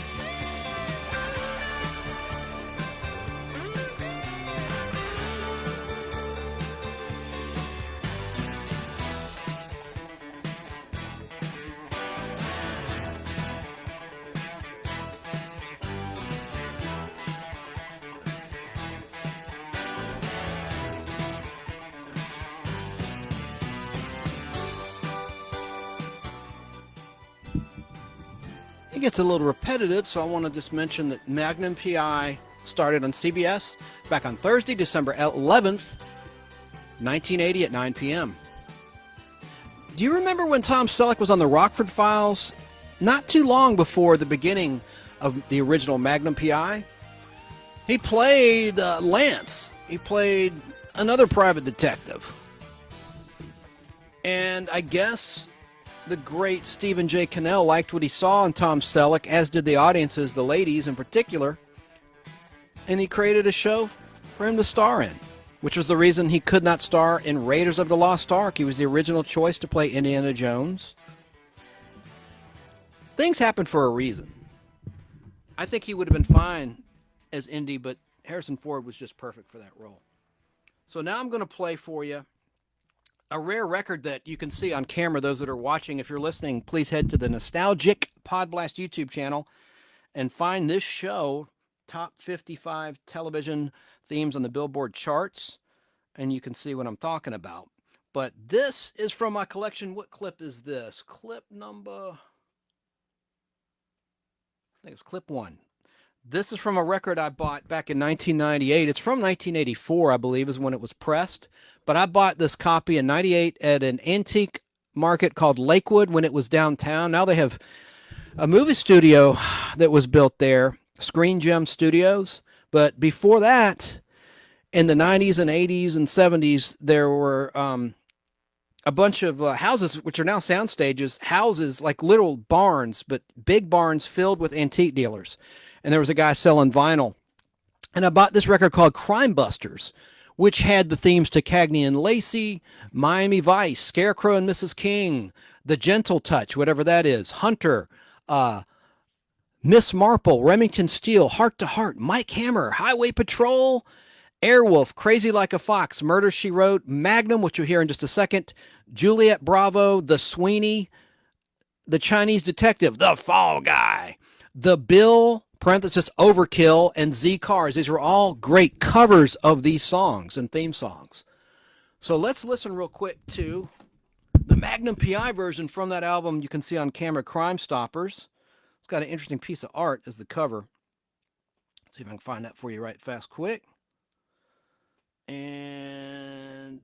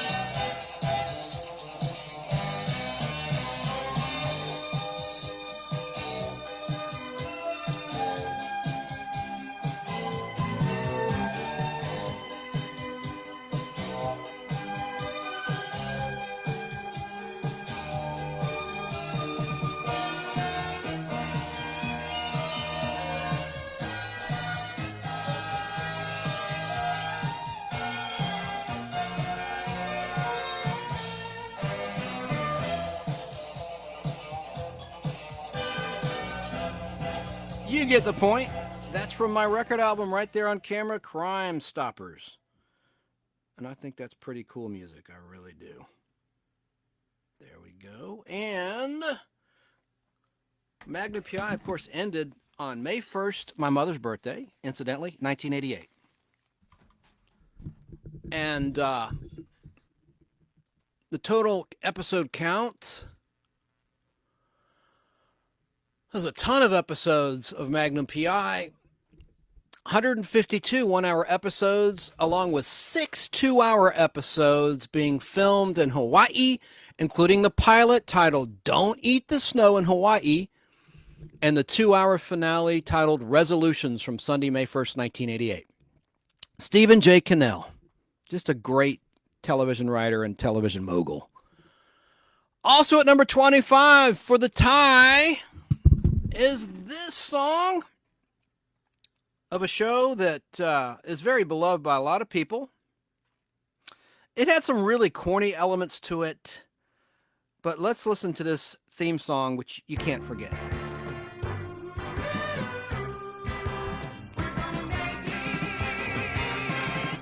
Laverne and Shirley, and this, of course, is the version that charted at position number 25, tied with the Magnum PI theme. And that Magnum PI theme, I hope I mentioned this, who created that. I think you know, it was Mike Post, who created a lot of great themes for Stephen J. Cannell. They were buddies. And I had some great interviews with them in the previous Nostalgic Podblast I did honoring Stephen J. Cannell. You heard him from the grave. I'm talking about Stephen. Mike Post is still with us. And you heard from Mike Post in that Podblast. I highly recommend it if you like his shows. like Magnum PI that our caller Shane B referenced earlier in this edition of the Nostalgic Podblast. So, I'm going to play more of this version. Again, there's different lyrics because it's longer than, a 30-second or 1-minute television opening, so they had more time for a single. You'll hear the full lyrics to the Making Our Dreams Come True, Laverne and Shirley theme, and this is Cindy Greco.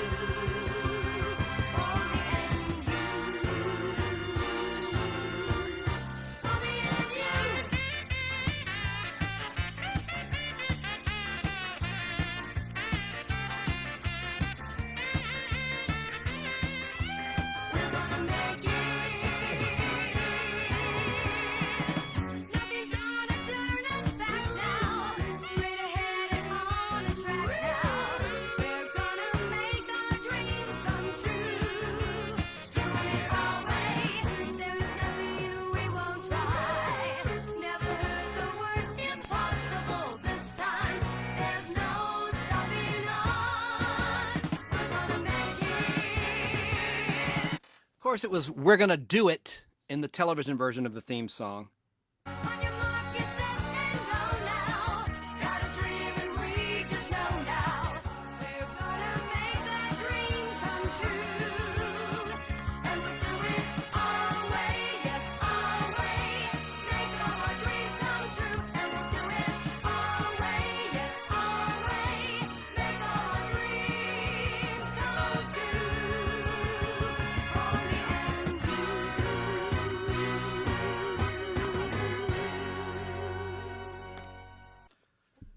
So that's Making Our Dreams Come True by Cindy Greco. Grecco is how you spell her last name. Cyndi is how you spell her first name. And it was released by Private Stock Records. Went to number 25 on the charts. And Laverne and Shirley obviously was a spinoff of the mega successful sitcom Happy Days. Laverne and Shirley aired on ABC TV from Tuesday, January 27th, 1976 at 8:30 p.m. until May 10th, 1983. There were 174 half-hour episodes and 2 one-hour episodes taped before a live studio audience. Now, here's number 24 on our list, counting down to number 1. This is one of the most bizarre versions of a television theme I've ever experienced, I've ever heard. And let me play it right now.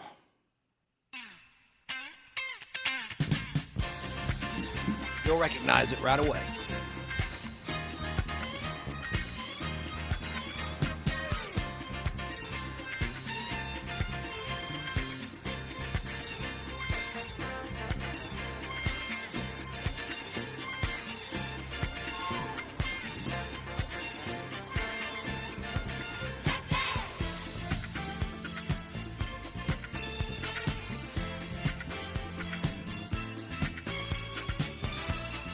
I Love Lucy Disco. WTF.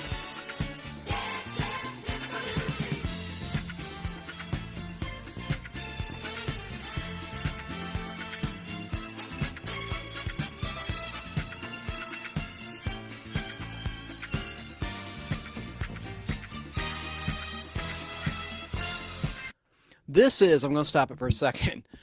This version of the I Love Lucy theme was released in 1977. by Island Records, and you're listening to this version performed by the Wilton Place Street Band. Of course, the classic sitcom started way back on Monday, October 15th, 1951 at 9 o'clock on CBS television. Last running on May 6th, 1957, in terms of the original run with the original founding cast. They did some others after that in the late 1950s, but that's really the main run. October 15th, 1951 to May 6th, 1957. Let's listen to a little bit more of this strange disco version, which actually charted at number 24 of the I Love Lucy television theme.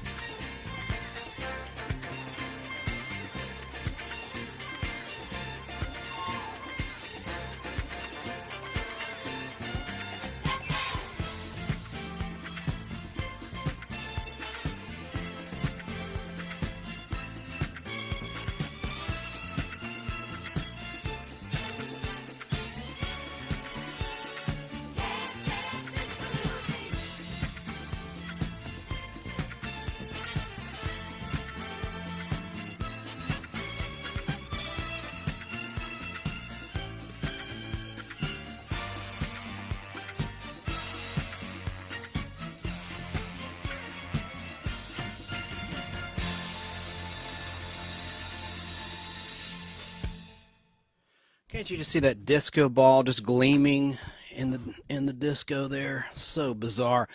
As Audrey said, the original Audrey in National Lampoon's Vacation, Weirdo-rama. Let's flash forward to the 1980s with Al Jarreau to position number 23 as we count down to number 1 in 1987 with the theme to Moonlighting for WEA Records. And of course, our thoughts and prayers go with Bruce Willis, who was in a bad way these days. But this was back when he was just hitting the scene, when he starred in this show. Before Die Hard, there was Moonlighting. I'm sure your parents loved the show. If you're a Gen Xer, you might not have watched it, but your parents sure did, right?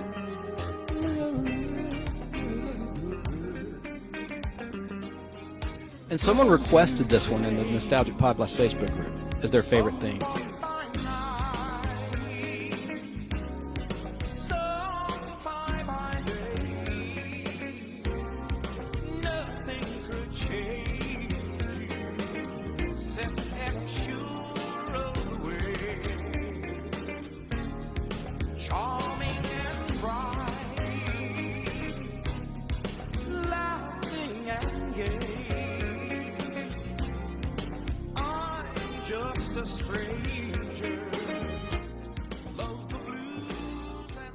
Sybil Shepherd, and as I mentioned a moment ago, Bruce Willis starred in Moonlighting. The 2-hour pilot movie premiere aired on Sunday, March 3rd, 1985 on ABC TV. Moonlighting ended on Sunday, May 14th, 1989. There were 65 1-hour episodes and 1 2-hour episode. Now, do you remember Agnes with her offbeat voice, played by Elise Beasley? She was an interesting character actor on the show Moonlighting. As the receptionist.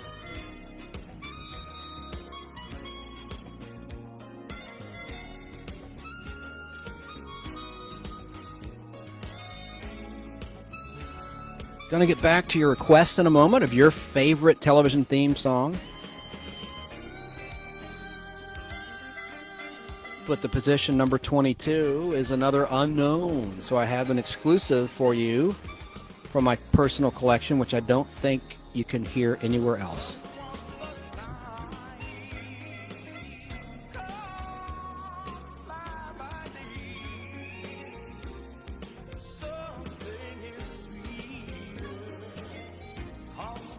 It's from the Mighty Bop. Let's go ahead and play it now.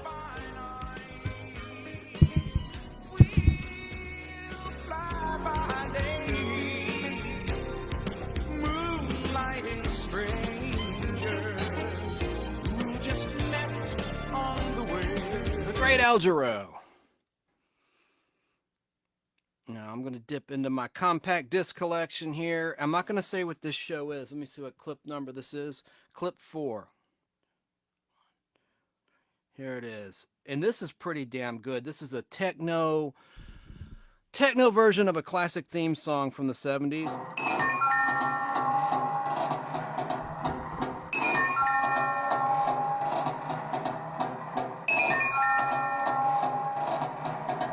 Imported from the United Kingdom. Wait for it. You're going to hear some dialogue sped up from the opening of this classic television show.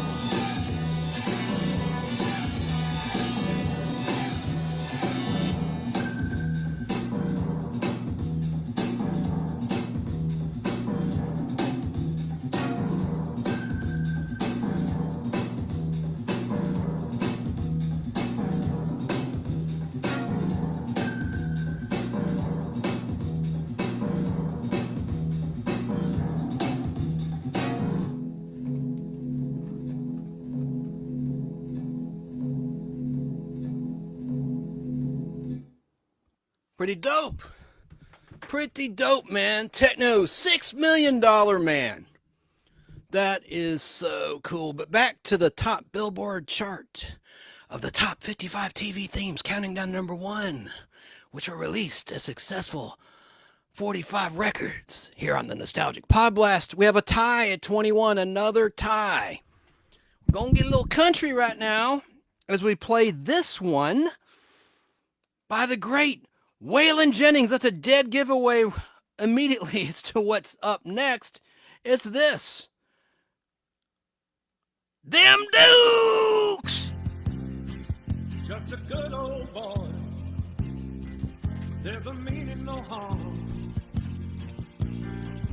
Beats all you never saw, been in trouble with the law since the day they was born. Straight in the curve, yeah, flat in the hills. Someday the mountain might get them, but the law never will. Making their way the only way they know how. That's just a little bit more than the law will allow. Or the Facebook bots will allow.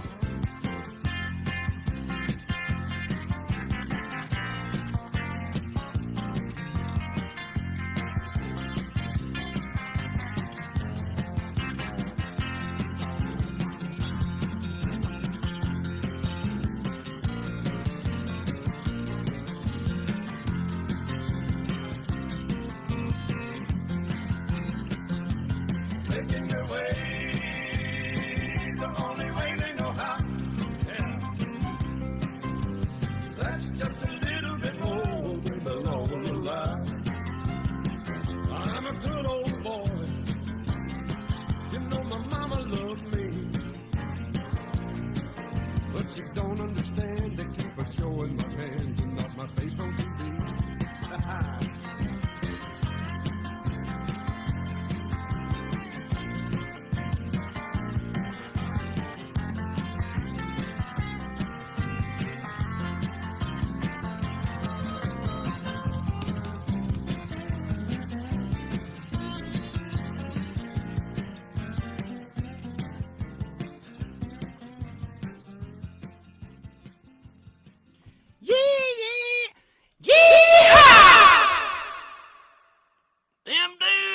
Do you remember there was an animated Dukes of Hazzard show, a cartoon Saturday morning show?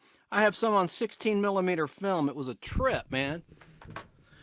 That was during, I think it started with the Real Duke Boys, and then along came Coy and Vance, the Scrubs, when the real actors, Tom Wopat and John Schneider, were holding out for more money, which happened a lot in television and still does. Like Suzanne Summers, you know, there's been case after case, which happens from time to time, where talent want the big bucks. And I'm not saying they don't deserve the big bucks or it wasn't warranted. We don't know what they were being paid. Maybe they were getting screwed over by the producers. Don't know. But that was number 21, and that's the 45 single record version of the Waylon Jennings theme to the Dukes of Hazzard. Good Old Boys vinyl version. And you ever notice when the pay dispute was over, Coy and Vance vanished from that show. The Dukes of Hazzard debuted on CBS at 9 p.m. on Friday, January 26th, 1979. It was part of the Friday night powerhouse lineup we talked about earlier, where you had the Dukes of Hazzard, the Incredible Hulk, and Dallas on a Friday night of all nights, killing it in the ratings, with people young and old at the time tuning in each and every week. The Dukes of Hazzard ran until Friday, August 16th, 1985. A lot of people don't realize it ran well into the mid-1980s, and it did. 143 one-hour episodes and two 2-hour feature-length episodes were filmed by Warner Brothers of the Dukes of Hazzard. Now, tied at number 21 with the Dukes is this song, and it's Mr. Lucky. This is by the great Henry Mancini. Mr. Lucky, and I'll tell you a little bit about the show in just a second. This was a show from way back when.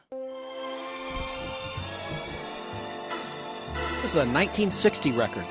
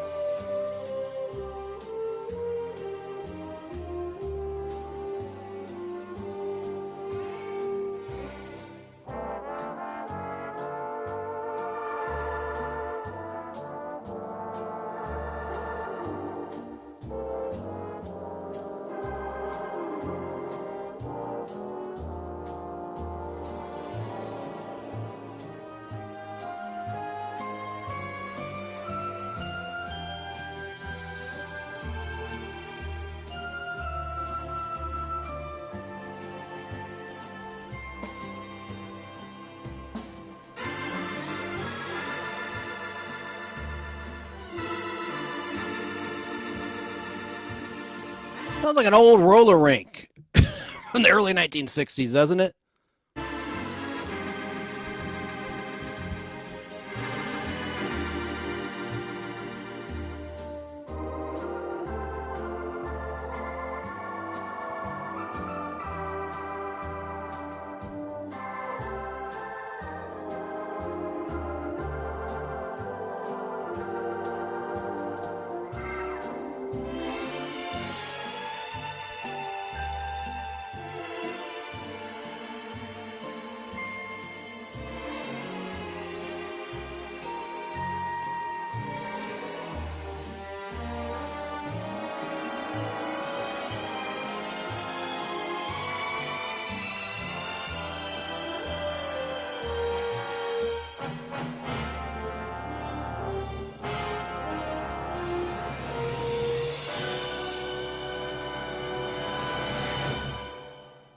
It's a great melody. It's better than the damn show. But that was Henry Mancini's orchestra. And of course, Henry Mancini later would score the theme to the Pink Panther. Dunna, dunna, dunna, dunna, dunna, dunna, dunna. I'm off key tonight. The show, though, Mr. Lucky, was about a professional gambler who had a plush floating casino and a floating crap game. Ha ha ha. That began on television on October 24th, 1959 on CBS, and it ended after just 34 episodes on September 3rd, 1960, which was a rerun. It always aired on Saturday night from 9 to 9:30. In the cast were Pippa Scott and Ross Martin. Ross Martin later played Artemis in The Wild Wild West. It was kind of a clone of Maverick, starring the great James Garner. But now let's talk about number 20. And this is another tie. And this is also a theme we played earlier in the show, but this is a different artist. This is Rhythm Heritage. Rhythm Heritage's take on the Beretta theme. I'm going to play a little bit of this. Where are you, my little friend? And then we'll get to some more of your requests, which I have pulled up for you. All right, here is Rhythm Heritage.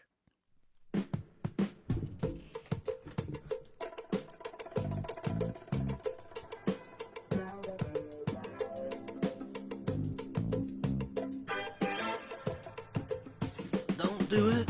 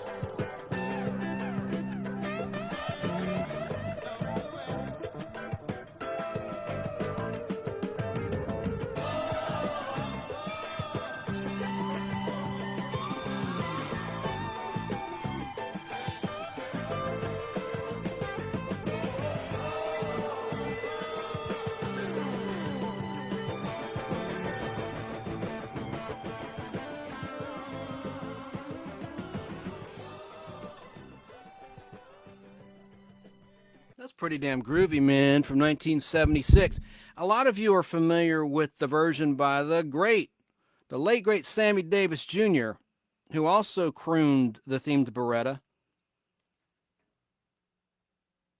Don't go to bed with no price on your head. No. Don't do it. No, no. Don't do the crime if you can't do the time. Don't do it. Keep your eye on the sparrow. When the going gets narrow. Don't do it. Don't roll the dice if you can't pay the price. No. Don't do it. Don't do it. Don't run your feet down no dead end street. Oh no. Don't do it. Just keep your eye on the sparrow. When the going gets narrow. Don't do it. Don't do me dirt or you're gonna get hurt. Don't do it. Don't do it. Don't do it. No. There you go. And we talked at length about Beretta in terms of the stats, so I won't repeat that just yet. Man, we're getting down, baby, to the top 20, which we're at right now. Also tied at number 20 is this song, which I know most of you have never heard before. And the TV show itself only lasted 1 year. And I'm talking about this show. Let me get it right here. This is a weird one, man. We talking about Then Come Bronson. Then Came Bronson. Michael Parks, the star of the show, sang this thing. Here's a 1970 record release.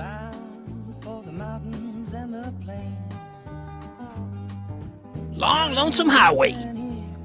Gonna tie me, and I got some friends I'd like to see again. One of these days I'm gonna settle down, but till I do I won't be hanging round, going down that long lonesome highway. Gonna live life my way.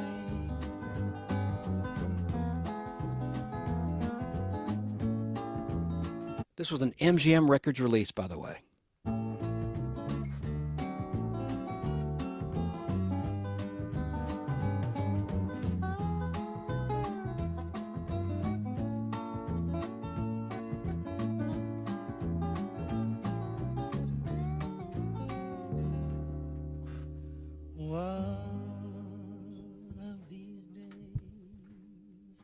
I'm gonna settle down, but till I do, I won't be hanging around, going down that long, lonesome highway, gonna live life my way. Yes, I'm going down that long, lonesome highway, gonna live life my way.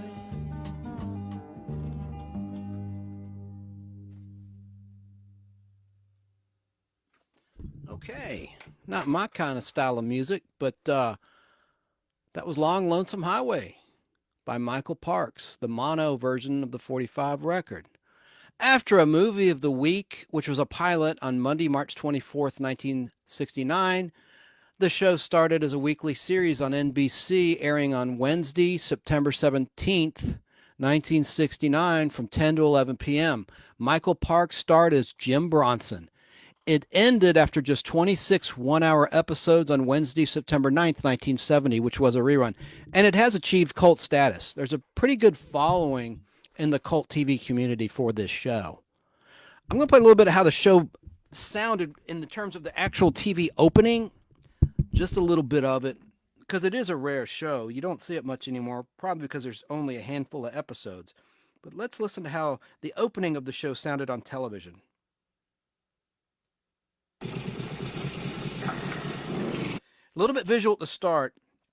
Michael Parks is on a motorcycle. He's stuck in traffic, and he's alongside a guy in a station wagon. They strike up a conversation. Taking a trip? What's that? Taking a trip. Yeah. Where to? Oh, I don't know. Wherever I end up, I guess. Well, I wish I was you. Really? Yeah. Well, hang in there.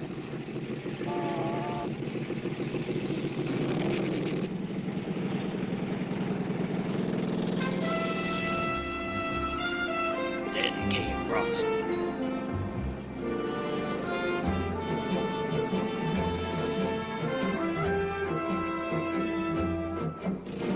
Music sounds like a bit of a rip-off of Route 66.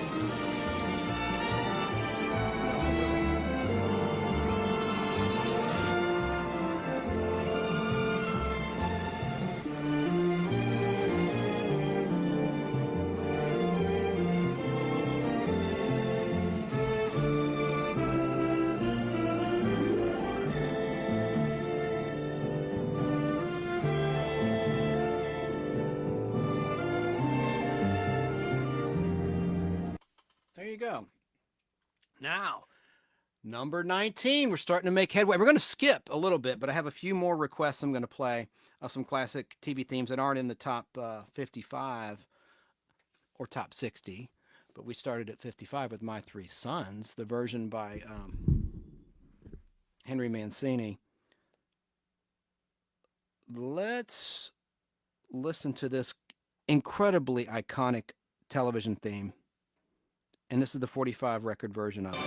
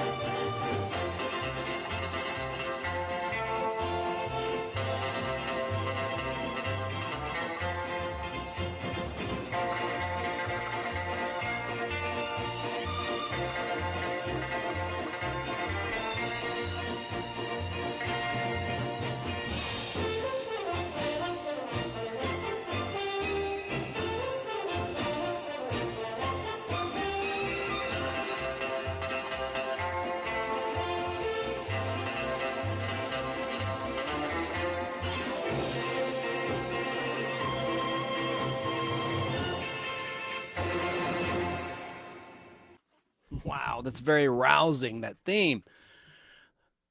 That was the Bonanza TV theme by Al Shaiola. I'm probably mispronouncing his name. I'll spell it out of respect. His last name is spelled C-A-I-O-L-A. Shaiola, Al Shiola. That was an instrumental version, of course, with no singing or lyrics. And it peaked at number 19 for United Artists Records in 1961. Bonanza was one of the first television shows in color, along with the adventures of Superman on a regular basis, that is. And Bonanza started airing on NBC on Saturday, September 12th, 1959, until, man, this is a long run, Tuesday, January 16th, 1973. That's 14 television seasons, complete seasons, when they had 39 episodes per year. And when it finally went off the air, I can't say it was canceled. When it went off the air, just ran its course finally, Michael Landon immediately went to work on the pilot of Little House on the Prairie. Funny little personal story. When I was a kid, when I was 5 years old, I liked that show. And I said to my mom and her friend, her teacher friend, my mom's a retired school teacher, I said, I want to watch Little House on the Ferry. And they both cracked up. At least my mom's friend did. I thought it was a tooth fairy. Anyway, got a big laugh. Whatever. All right, so there were 429 one-hour episodes of Bonanza and one 2-hour episode of Bonanza, which was the season premiere of the final season, season 14. It was a 2-hour feature-length episode. Now we're going to play a television theme of a show that had a pretty interesting cast, but it didn't last long. And this is sung by Maureen McGovern, but it did chart at number 18. Let me pull it up. This is a show called Angie, and it starred Robert Hayes, best known for the Airplane movies, Airplane and Airplane the sequel. He had the drinking problem, if you recall.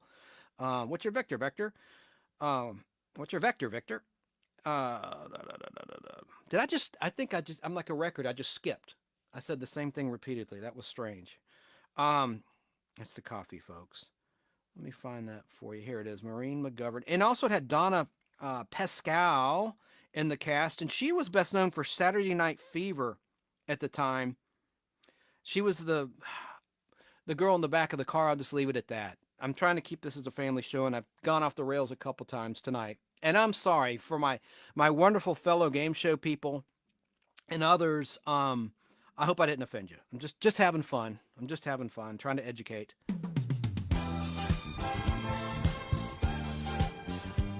And I'm sorry to the music people if they're ticked off at me. I'm on an apology tour tonight.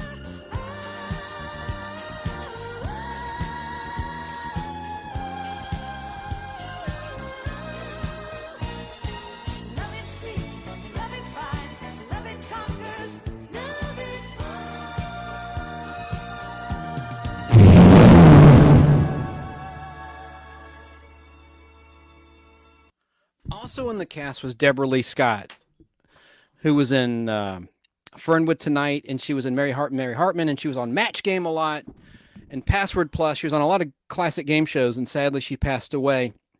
She was never the same. She lost the love of her life on 9/11, and reportedly she lost the will to live shortly after that. But Angie, which that was the theme song to, ran on ABC, starring, as I said, Robert Hayes and Donna Pascal. And Doris Roberts was also in the cast, and others. Began on Thursday at 8:30 from February 8th, 1979 until Thursday, October 2nd, 1980. There were only 36 episodes. Now we move on to number 17, and we have another tie for the 17th position on the Billboard Charts. On our list of 36 hit songs released as 45 single records of television theme songs on the Billboard Charts. Next up, this one is awesome, from 1958. Gotta love this one. I play it sometimes in retro music cuts on Fistful of Radio at fistfulofradio.com. I just love this theme. This is a heroic theme. Let's listen to the record release of this television show's theme song. Zorro, Zorro,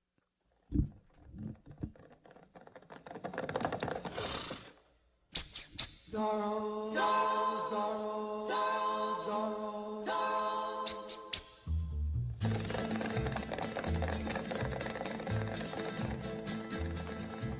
Out of the night when the full moon is bright, comes a horseman known as Zorro. This bold renegade carves a Z with his blade, a Z that stands for Zorro.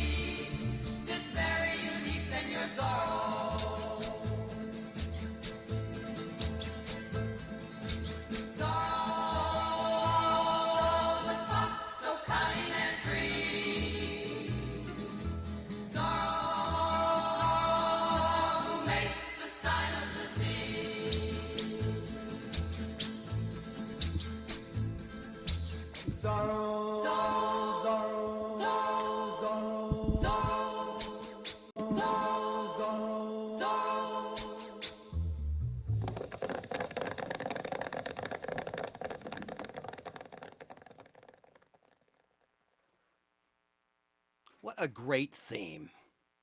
Zorro, starring Guy Williams, whose birth name was Armando Catalano, aired on ABC Thursday evenings at 8 o'clock from October 10th, 1957 until September 24th, 1959. I loved it when the Disney Channel ran Zorro in the early 1990s. It was a half-hour show, and there were 78 30-minute episodes produced, but there were 4 one-hour Zorro episodes too, which aired from October 30th, 1960 through April 2nd, 1961. And star Guy Williams was an expert fencer in real life. Also at number 17 is another version of Batman. We've already played several. This is the one by the Marquettes at number 17. And I think I have that right here for you. Let's listen to a little bit of it.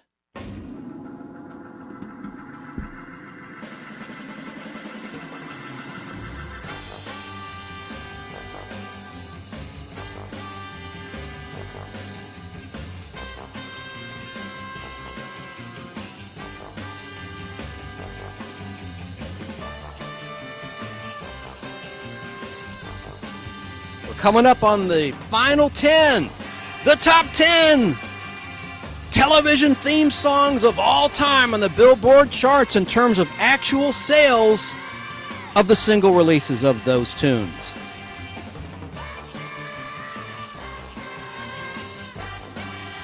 We heard the Neil Hefti version of Batman. Here's the Marquettes. Love that organ.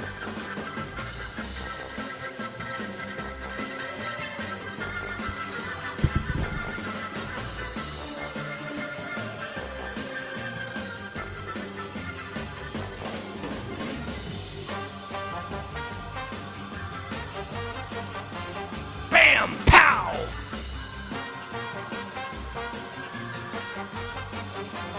Bill!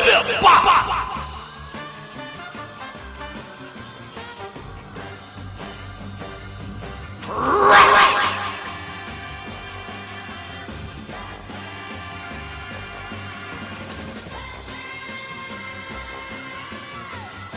We already talked at length about the history of Batman, and there were 120 half-hour episodes, so I don't want to rehash that. Let's move on. Start in the top 10, but on the actual chart, I hope someone can enlighten me on this. From position 16 down to number 11, it's all unknown. All unknown, so I'm going to play a few requests now. Can't really play that entire Marquette's Batman theme.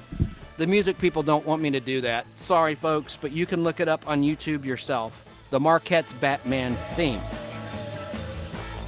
But let's get to a couple interesting requests. I'm going to start with this. Christopher Corman requested this, and he's the son of Harvey Corman. He's a talent agent based in Las Vegas, Nevada. And of course, he requested this classic theme song. Let's listen. Pfizer. I hardly even knew her.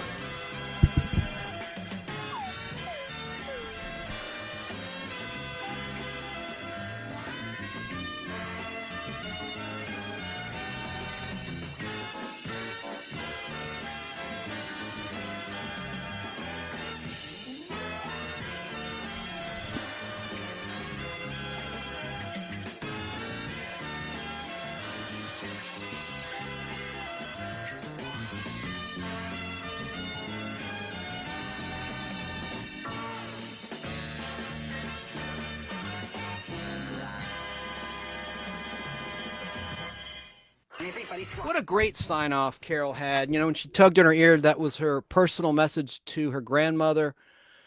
Just a classy lady, and God bless her, and prayers that she continues on this earth for many, many more years. The great Carol Burnett, so talented. And I loved her sign-off at the end. So glad we had this time together.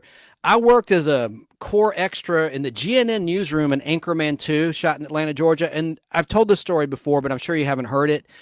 There was an African-American fellow background person, and we were told not to shave for like 3 months. We had to look like it's 1979, 1980. But so she had this great afro going. But on our last shoot, we did like 16 days on the picture. In like what was supposed to be the CNN, they called it GNN in the movie headquarters. She starts singing as we're putting our costumes away and giving them back to the wardrobe department. Carol Burnett's I'm So Glad We Had This Time Together. I won't even try to sing it. It just choked me up. It was so sweet. And I'll tell you, Judd Apatow spared no expense. We ate all sorts of great food, like lamb and, I mean, just all sorts of great chef-prepared vegetable dishes, whether you eat meat or not. I mean, you were well-fed. You had choices. That was a great, funny shoot. And hearing Will do his ad-libbing with the director, McKay, I mean, it was just... It was an experience I will never forget. Anchorman 2. All right, but let's get back to the countdown, and I'm going to play another request. Randy Raines requested this song, which has alternate lyrics from what you heard on your television set.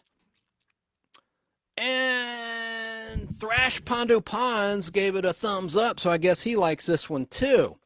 But listen to some of the controversial by today's standards lyrics in the full version to the Cheers theme. Randy Raines, that sounds like an adult movie performer. I'll leave it at that. But here you go, Randy Raines. Here is the long version, the actual record released version of the Cheers theme. And listen to those lyrics. Making your way in the world today takes everything you've got. Taking a break from all your worries sure would help a lot.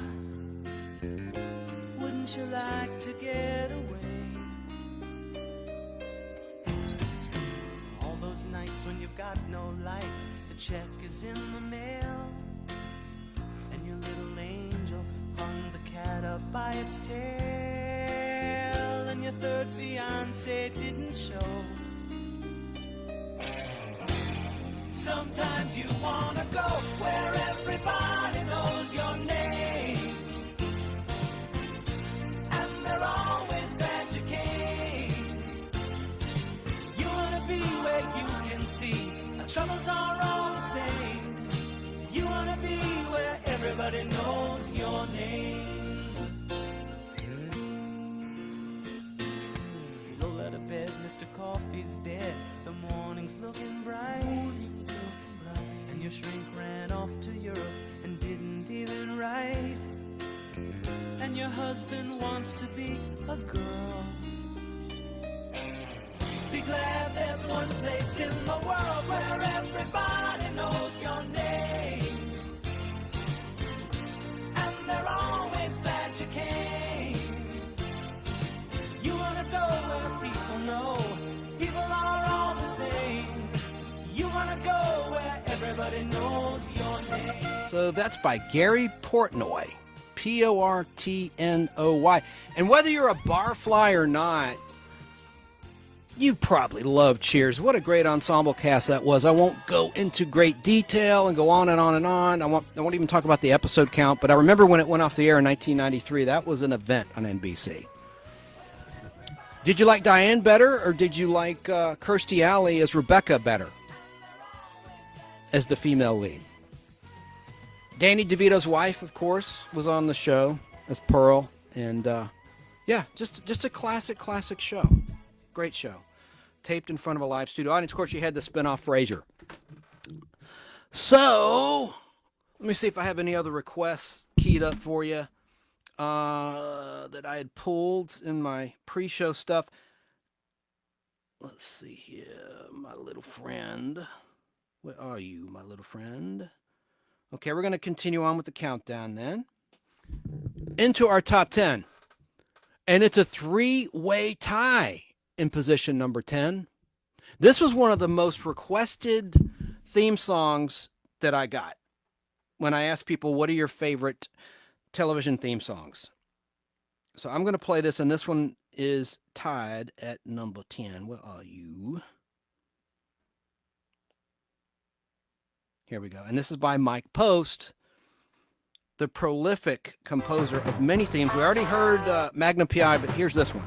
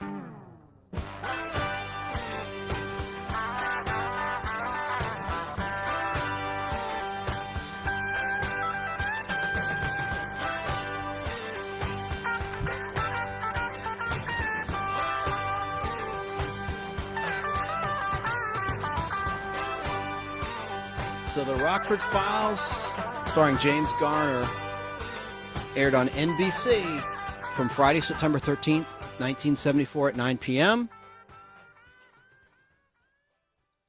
until 1980, Friday, July 25th, 1980, when James Garner quit the show due to a knee injury, reportedly, after a nice long run on the show. Losing my voice. Let me just cue one thing up, and it started. Oh, I don't want to give away. I don't want to telegraph my punch as to what's next. I just wanted to prepare there. The Rockford Files started as a movie of the week,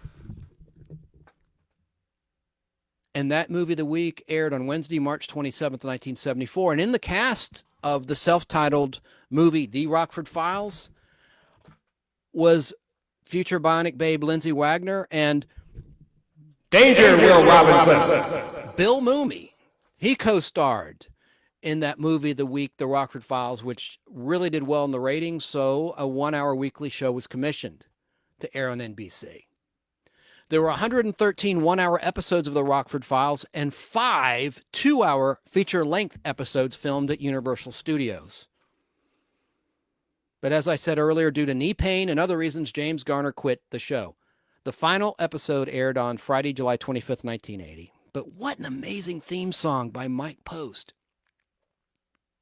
By the way, speaking of Lindsay Wagner, she appeared as herself on the ABC TV network, her former network, when she was the star of The Bionic Woman, in a TV game show called Generation Gap back in August 2023 in the season 2, episode 7 episode of that show, which you could see streaming on Hulu if you have Hulu's streaming service. That's the best part of that game show, is when they bring back like an Eric Estrada or somebody, you know, just to stump the kid contestants that probably won't recognize them. I just love seeing those veteran actors that we grew up on if you're a Generation Xer like me. So also at number 10, and by the way, MGM Records put out the Rockford Files single you just heard.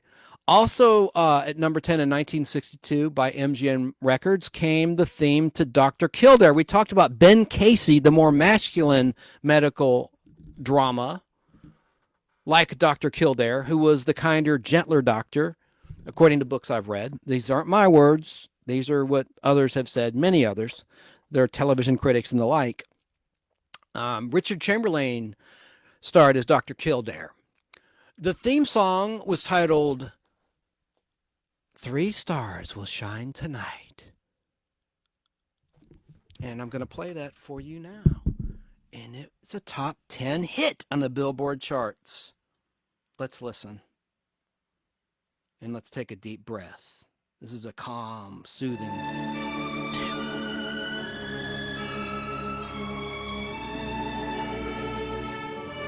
Released in 1962.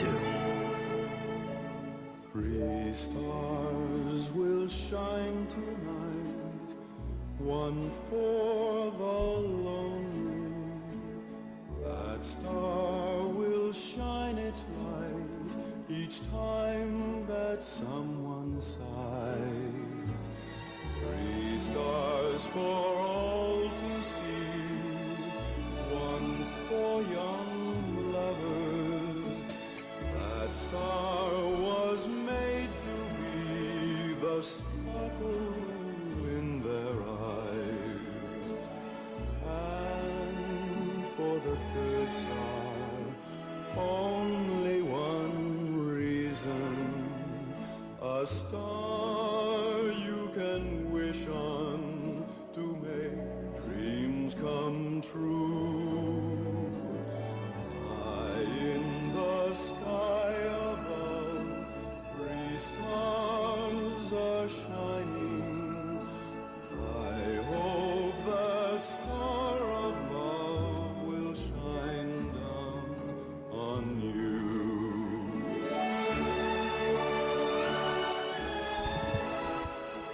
This theme was written by Jerry Goldsmith, the movie composer, and Pete Rugolo, who scored the television theme to The Fugitive, among other projects.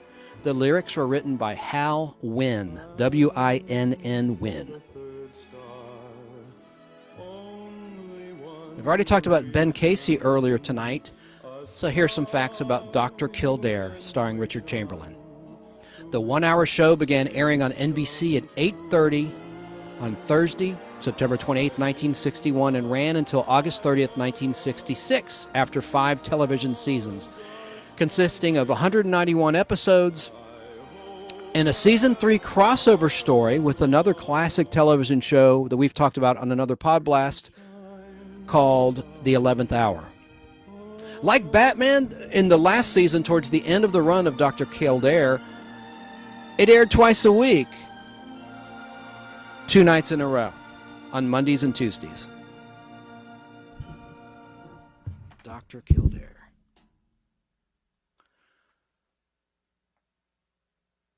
Now, also at number 10, because this is like a 3-way tie, is another song that you all requested that I play.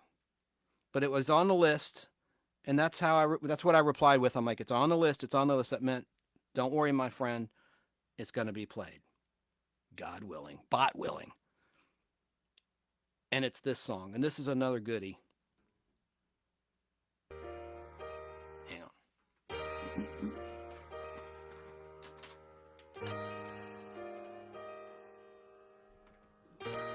Mike Post did it again, man.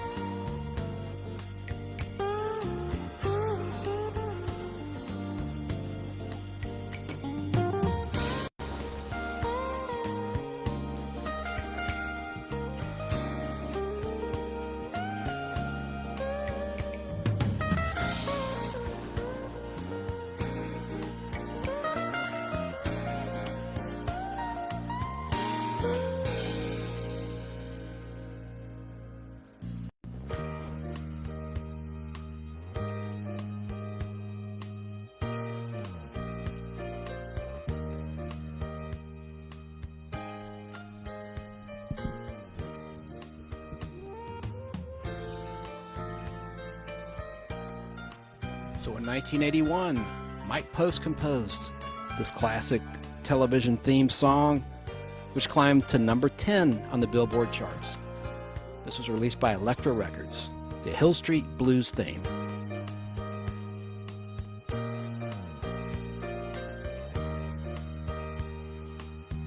With Larry Carlton.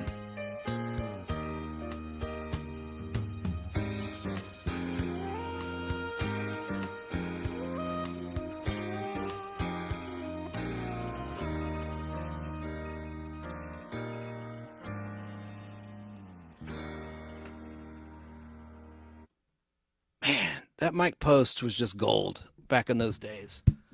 From the Magnum PI theme to Rockford Files, the A-Team, I mean, the list goes on and on and on. Very peaceful music there, but Hill Street Blues was a 1981 show, of course, and it was groundbreaking.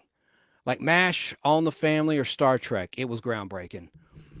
It debuted on Thursday, January 15th, 1981 at 10 p.m. on NBC, ending its long run on Tuesday, May 19th, 1987. There were 140 one-hour episodes produced, along with 3 two-hour feature-length episodes, including the pilot movie titled Hill Street Station. Now, believe it or not, number 9 in our countdown is unknown. As I've said repeatedly, for some reason in print and on the internet, some of these positions in the top 55 are unknown. It just skips. And I don't know if that's because there's ties. It doesn't make sense mathematically. I can't figure the logic. And I've searched and searched and searched for the answer. What's number 9? Maybe it was a pop song unrelated to television, and that's the reason. That's the other theory I have. But let's, in its place, since I don't know, I'm going to play a classic theme that Shane B. mentioned when he called in a little while ago to a long-running sitcom that had a couple of spinoffs that only lasted a year and a half each. Talking about Three's Company.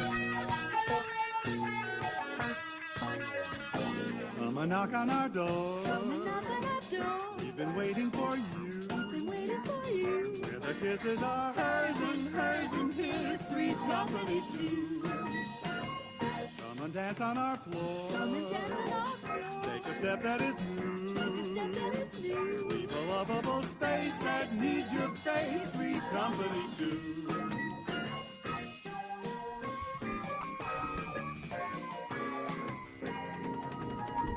Down at our rendezvous, Three's Company too.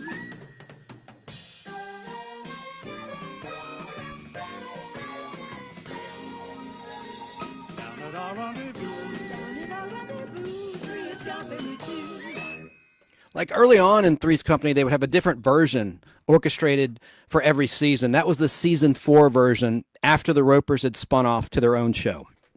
The other spinoff was Three's a Crowd, which was pretty bad. A lot of the fans wanted to see Jack and Janet wind up together, but instead Jack wound up marrying a flight attendant. So let's go to number 8. Number 8 on the official list is back to the official Billboard list, another tie. We've played this version before of this, or a version of this theme before, and I'm going to play a little bit of this one because this is the one that did the best on the charts. At number 8, this is the Ray Anthony Studio and Orchestra version of Peter Gunn.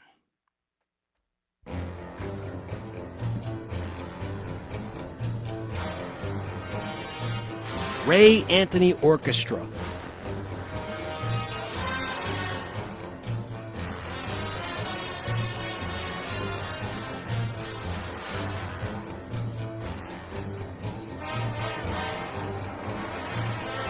This was released by Capitol Records on vinyl as a 45 single release.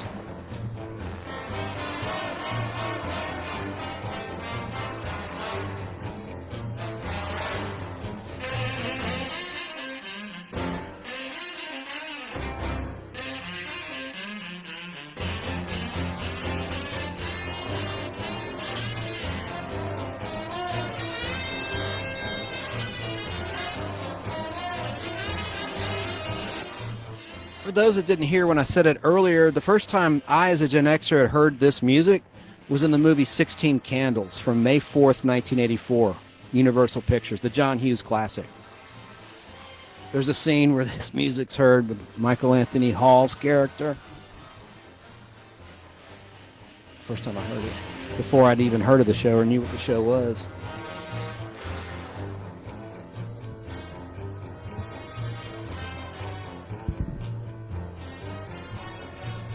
That's number 8. I'm going to play now the other TV theme song, tied at number 8.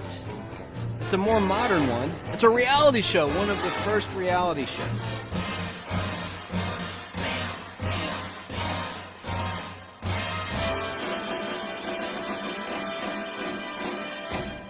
You got to love big bands like that, man. What a great orchestra, the Ray Anthony Orchestra. So, here's the reality show tied at number 8. This hit in 1989. The Inner Circle.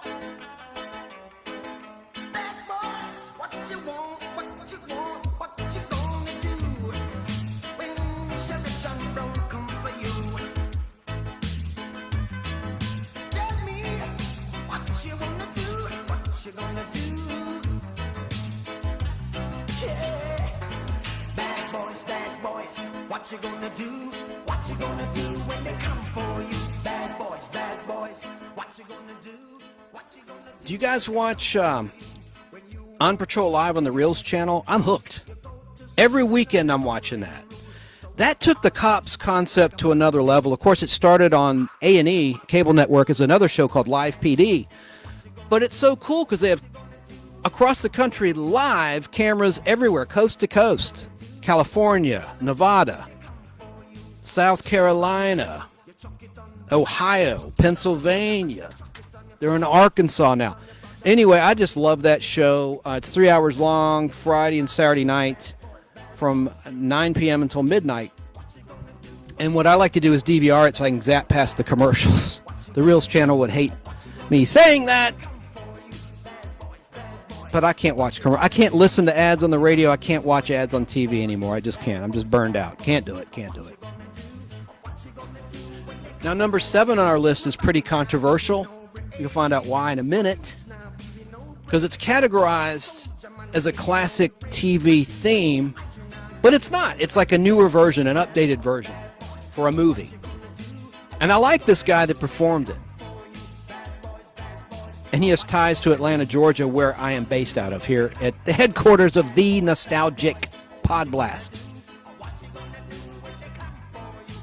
Okay, I think we've heard enough of that. I've heard the song ad nauseum growing up. Cops is filmed on location. All people are innocent until proven guilty in a court of law. Fox Television Network. So that was one of the first reality shows. I think it hit in 1989. And it's still running. And speaking of On Patrol, I miss Styx Larkin. He's got a new show, a body cam show on some internet streaming service. But he was on the 200th episode of On Patrol. And you're probably thinking, why are you talking about that? This is a nostalgia show. I don't know. Just the cops thing made me digress. But now here's the controversial theme song. You'll find out why right now. Because I don't consider this... It's sold at number 7. There's no doubt about it. It definitely charted at number 7 on the Billboard Charts. But is it really a TV theme song? I don't think so. Let me get right on it. Right here.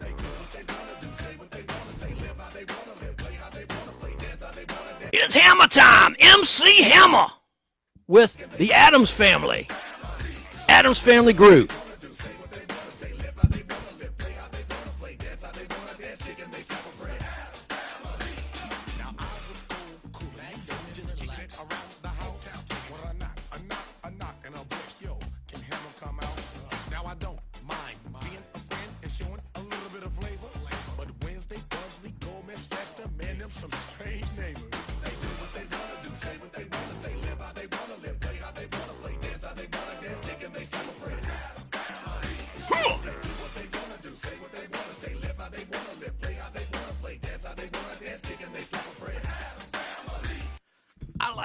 MC Hammer a lot.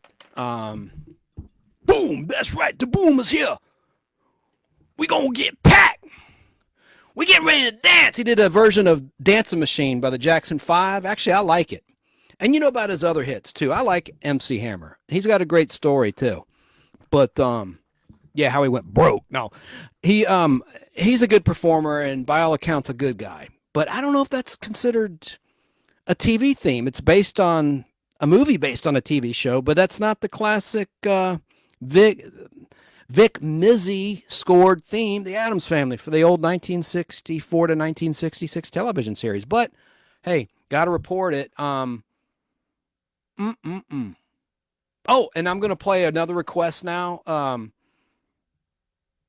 from Wade Hackett. And this is a cover of a song that's not in the top 55, surprisingly, by Quincy Jones originally. Make sure I got the right one. I don't want to play the real one. I might get in trouble with the bots that are in seek and destroy mission for me. Here we go. Let me give credit where credit's due. This is Lou Donaldson performing the Sanford and Son theme. This is for you, Wade Hackett, in the Nostalgic Podblast group on Facebook, who requested this.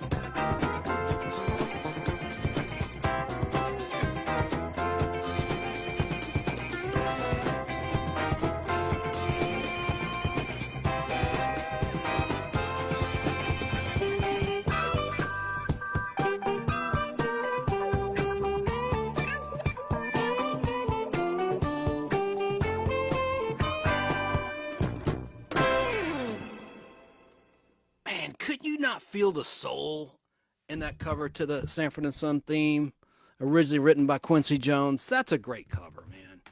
That's awesome. Man, let me find one more thing for you now.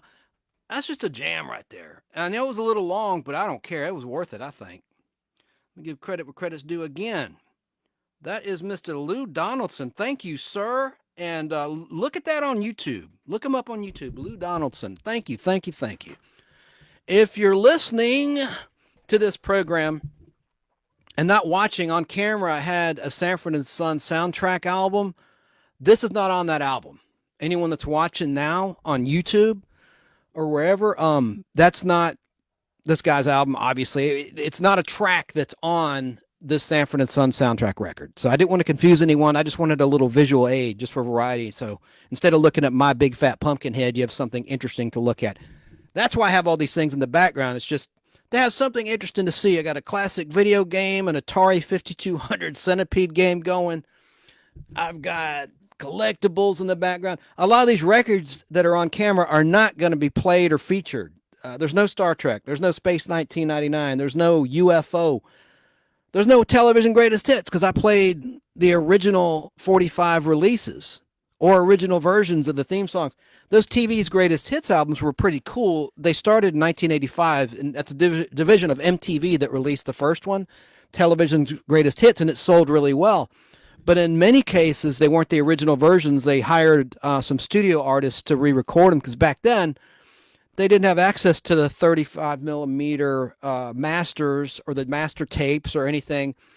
They had 16 millimeter film. Like, for instance, I hate to mention it, I'm not going to play it in this entire show, the Patty Duke Show theme. I've talked about that show ad nauseum, but that version was original on Television's Greatest Hits, but it was from film, so the audio quality was not that great. It was a bad transfer. But Television Greatest Hits Volume 2 was released, and then Volume 3 in 1988, et cetera, et cetera, et cetera. And I bought them all. I have them all in my collection, either on compact disc or vinyl or cassette or all of it, along with my other music. I got another request because, believe it or not, we're getting into the top 5 here. Greatest best-selling television theme songs that were released. It's 45 records, and these are the official Billboard chart numbers. But I can't see what number 6 is, and I don't know if it's because there's a pop song in that position or if it's because there's a lot of ties. I know I'm repeating myself just in case someone didn't hear me mention that. And if you have heard me say that about 20 times now, I'm sorry. I just want to be I want to explain it. I want to be explaining it. I want to explain that. I'm going to play this one now, and this was requested in place of number 6 since I don't know what number 6 is, if there even is a number 6. I mean, hell, there must be, right? I sure as hell don't know what it is. Going to play this theme that, let me find it right here, that Tim requested in the Nostalgic Podblast Facebook group. Here it is. Now the world don't move to the beat of just one drum. What might be right for you may not be right for some. A man is born, he's a man of means. Then along come two, they got nothing but genes. They got different strokes and takes, different strokes and takes, different strokes to move the world. Different strokes and takes, different strokes and takes, different strokes to move the world. Everybody's got a special kind of story. Everybody finds a way to shine. It don't matter that you got not a lot. So what? They'll have theirs and you'll have yours and I'll have mine. And together we'll be fine. 'Cause it takes different strokes to move the world. Yes, it does. It takes different strokes to move the world. So that was Different Strokes. No trivia on that. I just wanted to play it and honor Timothy's request. By the way, a little inside baseball. We're in the home stretch now. Top 5 coming up. And believe it or not, hint, hint, there are a lot of ties at number 1. Don't cheat and Google and look it up. Let me play them for you now. Inside Baseball is that in the stream on Facebook Live in the Nostalgic Podblast group. The bot shut it down 4 or 5 times. And so I just would restart it. I have everything. I'm going to have to edit it all together for YouTube, which I'll post on YouTube later. YouTube is much more forgiving than Facebook Live, I mean to tell you. So I'm going to have to edit all this together, and I'll probably upload it by Monday night.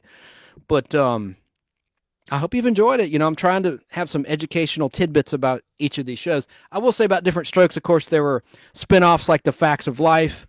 It really was a Norman Lear show. Did you know that? Different Strokes. And it was a good show, you know, until Sam came along.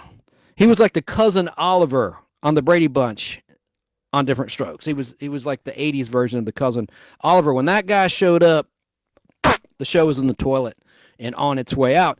And they'd already started Webster. They already had like a cute adopted black kid, white family kind of thing, you know, to replace Gary Coleman. You ever notice, now this is not a racial statement, believe me, but Gary Coleman got darker as he aged. He did. That's just a fact. If you look at the later episodes when he got older, he looked pretty darn different. He just did. I mean, not just that he was aging. And God bless his soul. I mean, no disrespect. I really enjoyed his work and some of his movies he did. He worked as a security guard. He had struggles in life. But and Emmanuel Lewis lives here in Atlanta, Georgia, who played Webster, speaking of Webster. But let's get on with number 5, and it's a tie. You're going to laugh at me again when I tell you I kind of like this song. The show lasted like maybe 6 or 7 weeks, but I liked the damn song, and a lot of people did too. Now, this was something you heard at a roller skating rink if you're a Gen Xer, probably when you were like 8 or 7 years old. But it was a hit song, but it was a TV theme song. Let's listen to this song. Is Making It by David Naughton, who was the star of the sitcom of the same name, Making It.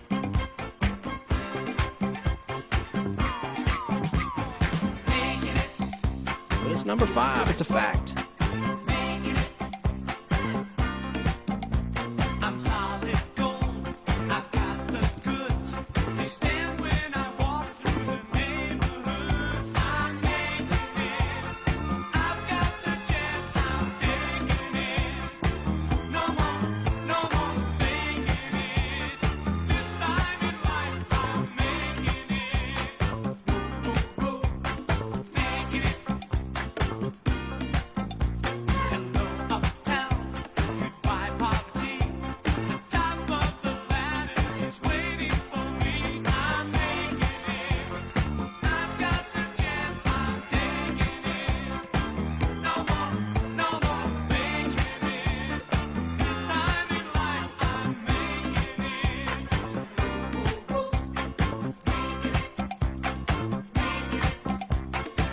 Listen, everyone here.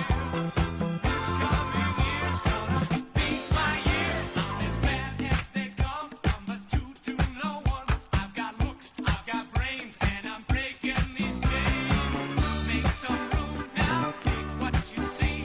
Success is mine. I've got the key, I'm making it. I've got the chance, I'm taking it. No more faking it. This time in life, I'm making it. I'm making it non-stop. Making it to the top. Making it. This time in life, I'm making it.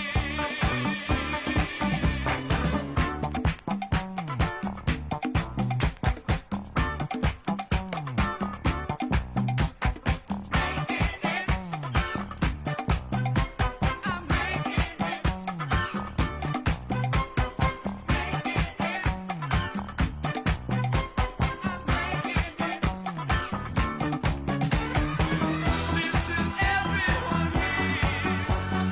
This coming year's gonna be my year. I'm making it.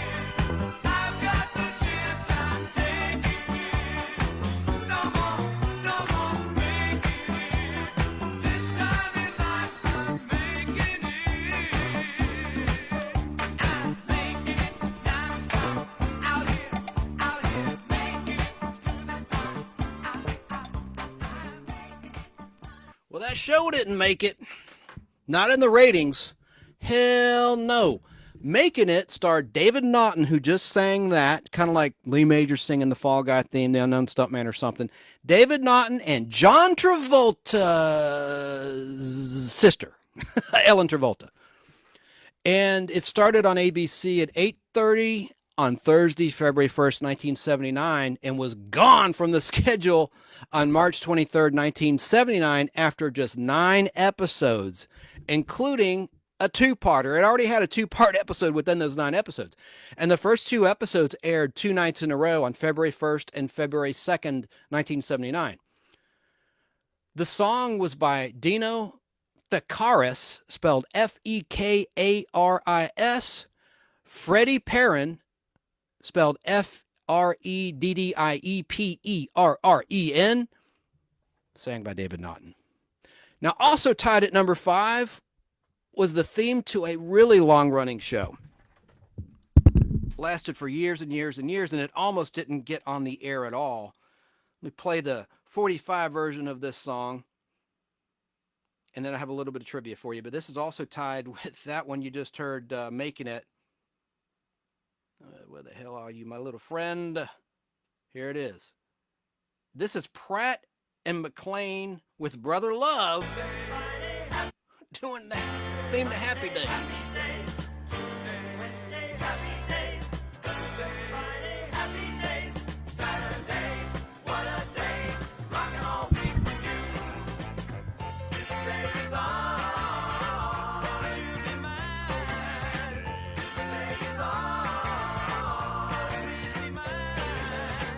Sunshine, goodbye rain.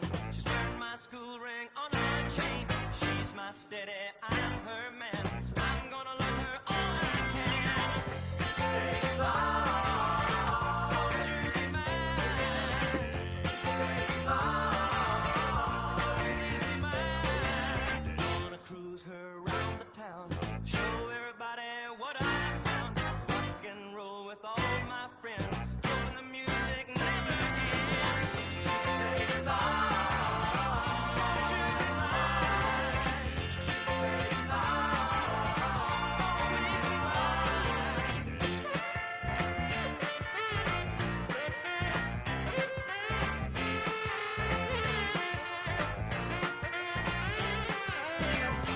Monday, happy days. Tuesday, Wednesday, happy days. Thursday, Friday, happy days. Saturday, what a day. Rockin' all week with you. Days on, won't you be mine? Days on, please be mine. Goodbye, gray sky, hello blue. There's nothing can hold me when I hold you. It feels so right, can't be wrong. Rockin' and rollin' all week long. Days on, won't you be mine? Days on, please be mine. Hello sunshine, goodbye rain. She's wearing my school ring on her chain. She's my steady, I'm her man. I'm gonna love her all I can. Days on, won't you be mine? Days on, please be mine. Happy days are yours and mine. Won't you be mine? Happy days are yours and mine. Please be mine. Happy days are yours and mine. Won't you be mine? Happy days are yours and mine. I don't remember that version at all. And it's strange considering it charted at number 5 on Billboard. I don't remember it. It hasn't gotten much airplay, that's for damn sure. That is a 1976 45 release, as I said, by Pratt and McLean with Brother Love. The origin of Happy Days goes back to 1972 when it was a segment of Love American Style in a skit called Love in the Television Set. Ron Howard was in it, and so was the actor who played Potsy, but had a different actor playing Mrs. C and Mr. C, Mr. Cunningham. Harold Gould played him in the segment. But what happened was, in between 1972 and 1974, American Graffiti hit movie theater screens. A Universal Pictures released the classic, and it was a nostalgia piece set in 1962, but close enough to the 50s. So ABC says, "Oh my God, we got to put something like this on the air." That's what Hollywood does. When there's a trend, they copy it. We talked about it earlier in the Podblast, like the Vietnam era movie of the 1980s. Platoon. Then you had Hamburger Hill and all these knockoffs, and the space movies when Star Wars came out. Well, Happy Days wound up, and it was rejected, by the way. It was pitched to ABC to be a weekly series, and they said, "Nah, nobody's going to watch that crap." Then American Graffiti came out, and they're like, "Hey, we need a show about the 50s." So it was commissioned, and the first episode of Happy Days aired on ABC on Tuesday, January 15th, 1974 at 8 p.m. And it maintained that time slot. Unlike most shows where the network juggles it around a schedule where the audience can't find it and eventually gets canceled, that wasn't the case with most of the episodes of Happy Days. The last regular episode of Happy Days aired on July 12th, 1984. There were 245 one-hour episodes and 5 one-hour episodes of Happy Days, which obviously were double length, including the September 13th, 1977 episode Hollywood was a 1-hour episode. That's the one where Fonzie literally jumps the shark, which is where that expression comes from, jumping the shark, meaning it's not any good anymore. It's stale. The show is stale. And so just some inside baseball. In reruns, it looks like it's a 3-parter. It really was a 2-parter. The Hollywood episode where Richie supposedly is hired to write a Hollywood movie script, and they all go out to Hollywood from Milwaukee, Wisconsin. And so the first one was 1 hour, and then the second one was a half-hour episode. Big deal. But it's a little factoid for you about that. And then it ran for 11 seasons. There were several spinoffs. Everybody knows that. Laverne and Shirley, Joni Loves Chachi. But and that segment of Love American Style, Love in the Television Set was retitled for reruns Love in the Happy Day. But originally was called Love in the Television Set, where this family in the 50s of Cunningham get their first television set. That was the basic plot. And then, of course, the horny teenage boys are trying to get girls over, and like they would do on Happy Days. But I have a trivia tidbit for you. What about Bill Haley's Rock Around the Clock? Look, if you're going to have MC Hammer's not Addams Family theme considered a top 10 release of a television show as a single on compact disc, as it were. In that case, then why wouldn't Bill Haley and the Comets' Rock Around the Clock, which was the theme for Happy Days in season 1 and 2 of that program, count? Now, I know it was released in the 50s long before Happy Days was a show, but they used the real version in the opening credits. And on the DVD release, they couldn't even include it because of music royalty bull crap.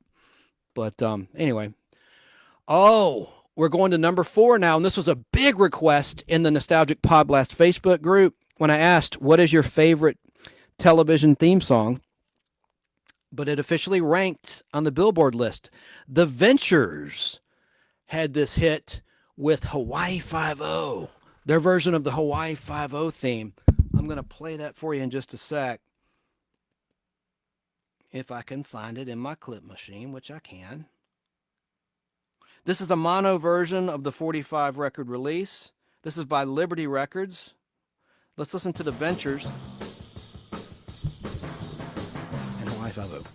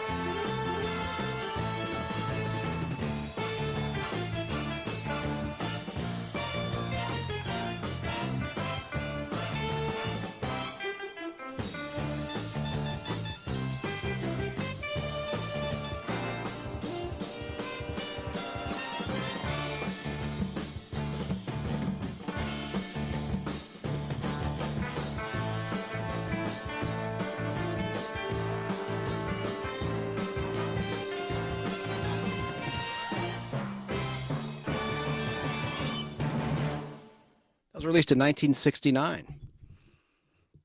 And I heard that first on Sanford and Son. Just like the version of the Mission Impossible theme, they had a 3-part episode. Actually, originally it was a 2-parter. The first part was a 1-hour episode, the season 6 premiere final season in Sanford and Son, where they're in Hawaii. They've actually taped it in Hawaii, in the island of Oahu.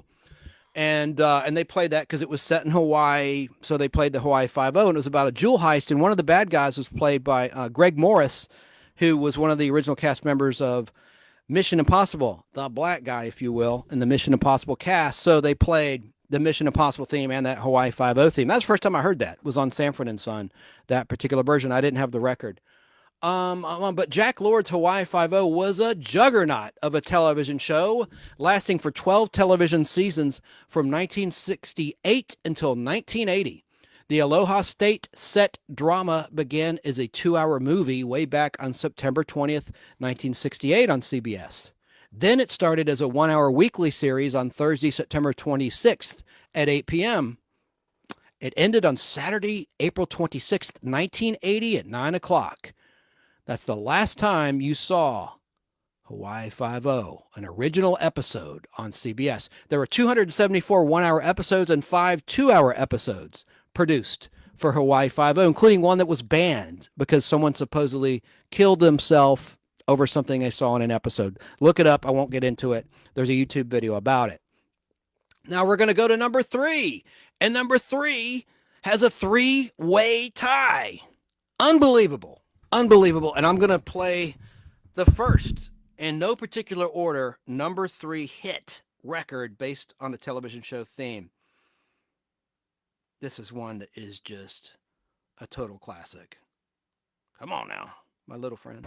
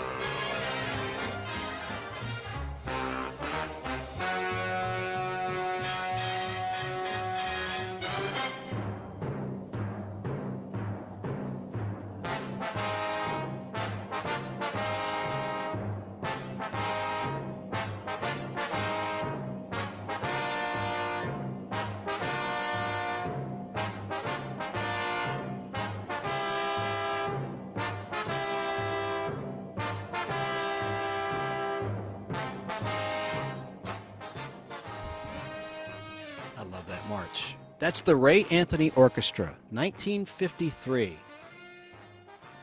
Coming in at number 3 on the top 55 Billboard charted songs based on television theme songs. Incredible. It ain't my dad's razor, dog. Excuse me as I clear my throat and talk over a little ad there.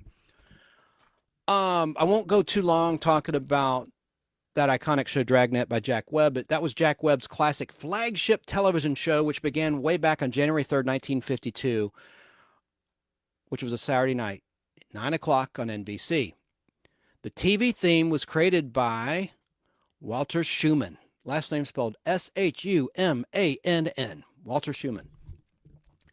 The theme is known by 3 different titles: the Dragnet March, or Danger Ahead, or simply Dragnet. Also at number 3, once again, I've played other versions of this theme. This was a really great theme song, though. I'm going to play it again. This is Johnny Rivers performing this theme song, but it rated very well with Billboard, or with the public who bought the thing. Talking about Secret Agent Man. There's a man who leads a life of danger. To everyone he meets, he stays a stranger. With every move he makes, another chance he takes. Odds are he won't live to see tomorrow. Secret agent man, secret agent man, they've given you a number and taken away your name.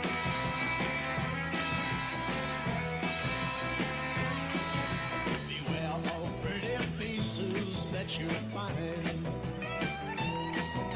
A pretty face can hide an evil mind. Oh, be careful what you say. You give yourself away. Odds are you won't live to see tomorrow. Secret Asian man, secret Asian man, they've given you a number and taken away your name.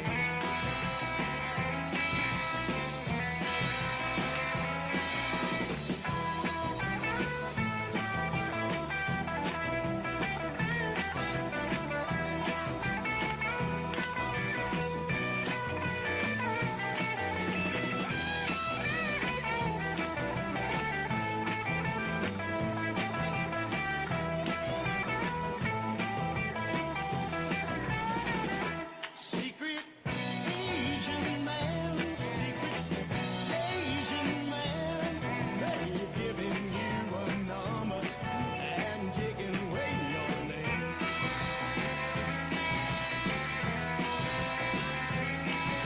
Swinging on the Riviera one day, and then laying in the Bombay alley next day. I know you let the wrong word slip while kissing persuasive lips. The odds are you won't live to see tomorrow. Secret agent man, secret agent man, they've given you a number and taken away your name.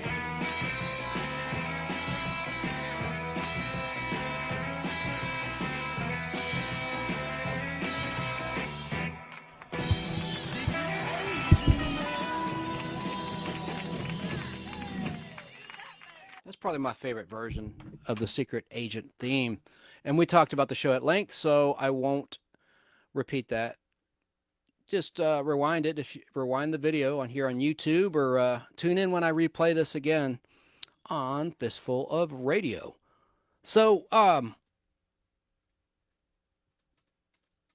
it's time for number 2 on the list. Believe it or not. And again, Mike Post created another humdinger of a song, and I'm going to play it for you right now. This is Joey Scarberry singing Mike Post's Believe It or Not, the theme from The Greatest American Hero. Look at what's happened to me. I can't believe it myself.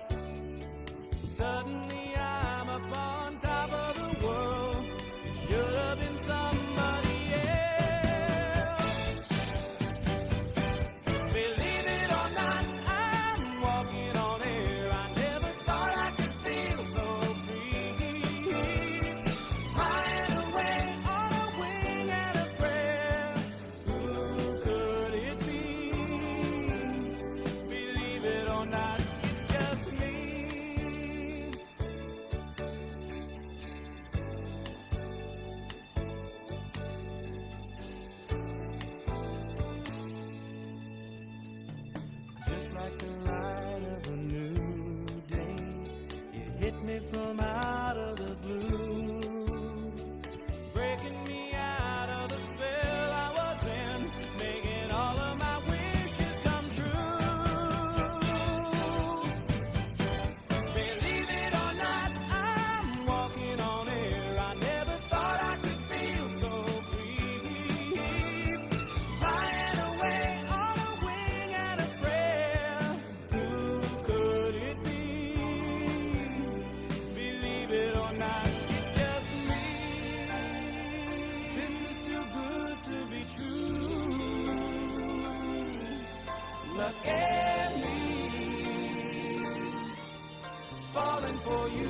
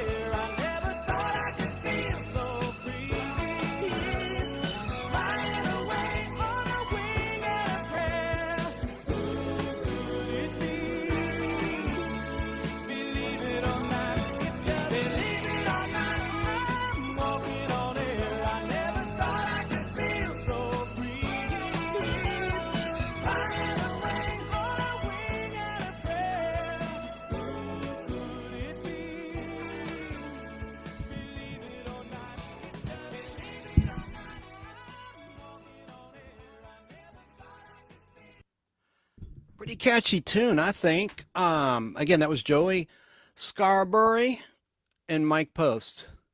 And The Greatest American Hero began on ABC in March of 1981, specifically on March 18th, 1981. And it aired Wednesdays at 8, just before The Fall Guy. It ended its short but memorable run on Thursday, February 3rd, 1983. There were lots of legal troubles that plagued this comedy show, comedy adventure, including the Superman people, the Superman movie people, the Salkinds. Alexander and Ilya Salkind trying to cease and desist them from producing this sitcom about a teacher who gets superpowers when he finds a suit, but he has no instruction manual, so he doesn't know what powers he possesses when he wears it. You know the rest. Another interesting, even though there was only 42 one-hour episodes made, as well as a 2-hour pilot, did you know that on February 13th, 1986, there was another attempt to revive the show? There was a one-shot NBC pilot called The Greatest American Heroine.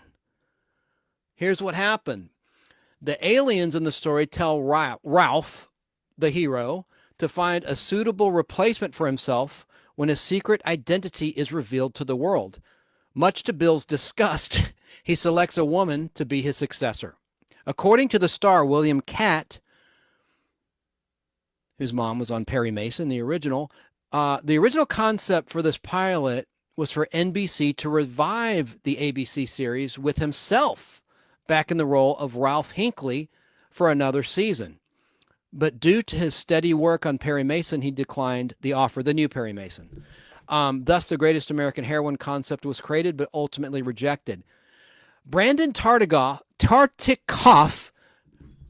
who was in charge of NBC at the time in 1986, felt that ABC had made a terrible mistake in canceling the Greatest American Hero series prematurely and decided that NBC should recreate it with a female protagonist.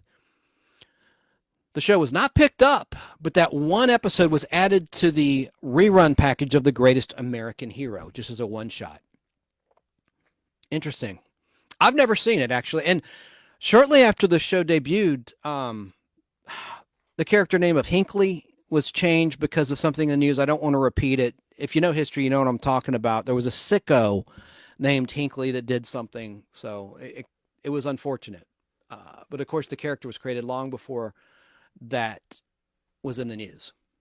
Oh, my goodness. I can't believe we're getting down to it now. We're getting down to number one, and believe it or not, no pun intended, there's a 4-way tie for number one. If you're watching the countdown, you're probably like, will this thing ever end? Good God, I thought it was going to be over in a minute. No.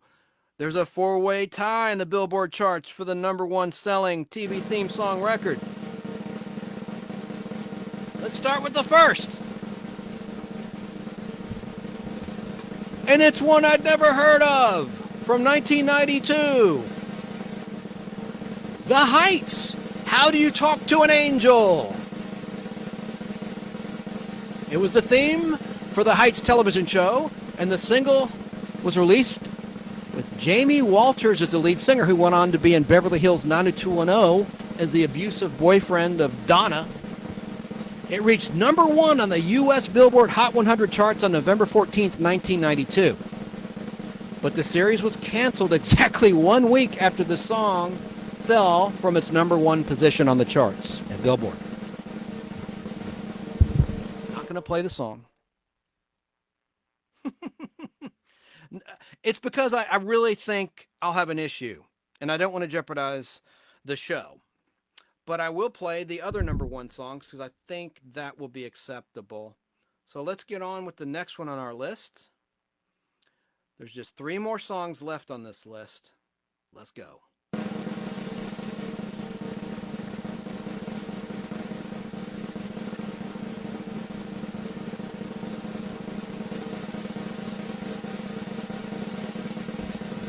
This was a big trend-setting 1980s show.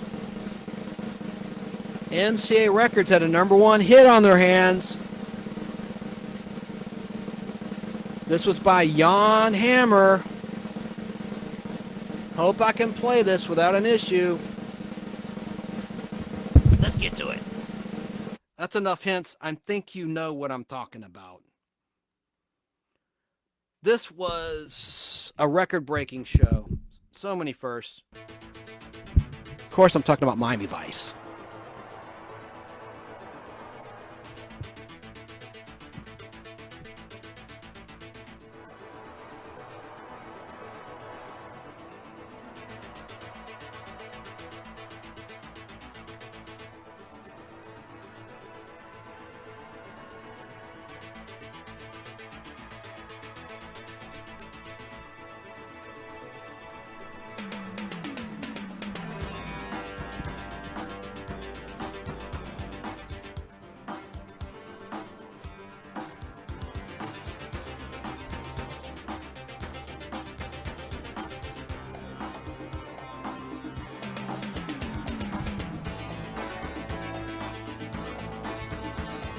This is a heavily protected theme, so I'm just going to talk over this now with some facts about Miami Vice. And we'll get on to our other number one hit record based on a television series. The runaway TV hit and smash soundtrack album all began on television when Miami Vice hit TV screens at 9 o'clock on Sunday, September 16th, 1984, with a flashy 2-hour pilot movie titled Brother's Keeper. Don Johnson was one of the stars, of course, of the show. And the cool thing was this show had original pop songs in its soundtrack, not studio covers of pop songs, but the real songs, like artists like Glenn Frey. It was a great album, and it sold really well. Not just this single, but the entire album did. And NBC was cashing in on the MTV music television generation. Trends eventually fade, as did this show, and the fashions, the pastels, the pink t-shirt with the bright white sports coat on top, or whatever you call it, with the sleeves rolled up, that whole look. Trends eventually fade, as did this show. On January 25th, 1990, with a final episode appropriately titled Too Much Too Late.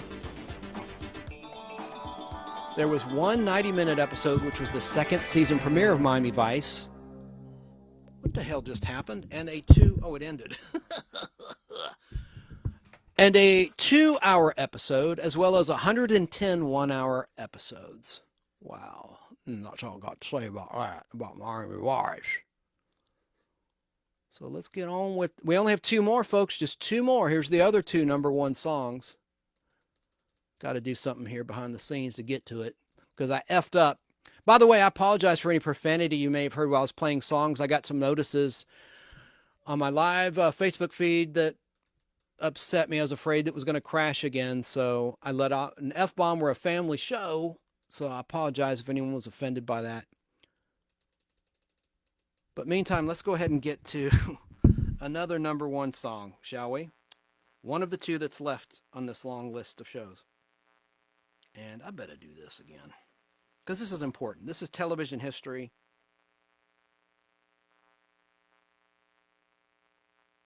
We're going back to the 70s with this one. Am I off the air?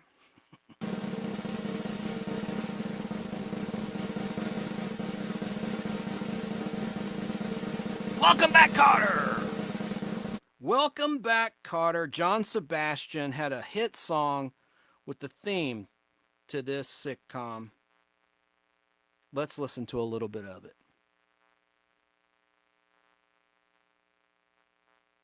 And this is from vinyl. You'll hear the pops of the record album. This is the actual 45 record to John Sebastian's Welcome Back.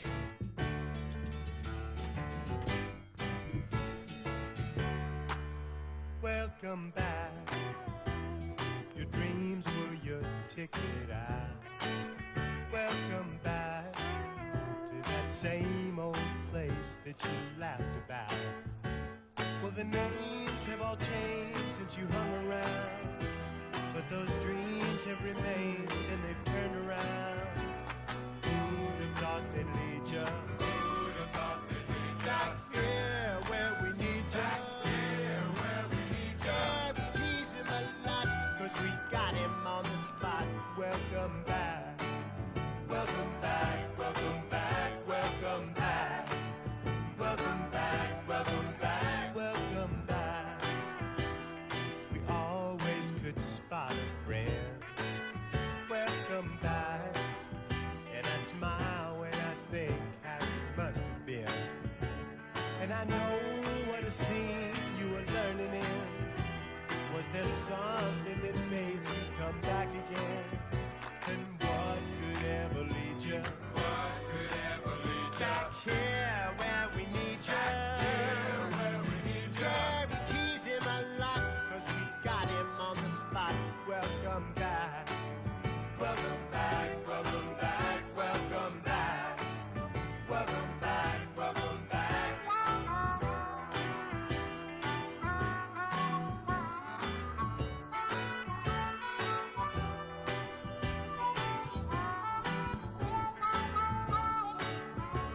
And I know what a scene you were learning in.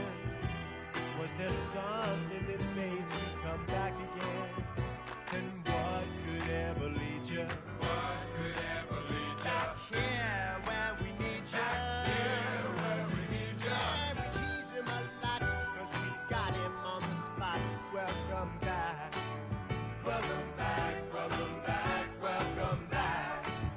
Welcome back. Welcome back. Yeah, we tease him a lot. Welcome back. Welcome back. 'Cause we got him on the spot.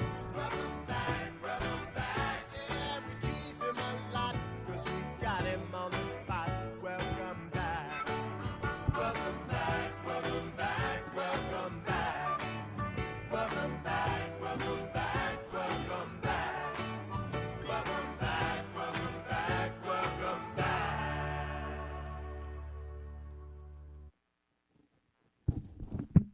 Yeah.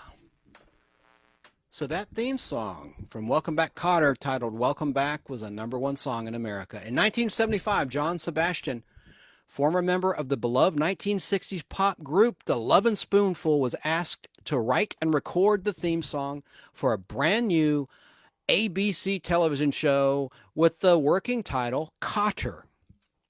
Welcome Back, Kotter started strong on ABC way back on Tuesday, September 9th, 1975 at 8:30 p.m. The show ended on August 10th, 1979, which was a rerun. 89 half-hour episodes were taped, as well as 3 one-hour special episodes.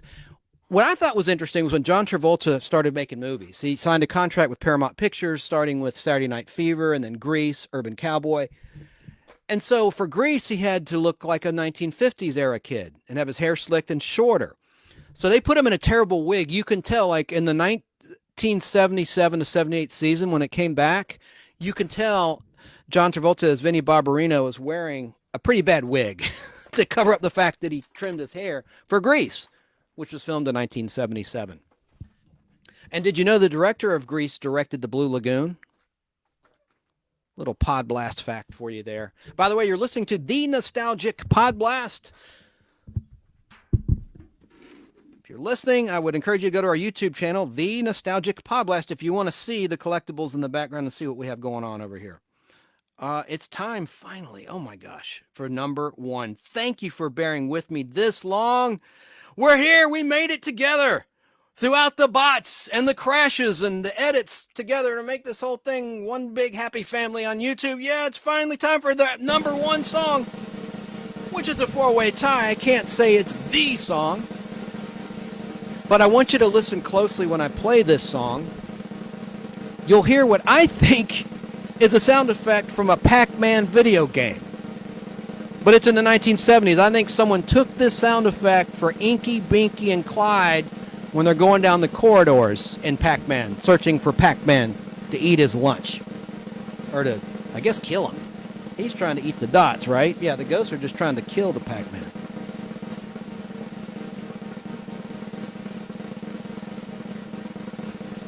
What you think? What is it? What is it? What is it? These are all four equal ties. It was a police show about an elite team. I'm talking about SWAT, the original SWAT. A number one hit song. We're going to play it. And again, listen carefully for the sound effect that sounds like the ghosts in the Pac-Man video game. This is Rhythm Heritage performing the theme to the original SWAT. Not the later version, which was recently canceled by CBS. And a little footnote for Atlanta radio listeners, there was a great late talk show host, former cop, he worked with the White House, named Mike Brooks. He was a member of Homeland Security, a great gentleman. He had a radio show on 106.7 in Atlanta and on WTZA in Atlanta and other places. He was from the D.C. area. Mike Brooks used this as his theme song for his radio show. But for everyone else in pop culture land, you all know this as the theme from SWAT. Let's listen.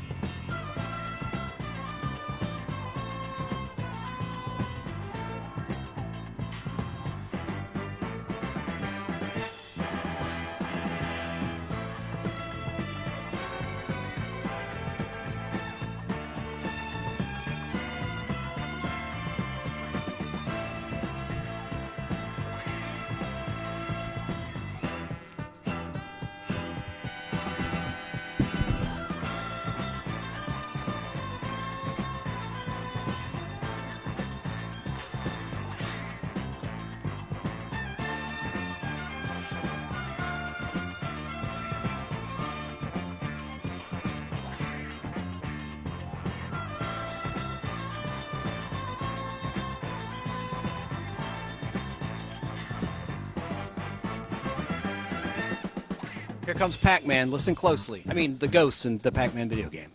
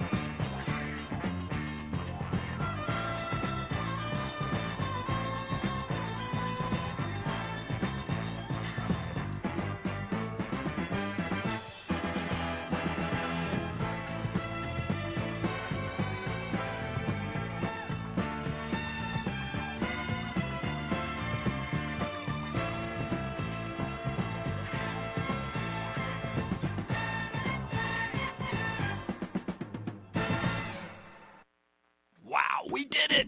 We got through the entire list. Thank you. If you were listening the whole time or watching or both, thank you so much. Let's talk a little bit about SWAT. For sentimental reasons, I chose that for the very end because of good old Mike Brooks.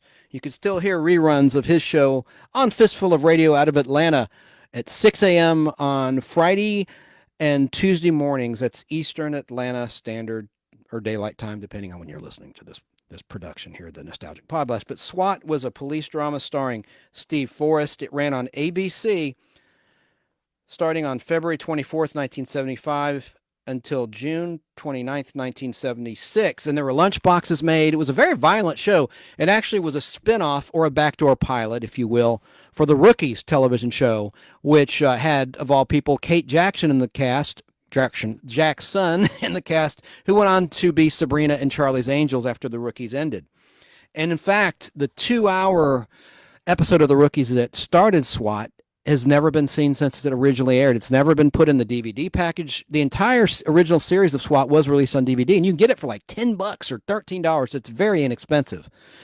The first season is a half season because it started in the middle of the 1974 to 1975 television season, and it was canceled prematurely. Fred Silverman was in charge of ABC. I don't know why. Maybe it was because of the violence, but it was still faring pretty well in the ratings. But Robert Urich was in the cast before he was Spencer for Hire, before Vegas as Dan. Oh, man. I just thought the show was pretty cool. And I like Mark Shera. He was the guy you saw, what's the term? Rappelling off the side of the building in the opening credits. They had a great opening credit sequence in SWAT. And he also went on to star right after SWAT was canceled. He joined the cast of Barnaby Jones alongside Buddy Ebsen from the Beverly Hillbillies as the title role of Barnaby Jones and Lee Merriweather. Speaking of Barnaby Jones, I just want to say in the Beverly Hillbillies comedy movie of 1993, you had a funny cameo with Buddy Ebsen as Barnaby Jones. Anyway, I know that's old news, but I'd seen it recently streaming on Tubi for the first time. And I thought that was pretty funny. It's actually a pretty good comedy. I want to read from my book about SWAT, and then we'll move on to something else and wrap the show. The show's pretty much over now, this edition of the Nostalgic Podblast. The series brought Army-style warfare to big city police work. SWAT stood for Special Weapons and Tactics, whose job it was to tackle situations, usually violent ones, that the regular police officers couldn't handle. Vietnam veterans all, the SWAT squad dressed in Army military attire and were organized along the lines of a frontline patrol. It was a cool show. And Steve Forrest was a great actor, and he went on to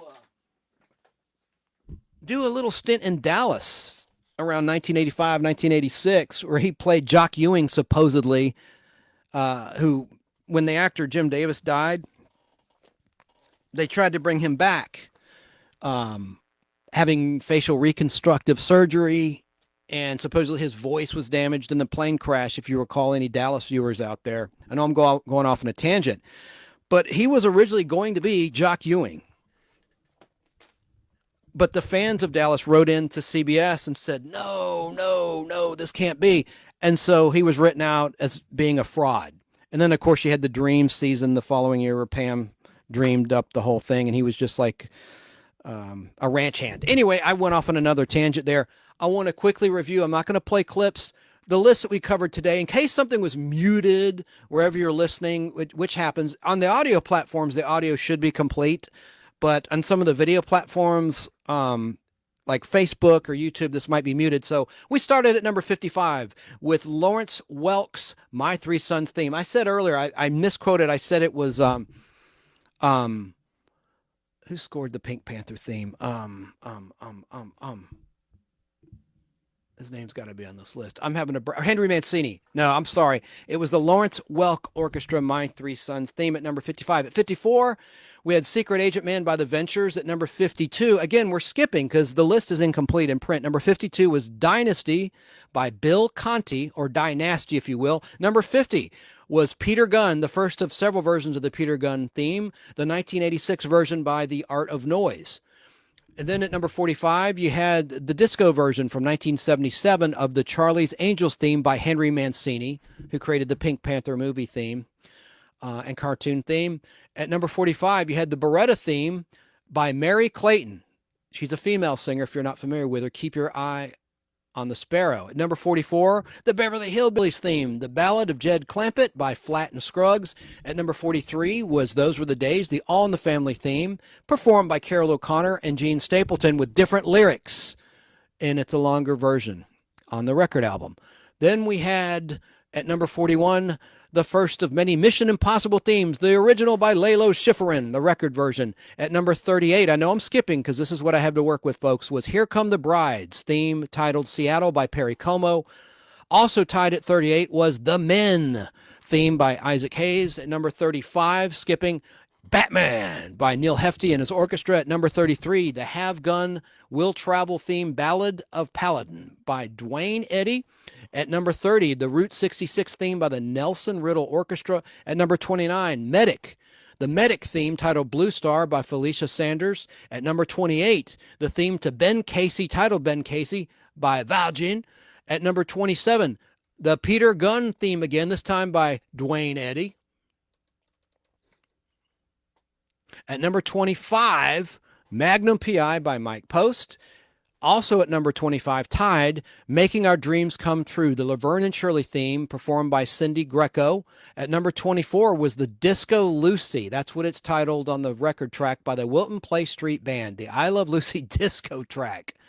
And then at number 23, the theme to Moonlighting, titled Moonlighting by Al Jarreau. At number 21, Waylon Jennings performing the Dukes of Hazzard, just a good old boys.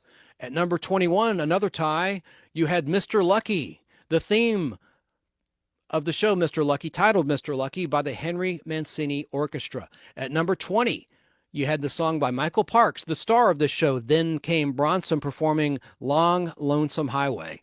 At number 20, another tie was Rhythm Heritage singing the theme to Beretta, Keep Your Eye on the Sparrow. At number 19, the theme to Bonanza by Al Chiola, Caiola. I'm sure I'm mispronouncing that.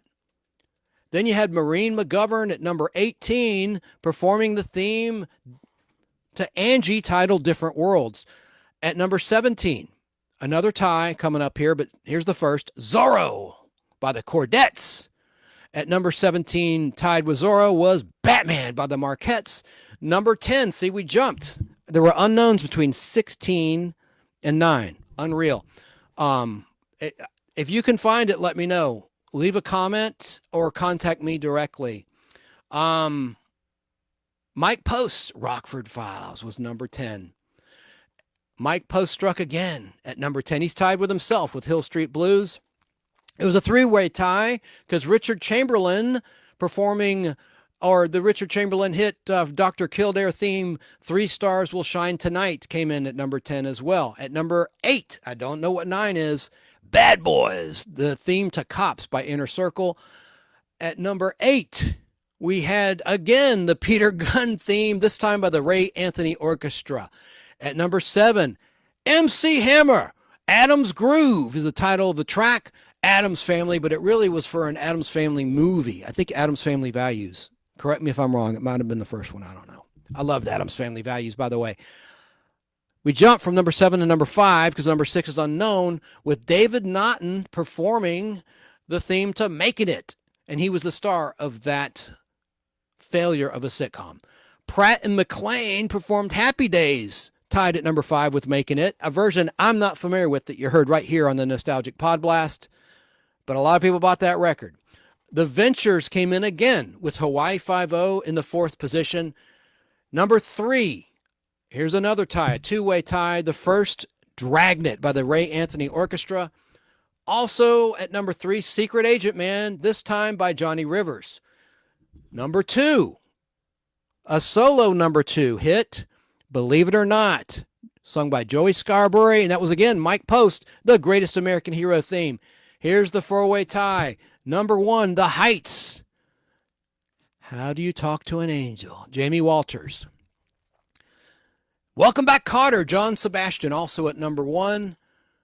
Miami Vice, Jan Hammer, spelled Jan, with the theme to Miami Vice, and then Rhythm Heritage, the theme to SWAT.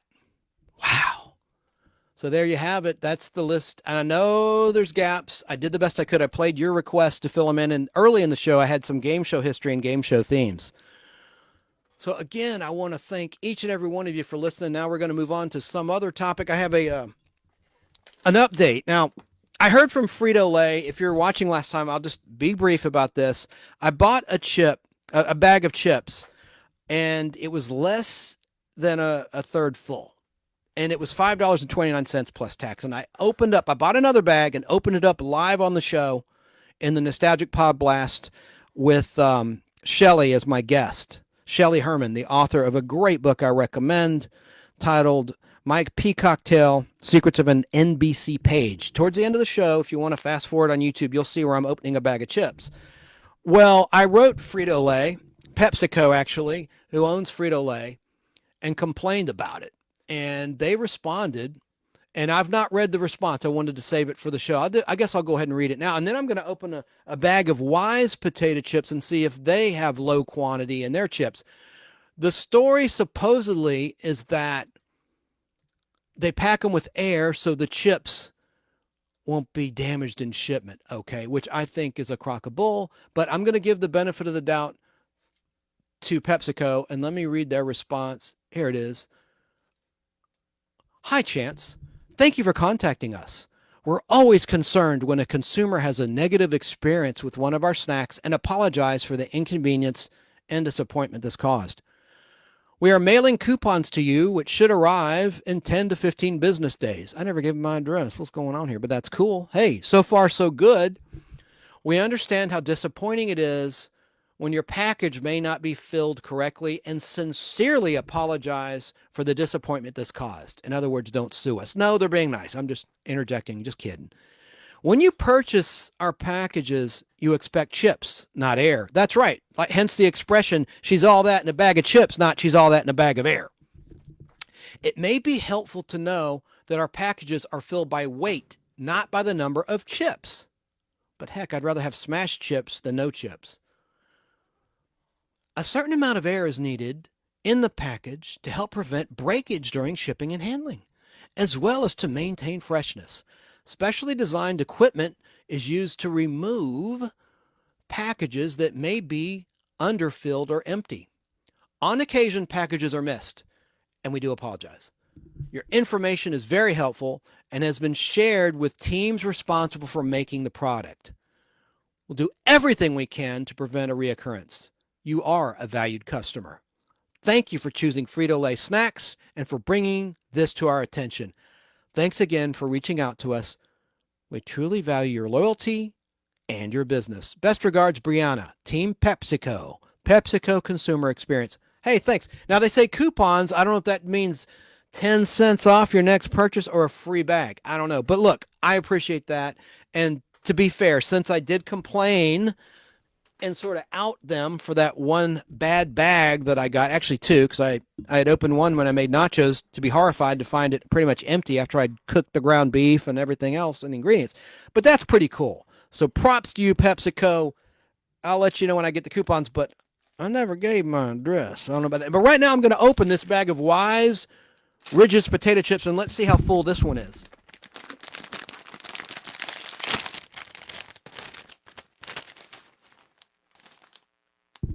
It's a little bit more full, but to PepsiCo's point in Frito-Lay, yeah, it's not entirely full. It's a little more than 50% full, so it's more full than the organic yellow corn made with sea salt tortilla chips that I bought in the Tostitos line.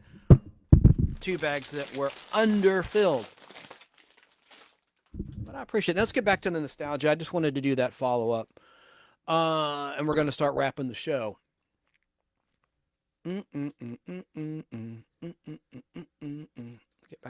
notes here. I think I had something else I wanted. Oh, yes. Bear with me, folks. I got to get right through this. I'd written all this down. I have a little game to play with you that I talked about at the very beginning of this show. This is a long one. Another long one. Another long Podblast. That's what she said. Another long one. Okay, item. I think a few people were offended by something I had posted in the Nostalgic Podblast Facebook group. The anniversary of Elvis's death in 1977 in August 77 has come and gone.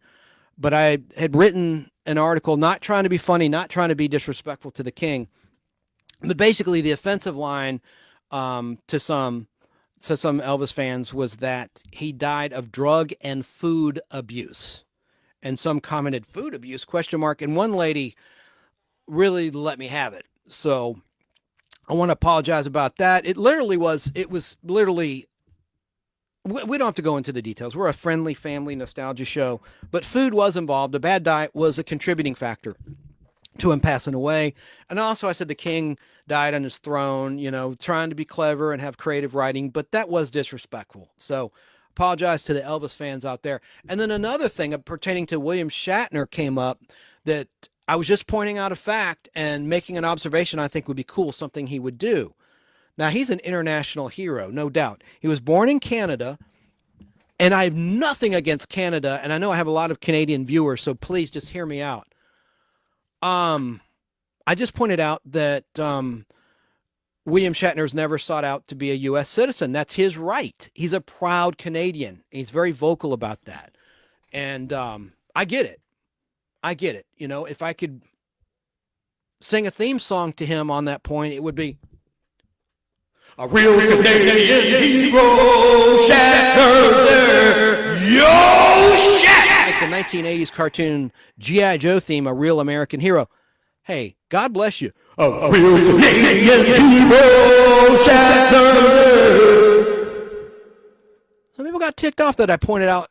My point was, I think it would be cool at his advanced age, but he's still there. He's gone into, the outer rims of the atmosphere. So I salute him. Don't misunderstand. I'm a fan. But I thought, how cool would it be? And I know he likes free publicity. That's apparent. Who wouldn't? But I know he does. To become a co-citizen, become a U.S. citizen as well as a Canadian citizen, like Alex Trebek did, like Leslie Nielsen did before he expired, like Peter Jennings did. It's personal choice. That's his life. He's an international star. And I'm just sitting here doing a Podblast. But I just thought it would be cool, since America is really a big reason why he is so popular. But I salute the real Canadian hero, Shatner's there, yo, Shat! For everything he does, and I'm a fan. But I think it'd be cool if he did become a co-citizen. But hell, clearly he can do whatever the hell he wants. And that's what a vocal minority of people commented to that point. And he's a legend. And he'll probably die Canadian, and that's okay. That's okay. It's time for the TV cliche of the week. I'm going to make this the nostalgic cliche expression of the week. Go West, young man. How many times have you heard that expression? I know there's some promos from ETV for their Monday through Friday Western lineup where they say, go West, young man. But I've had bosses tell me that on the job as a joke, like, go West, young man, like in my sales territory.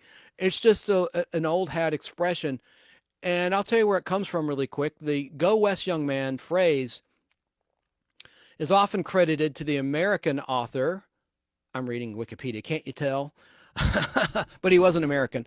American author and newspaper editor Horace Greeley, last name spelled Greeley, concerning America's expansion westward, related to the concept of manifest destiny. And hell, probably, I'm interjecting here, the gold rush, right?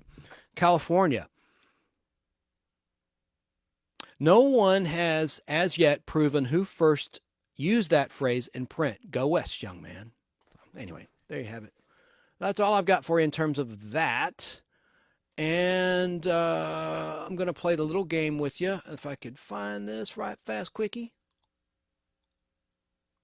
I was going to do the nostalgic treat of the week. I've got to wrap the show. Dolly Madison treats. We'll talk about that later. The nostalgic toy of the week is the Jaws game from Ideal. It was a great little game. I had it. Did you have it? Are you a Gen Xer out there? Or maybe you're younger than that and you bought one. You know, people collect old toys from before their time. Of course, it was based on the blockbuster movie, and I've talked about it before, so I'll just leave it at that. Look up the Jaws game. There's commercials you can see on YouTube out there. Pretty cool. Now, we're going to play a little game. This is a game I'm reviving. I call it Taglines, where I mention an advertising tagline, and you try to guess what the product is. In this instance, it's magazine taglines, nostalgic magazines. So I'm going to mention a slogan pertaining to a magazine, and you guess the magazine. And here we go, just a few. It's where the girl ends and the woman begins. What magazine do you think that is? It's 17 magazine. Next, kick back, chill out, hang loose, have fun. Entertainment Weekly. Number 3, Life Well Shared. What magazine is that? Life Well Shared. That's a hint. Shared. Condensed. Edited down for easy reading. That's Reader's Digest. Number 4, Man at His Best. This is not a girly magazine. I'll say that. Man at His Best. That's Esquire magazine, which was really popular. Not anymore, though. Number 5, Live Well Every Day. This is a hard one because there's no hint in that slogan. I don't think it's it's a pretty good slogan, I guess, but it doesn't really pertain to the title of the magazine. Live Well Every Day. I'll just go ahead and tell you that's Women's Day magazine. Number 6, News You Can Use. That was U.S. News and World Report. Number 7, Live Curious. National Geographic magazine. I have 14, by the way. I didn't mention that yet. There's 14 total. Number 8, Fun, Fabulous, Affordable. Redbook. I'd never guessed that. That was always considered a risque magazine. I don't know why, but it just was when I was a teenager. Slogan, America's Best New Home Built to Live, Work, and Play. That was Better Homes and Gardens magazine. Number 10, Genius in America. That was the Smithsonian magazine. Number 11, Where Family Comes First. Family Circle magazine. Connecting the Dots. That's a weird one. Connecting the Dots. That's Newsweek magazine. I have a little mini beef with that magazine for an article called The Angry Girlfriend Variant that pertains to me in a way. That's another. It was published in 2019. Talk about it another time, and I have before.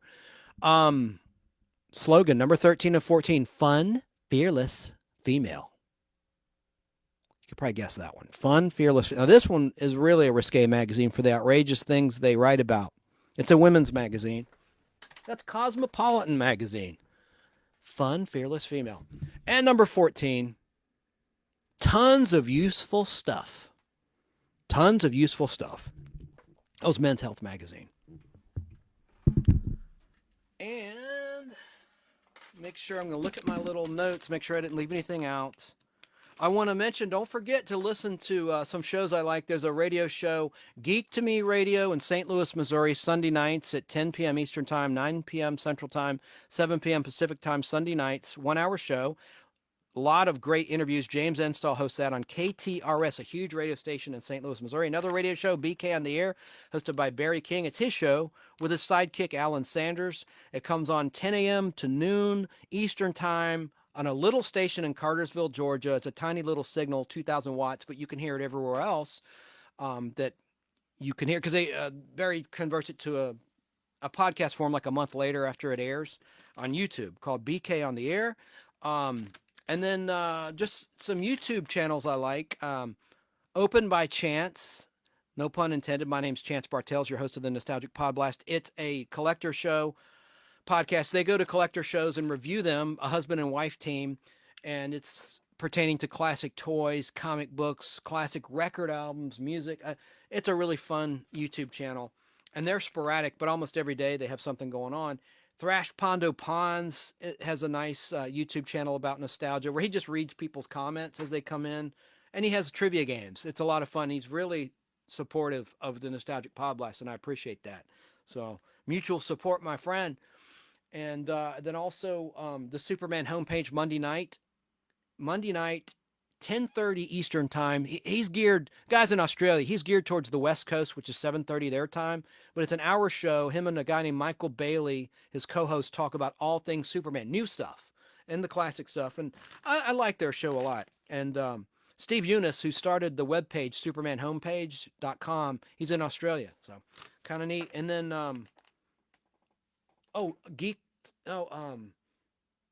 Pat McCormack has a YouTube channel with a lot of great interviews. Oh my gosh, he's interviewed Hot Lips on MASH, lots of others. He has Kathy Garver from Family Affair and everyone in between, Ruta Lee. And he gave me a t-shirt. My gosh, I'm having a brain toot. I'll go grab the doggone shirt if I can. Golden Rage of Television. That's it. Golden Rage of TV. Pat McCormack. He's good, a good guy too. And then there's a giant YouTube channel, Dave Sundstrom. And he goes live. I think he's going live. Well, it'll be over by the time you see this on YouTube. So, but he does live chats a lot, and he's got a lot of great video content as well. And then, of course, our friends Al Hardy and Tom Williams, they do their thing sporadically over on Al's platforms, talking nostalgia. So I like all those things. If I forgot someone, forgive me. I will mention you again next time. And looking at my list here. Oh, you're going to think I'm even crazier than I already am. Been meaning to talk about this for several weeks. I'm kind of a germaphobe, and when I'm in a grocery store, hardware store, or micro center trying to get a working mouse because the pad on my laptop quit working, probably user error, probably because I mashed too hard on it. So I had to get a remote control. Anyway, they do. I love that place, Micro Center. There's probably not one in your town, but it's a gear place, and they have affordable prices and great help, and it's kind of a throwback to Radio Shack. But okay, so when I'm in a store and someone gets too close to me, I don't want to say I try to act mentally challenged, because I don't mean any offense, folks. I don't. I do put on an act, we'll just say, and it works. And it probably would work in jury selection. Look, I've nothing against doing my civic duty, and I've been on jury duty. The last time was in 2012 on a civil case, a slip and fall, in a grocery store called Food Depot, where some lady was suing, and she lost the case, claiming she slipped on a cup laid on the ground by a shopper, a Burger King cup of a drink, and she slipped on it. And their lawyer was so slick for Food Depot. He goes, "Man, sir, men and women of the jury, look, we sympathize with this lady. We really do. But Food Depot's not in the business of selling Burger King product. It's just not. There's personal responsibility. You heard her testify. She was looking up while she was pushing her cart, not watching where she was going." Anyway, here's what I do. When someone's getting too close, I'm a bit of a germaphobe, or someone comes around a corner. You know, some people just really hum in their shopping carts, not looking, just in their own little world, just walking with a basket in your space. Well, I just do this. I just look to the ground and I go, uh-oh. Uh-oh. Uh-oh. Uh-oh. Uh-oh. And they look at you like, whoa, what's wrong with this guy? And they go the other way, or they don't know how to react. They don't say anything. They just give you that look, like, but it works. So I thought I'd share that with you. A little bit of advice. And how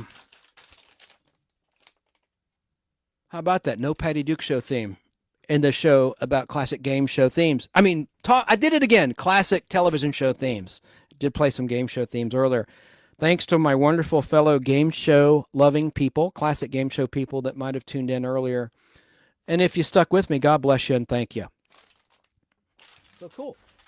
And Dave Sundstrom's got a topic, television crushes. And this is probably in the rearview mirror by the time you see this. That seems like a pretty cool topic. I don't know who came up with that. The Barry King will be on there from BK on the Air. Thrash Pondo will be on there. And then Dave Sundstrom is the host. And Pat McCormack. And I'll be tuning in too. That looks like it'll be a good topic. I mean, I could tell you one right now. Victoria Principal on Dallas. Of course, Linda Carter, Wonder Woman. Lindsay Wagner, the Bionic Woman. I mean, you know, I'm a Gen Xer, so those right there. Olivia Newton-John. I mean, that's a TV crush because they played Grease on television a lot. I mean, And look around. Jane Badler, the bad girl from V, the original miniseries, and V, the Final Battle, and V, the series, and the 2009-2010 revival on ABC. And she's still acting. She's in a cop show. Forget the name of it. God, I want to give her a plug, but I have an autographed picture of the great Jane Jane Badler. What is wrong with me? Jane Badler. She's awesome. And she was on the Mission Impossible ABC revival from the late 80s and early 90s. That's why she lives in Australia. That's where she met her husband on that show. So, salute. That's a good television crush right there. Catherine Schell, Maya, Space 1999. I could go on and on and on. I'll just piggyback on that on my own another time, but you better believe I'll be in the comments. But I better sign off. I just can't tear myself away from you. Thanks again for listening and for being patient. This is the Nostalgic Podblast on YouTube, Fistful of Radio out of Atlanta. Tune in, Spotify, Apple, and Google Podcasts, and podcast.co, and Podbean, everywhere.